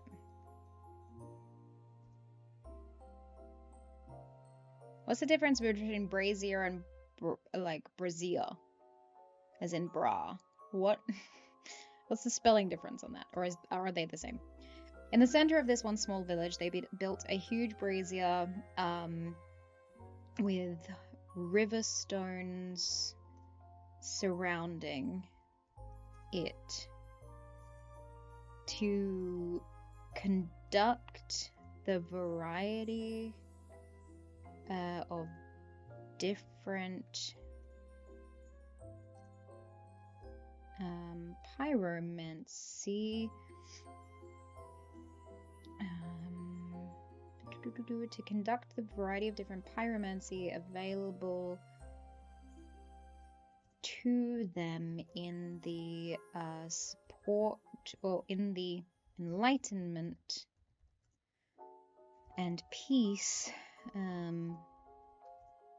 given to them by the unity of the fire god and the sleeping mountain. Nice. Okay.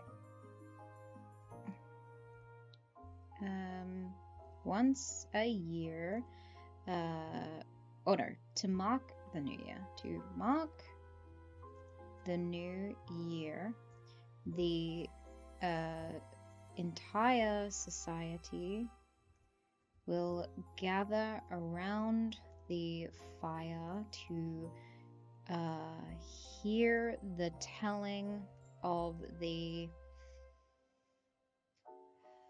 oracle, to hear the telling of what the oracle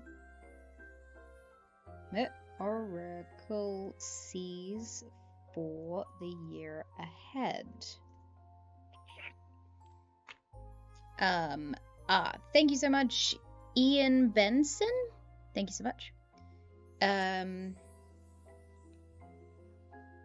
Pyre. What did I write?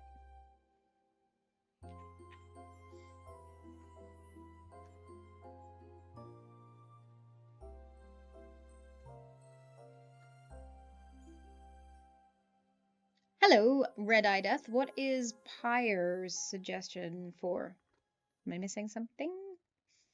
To mark the new year, the entire society will gather around the fire to hear the telling of what the oracle sees for the year ahead.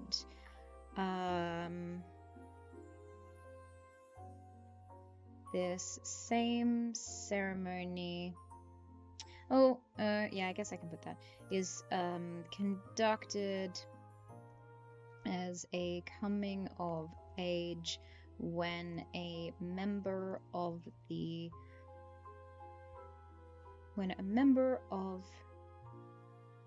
Cinder's Rest celebrates their 20th year.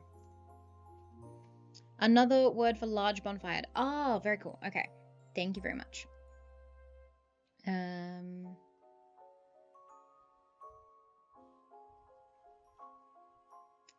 Okay.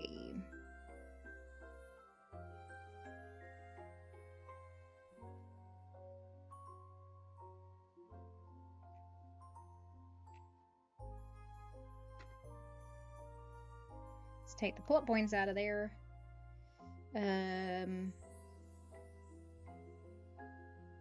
Kind of got some of this. The landscape has volcanoes and a peaceful country. We've got that one. I'm going to put the plot pointy points down here. Then,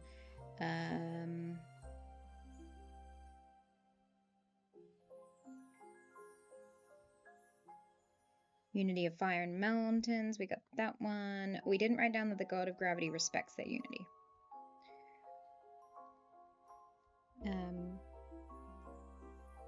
Which the god of gravity respects. Let's put that there so we don't have to have it twice.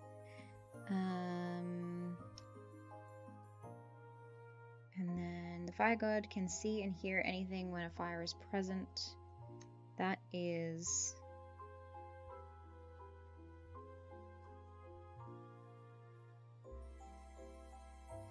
let's put that as a quote. Okay, a pyre usually has connotations with a funeral death, which I don't think is quite what the town vibe is going for. I guess starting the vision-seeking process through the ashes of the old world works, though. That's true. I like Brazier. That's, you know, we got either way works. Where are we at? What else do we have here? So I've got the plot points. Blood druids. That's for later. We've done those ones. Moon dust, I guess, is also a prompt for plot. The father primordial entity, gravity, tapping a tree for sap and getting blood. We did get that one as well. Is that everything? I think it might be. Okay, so now we come to some of the other questions. So, the other thing I will say is, who is the High Mage? Zelias the Consequential. And then I will also put this oracle under here, and I say there. Leader, because that's what we did for the other one. The Oracle of Cinder's Rest. Sibera, I think it was. But I'm gonna say Zabella. And Sybil, kind of say Sibella. Okay. Snort the old world to enter the new. So this says Southern Skies. I guess starting the yep. And then Blissful Dwarf says, could the common people have a simultaneous informal ceremony where they write down things on slips of paper from their past that they would like to forget or move on from, and then burn the slips? That's really beautiful. I love that. Yeah, sure. Why not? I like it a lot. Let us put that in the comments.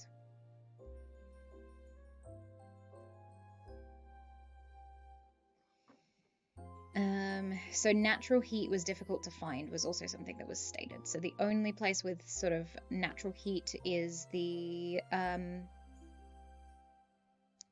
Cinder's Rest now. These are the different types of pyromancy, and these are some names in case we need some names for NPCs. I'm gonna just create a little bit more of a gap with this one. Gay. Very cool. We have our blood druids. The organization, I guess, is actually in relation to the Order of the Ashen Oracle. So, who are the Rising Powers? That is also the same. But the Ashen Oracle is, I guess, the organization. They're not necessarily an organization, but that is who is going to potentially send the characters out on their mission for Game 4. Blissful Dwarf says, I think it's an actual tradition from somewhere in real life. I just can't remember where at the moment, and just always liked it. I like it too, it's very cool. Alrighty. I'm just gonna go for a quick break, and then we will basically hit the ground running with our last hour of world building before we get to game number 4. But I need to do a quick bio break and eat some dinner, eat some food. It's almost 4 o'clock and I can't survive off of sporadic tzatziki and chips. And I need some brain power for this next game. So I'm going to take a quick little bio break. And I will be back in about 5 to 10 minutes. And then we will do the last hour of world building. What I will ask of you guys before I go is to definitely brainstorm what we think for this moon dust. So we need a condition or something that happens for people who consume consume is the best way to put this. Either like sniffing the dust. I think we're gonna put it in tea, and or consume it in a paste form or something like that, more edible than like cocaine style. So we know that the dark blue powder is known as berserker dust. We know that the red dust gives enlightenment, divination, and visions of the future, but we don't know what the light blue, the gold, the orange, or the green dust does. So I'm going to post those in the chat for you, so you guys can have a look-see at those. And tell me what you think those different colors will bring about if someone were to consume the moon dust of them. Because I think that's one of the only things to sort of really work on. So those are those. And I will be back in 5 to 10 minutes to continue this world building stream and basically hit the ground running for game number 4. So I'll see you soon. Boop-a-doo boop. And we're back. Thank you so much for the wait. I have eaten some food. I have taken my ADHD medication. I am ready to crack into this bad boy. Are you ready? That's the real question. With 124 of you still in chat, this is so incredible. Thank you so much for this turnout and the support. Hells yeah. Siblibo? I hope that's correct. Has an idea for Ceres, or I think it's Ceres. We're gonna go with Ceres. When ingested, feels like you start to cool off / heat up, gaining cold resistance, trance-like state, feels like rewinding time, i.e. living in a memory / ancestor's memory, most often a good one. Ooh, I like that. I like that a lot. Okay, we can do that. Let's, let's make sure that the world building setup is set up. Not what I wanted to do. Yeah, it's all set up. Woo! Okay, so I love that idea. I think that is absolutely brilliant. Let us gather that information from that beautiful comment and put it into the document, shall we? So put that under here for now. And let's say you start to cool off, heat up, gaining cold resistance. Trance-like state feels like rewinding time, living in an ancestor's memory. Most often, but not always, a good one. Okay, let's put that into the frost. And then, yeah, why don't we just separate these a little bit so we can read them. For the moon dust, we got a lot of things that are happening. Okay. Thank you so much for that wonderful comment. Okay. So, now what do we need in order to make this all a possibility? Well, firstly, I need to ask someone to turn the aircon off in the studio. It's a bit cold. It's getting a little chilly. I could gather a blanket around me. Is that going to be better than turning off the aircon and getting hot?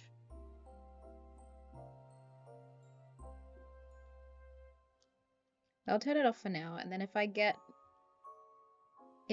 too hot, I could always ask for them to turn it back on. Isn't that brilliant? Okie dokie.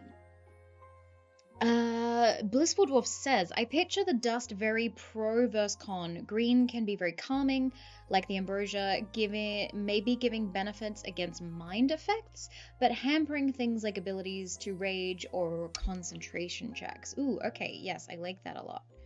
That's cool. Let's put that in. That was in relation to green, to the ambrosia. Okay.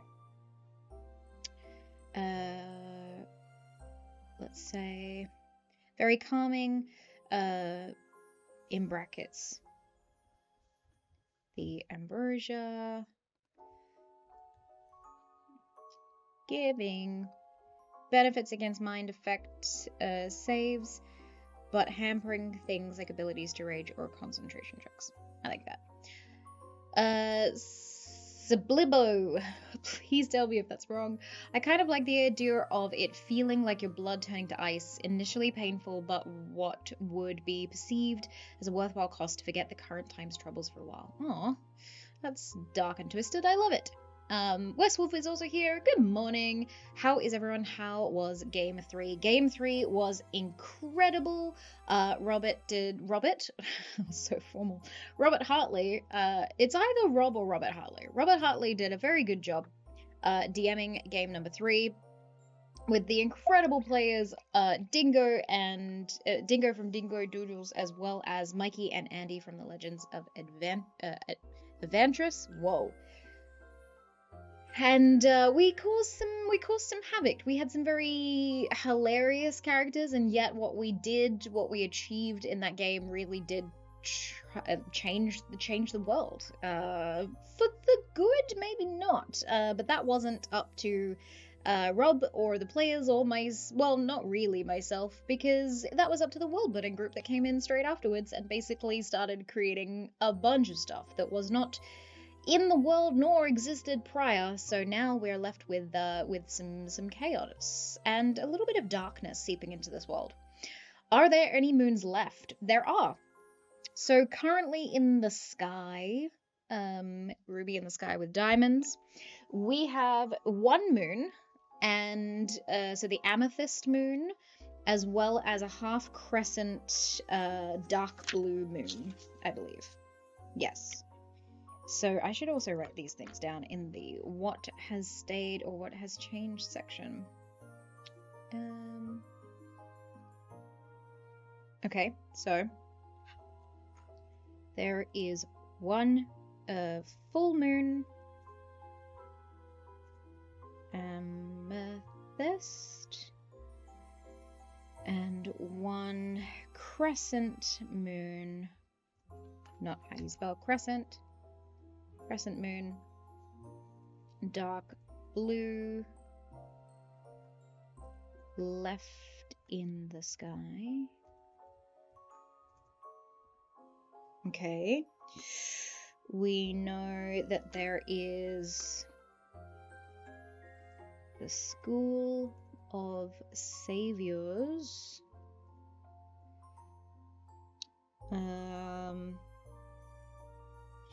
Outside of Masan, it is a hellscape. Yep, that is true.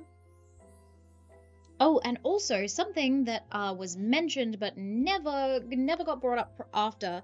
But we had the Whispers of the Great Below sort of happening at the end of Rob's game, with heat and tentacles emerging beneath the ground due to the eldritch being known as Pooples, which was a talking turtle.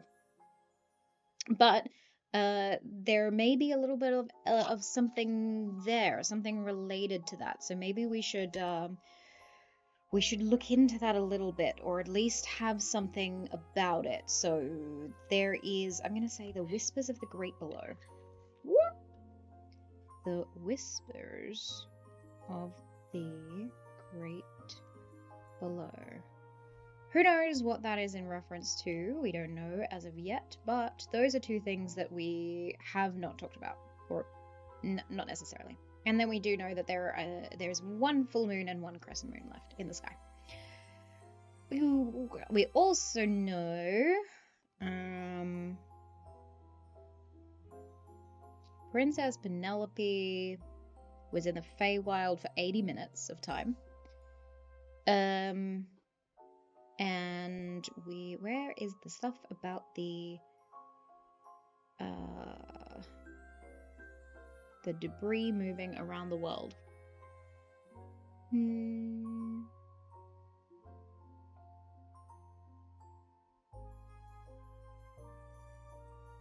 Where did we put that? Do we not have that anymore?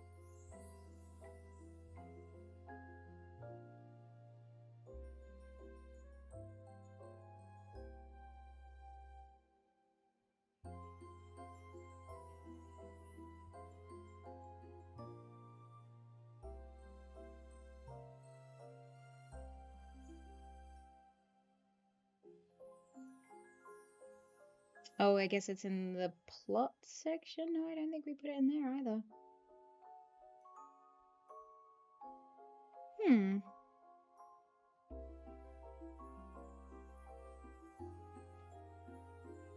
Where did we put it? That's not good.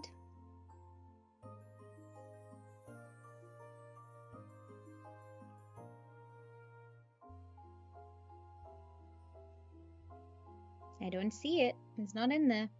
Okay. We're gonna have to write it again. I don't know why I keep scrolling up and down like it's gonna magically pop into existence. I can see that it is not in this document for some reason.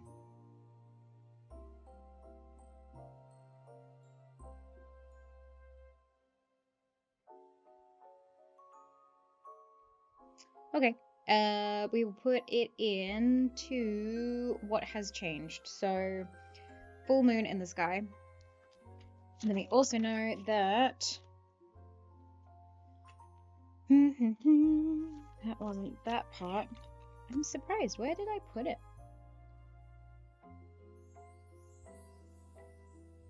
Not in the lore. Not in the comments. Not in the timeline. Alright, well.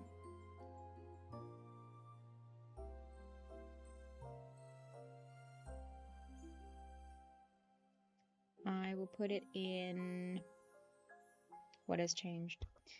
There is a ring around the world of broken rocks and debris.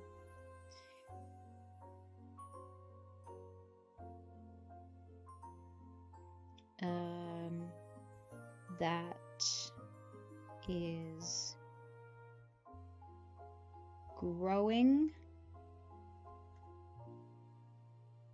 with a geothermal storm within the resurrection of the gravity, the god of gravity.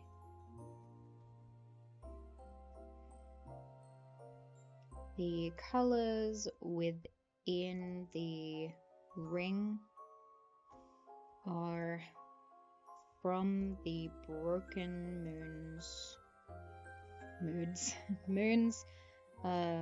red, orange, gold, green, and light blue. You guys watched me write this earlier, right? Does anyone know where I put it? Anyway, does not matter. We rewrote it in there, and then there was something else to do with the ring around the world. I'm not sure. Pooples definitely has friends, says Robert Hart. That's a terrifying thought. Tentacles from a turtle? Well, the turtle was more acting as the mouthpiece, as like a creepy, maybe possessed by an eldritch entity familiar. But the tentacles came from below in the cracks and crevices, like 60 feet down from the 60 feet further down from the bottom of the mine that we were in at the end of game number 3. So we'll see how that goes. 1.5 out of 6 ain't bad. 1.5 out of 7. It's close enough if you try saying it with the without the S first. It seems easier to add in the S after. Blibbo! Siblibbo. Is that correct? Maybe it could be a future tie to a fiendish realm. Could be. That could be fun. Maybe the planar travel to the world was cut off to protect/hide it from the whispers below. Ooh, okay. I see what we're saying. On the verge of devouring the world in time long past. Ah, something is brewing and bubbling at the bottom of the world, in the center of the world. I like that.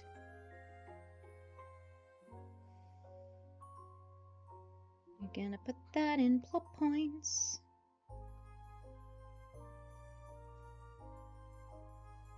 Okay.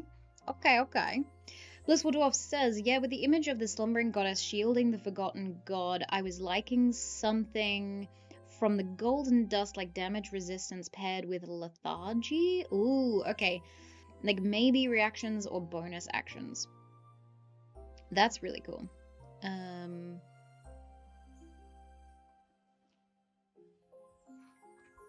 Let's put that in there. This is with the Sleeping Mountain. Damage resistance paired with lethargy. Losing reactions or bonus actions would be a good one. Very cool. Okay. Penalties on dex saves. Don't know, something like that to represent the slumbering aspect. I like that a lot. Blibbo also agrees. Ooh, I like that. Real long-term effects for Orium would be longer lasting lethargy and not all stone skin fully disappearing, eventually turning a person completely to stone. Oh, I missed something about the stone skin. I liked an earlier thought from Orium giving something like stone skin. Not sure what downsides to pair with it though. Oh, that's very cool. I must have missed that. I'm so sorry. Boop-a-loop-pew, pew pew. Okay, very cool. Okay, 1.5 out of 7, slightly worse. Yeah, just a little bit. We did get rid of quite a few of the moons. Well, I didn't. Matt, the playmat did. The great star eaters that entered into the realm a year or so, or manifested a year or so after the events of the opening of the gate in Game 1, meant that 5 moons were consumed by worms, by big space worms. Okay. That would have a fun flair of really intricate statues everywhere that were just aurumatics. Ooh, aurumatics is a really good word as well. I like that a lot. Okay. Let's make sure we get those words in there.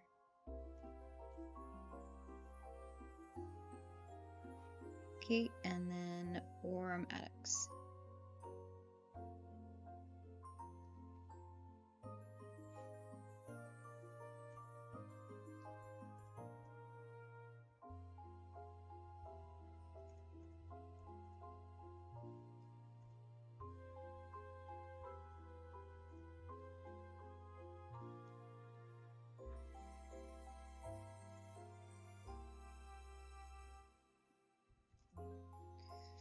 Ooh, I like it. Okay. Are the gods whose moons were eaten still around, or did they go bye-bye too? Their connection was lost to the world slightly, but they have been slowly building it back in their own ways. And sort of fighting with each other, or not necessarily fighting with each other, but one of them in particular trying to take over.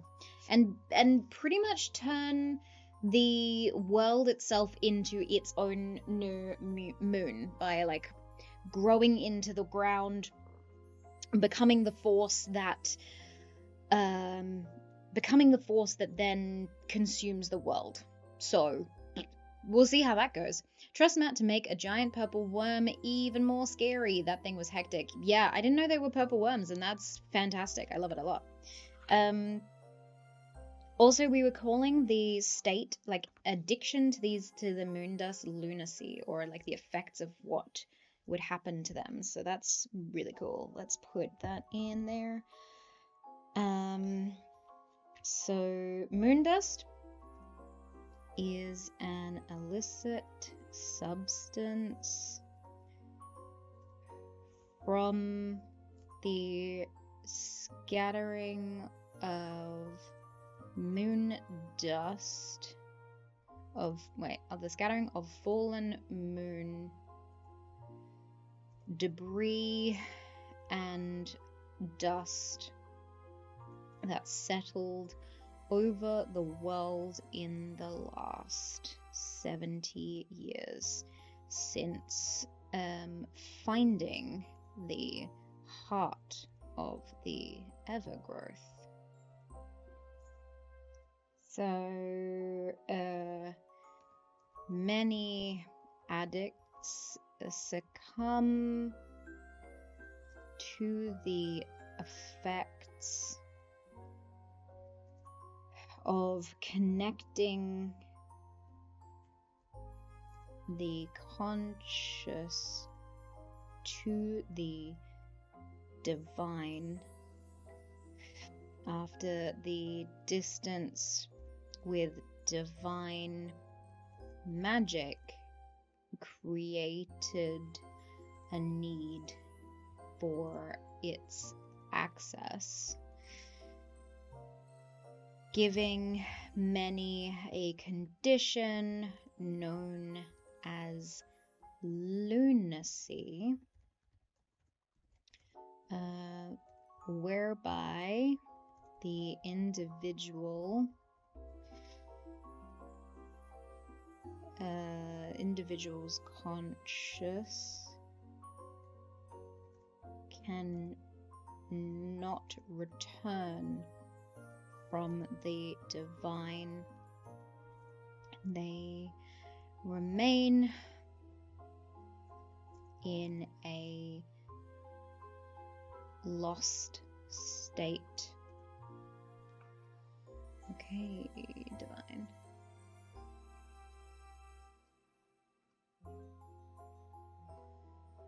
Okay, there we go.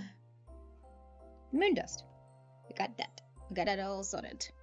Minor twists to a stat block can be terrifying when done right. Very, very true. Dino Matrix, love the name. Is there a connection between the moons and the gods? There is indeed. The 7 moons that were in the sky to begin with were representations of the gods, but later we found out through Robert Hartley's game number 3, that there was a direct connection between the moons and the gods themselves. So the center of the moon was sort of the heart of the gods. And when the moons were destroyed, those hearts, those center points of the moon crashed down to the world at the same time that about 80% of the population was slain. And those hearts, the heartstones, they were lost to the world. But recently, well, not recently, because we've now had a 70-year time jump. But at the end of the game number 3, 4 adventurers went out and found the heart of the Evergrowth, and it was returned to the country, or to the kingdom of Masadan. Unfortunately, from there, the kingdom of Masadan noticed that there was turmoil with the city, the capital city of which it was brought to, being sort of torn apart. The churning, the god of storms, and the Evergrowth not really getting on. And so they moved the Heartstone to a different location and decided to basically chip into it and slowly break it apart. They would gift small pieces of this Evergrowth stone, of this Heartstone, to citizens that pledged themselves to this kingdom, in order for those citizens to take it back to their lands, plant it in their lands, and allow their lands to grow and prosper in the name of the Evergrowth and in the name of Masadan. But what that ended up doing was spreading the Heartstone of the Evergrowth into various places across the continent, and further from that, allowing them to grasp their own power, or grasp back some of their own power. So the Evergrowth is doing its thing, and it's not really happy, and it's taking it out on a lot of people because they don't have, or they haven't been living with consequence since before the god of gravity was awoken. And in that, they didn't need to just be a cycle of life. They could just grow and grow and grow, hence the name the Evergrowth, rather than, the life cycle, I guess. And so now they're sort of growing and decaying things as they wish, and it's a little messed up. They're sort of slowly taking out groups of mortals, just consuming them through trees. There is what's known as the Red Grove, where the trees are so seeped in sacrifice that they actually leak blood instead of sap. So that's a horrifying forest area that we've created. But yeah, this moon dust that people are consuming is part of the gods. Fascinating. We shall see where that goes. Bluebo says, for data, maybe something along the idea of hearing the whispers of the waters and shouts of the sea increases possible cunning intelligence, but become paranoid about everyone and everything around them. Ooh, I like that. Very cool. Okay.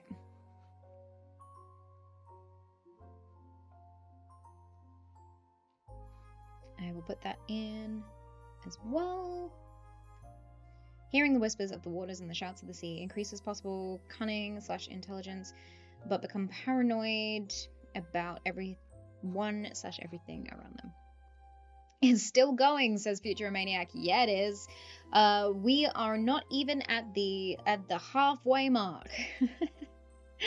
It's not even, we've not even reached the 24-hour mark, but we are getting there. So the 24 hours is going to hit in about an hour and a half, and then we will be at halfway through the 48-hour stream. Brittany's here. How's the stream going? I've been popping in between shifts. Thank you so much for joining us, Britt. Britt is one of our players, new players of the Chronicles of Aelwyn, our flagship Dungeons and Dragons campaign, which is all available on our YouTube channel.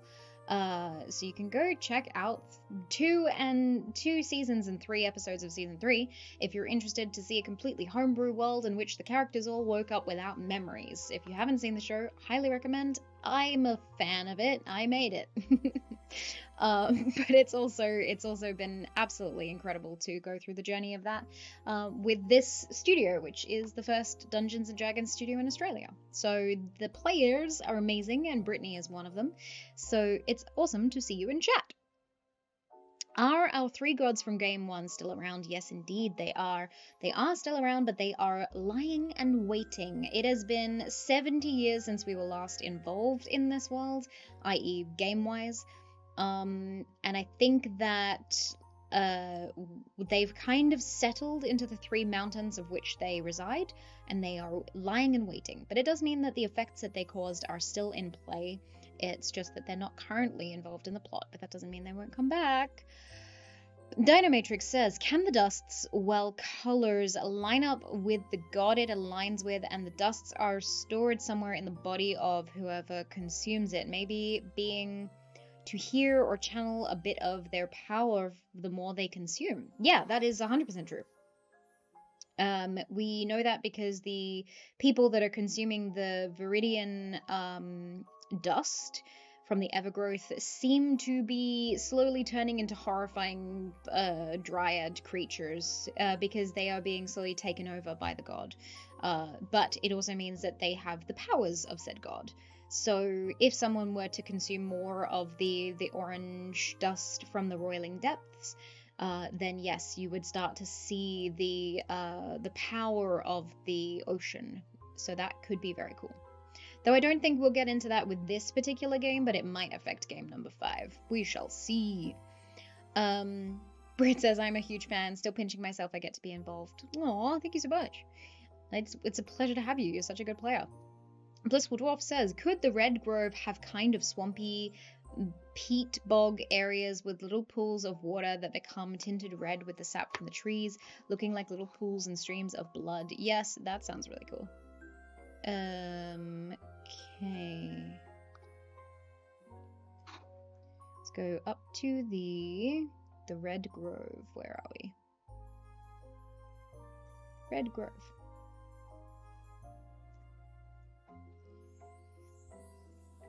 Kind of swampy,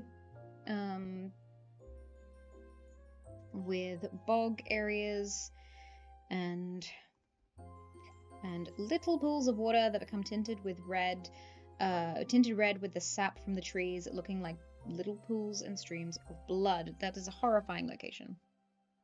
Eating raw magical power, no consequences. That is amazing. Dragon! Hello, welcome in. Lovely, it's good to see you in chat. Hello, says Cat Darkness. Sorry, Cat Block. I just thought that was a choice, and I was kind of here for it. But yeah, we love the Cat Blocks. Cat Darkness, I'm about to do some acrylic painting. How about y'all? How is this world building going? It is going very well so far. We are about to go into game number 4. So in about 20 minutes time, game number 4 is about to kick off. I'm very nervous. Kinda, not really. I'm very chill, but I don't know where this is gonna go from here. The world is already developing and building and churning forward, so I think it's going to be, I think it's gonna get intense. And you guys can affect the game as well through donations.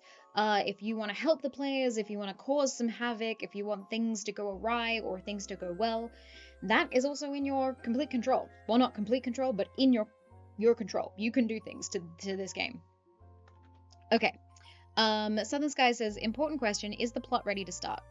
Looks at time left. No, not at all. But it wasn't when we started game number 1, and it wasn't when we're probably going to start the rest of the games for the 48 hours. And that's okay. I do have the relative plot going on here. We should have an opening line though. Let's give an opening line, and then I will go on break and get these players all ready to go and into the world, shall I? Okie dokie. So,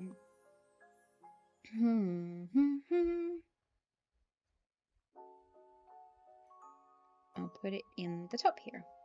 So, it has been 70 years since the discovery of the Heartstone. I was about to spell Heartstone without the E in reference to Robert Hartley, and I feel like that works. Heartstone of the Evergrowth. It has been 70 years since the discovery of the Heartstone of the Evergrowth. The world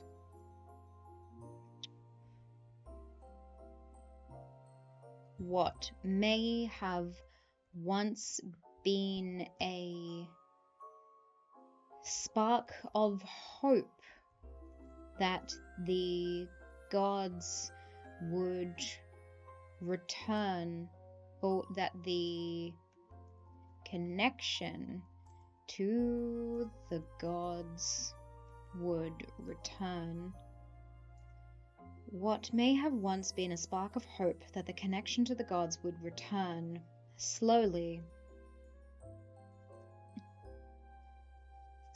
became the undoing of balance and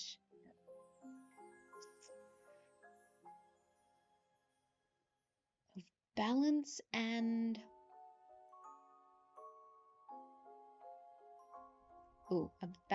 amongst the powers at play. Vague enough.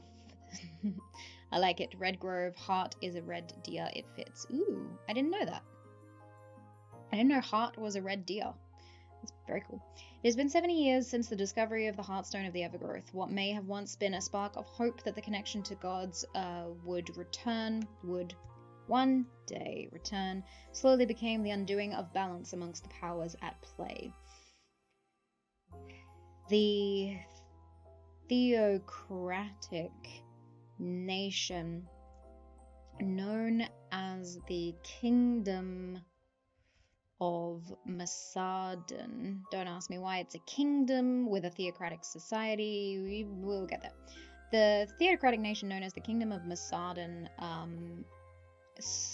quickly learnt to separate the Heartstone from the land ruled by the Churning, god and harbinger of gust and gales.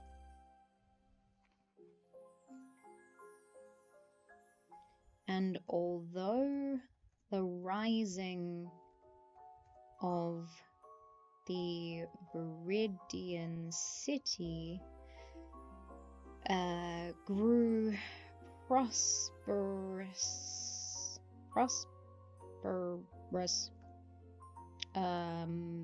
life and creatures unseen in the world thus far. And although the rising of the Viridian city grew prosperous life and creatures unseen in the world so thus far, the spreading of the Evergrowth brought with it drastic consequences.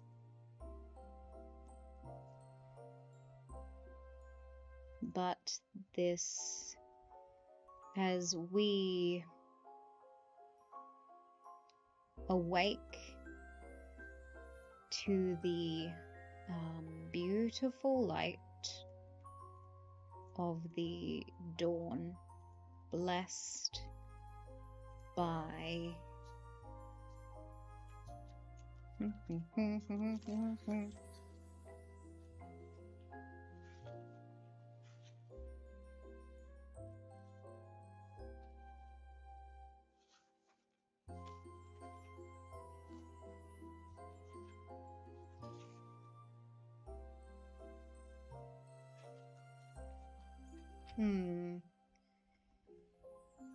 As we awake to the beautiful light of dawn, far from the mass of, the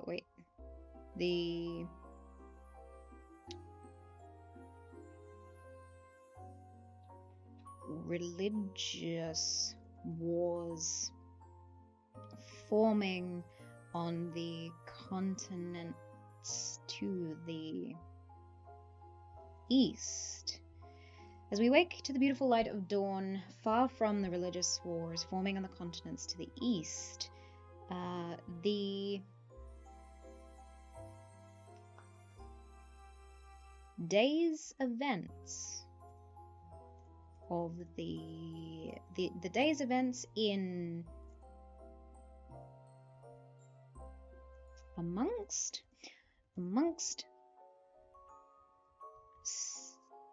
Cinder's Rest begin. And that is where we shall start game number 4. I'm going to go to a break. I'm going to get in the players for our next game, and we're going to launch into the next chapter of this 48-hour calamity. Are you ready? Because I am excited. Almost lost my color palette only to realize it was under my mountain of paints. I love it a lot.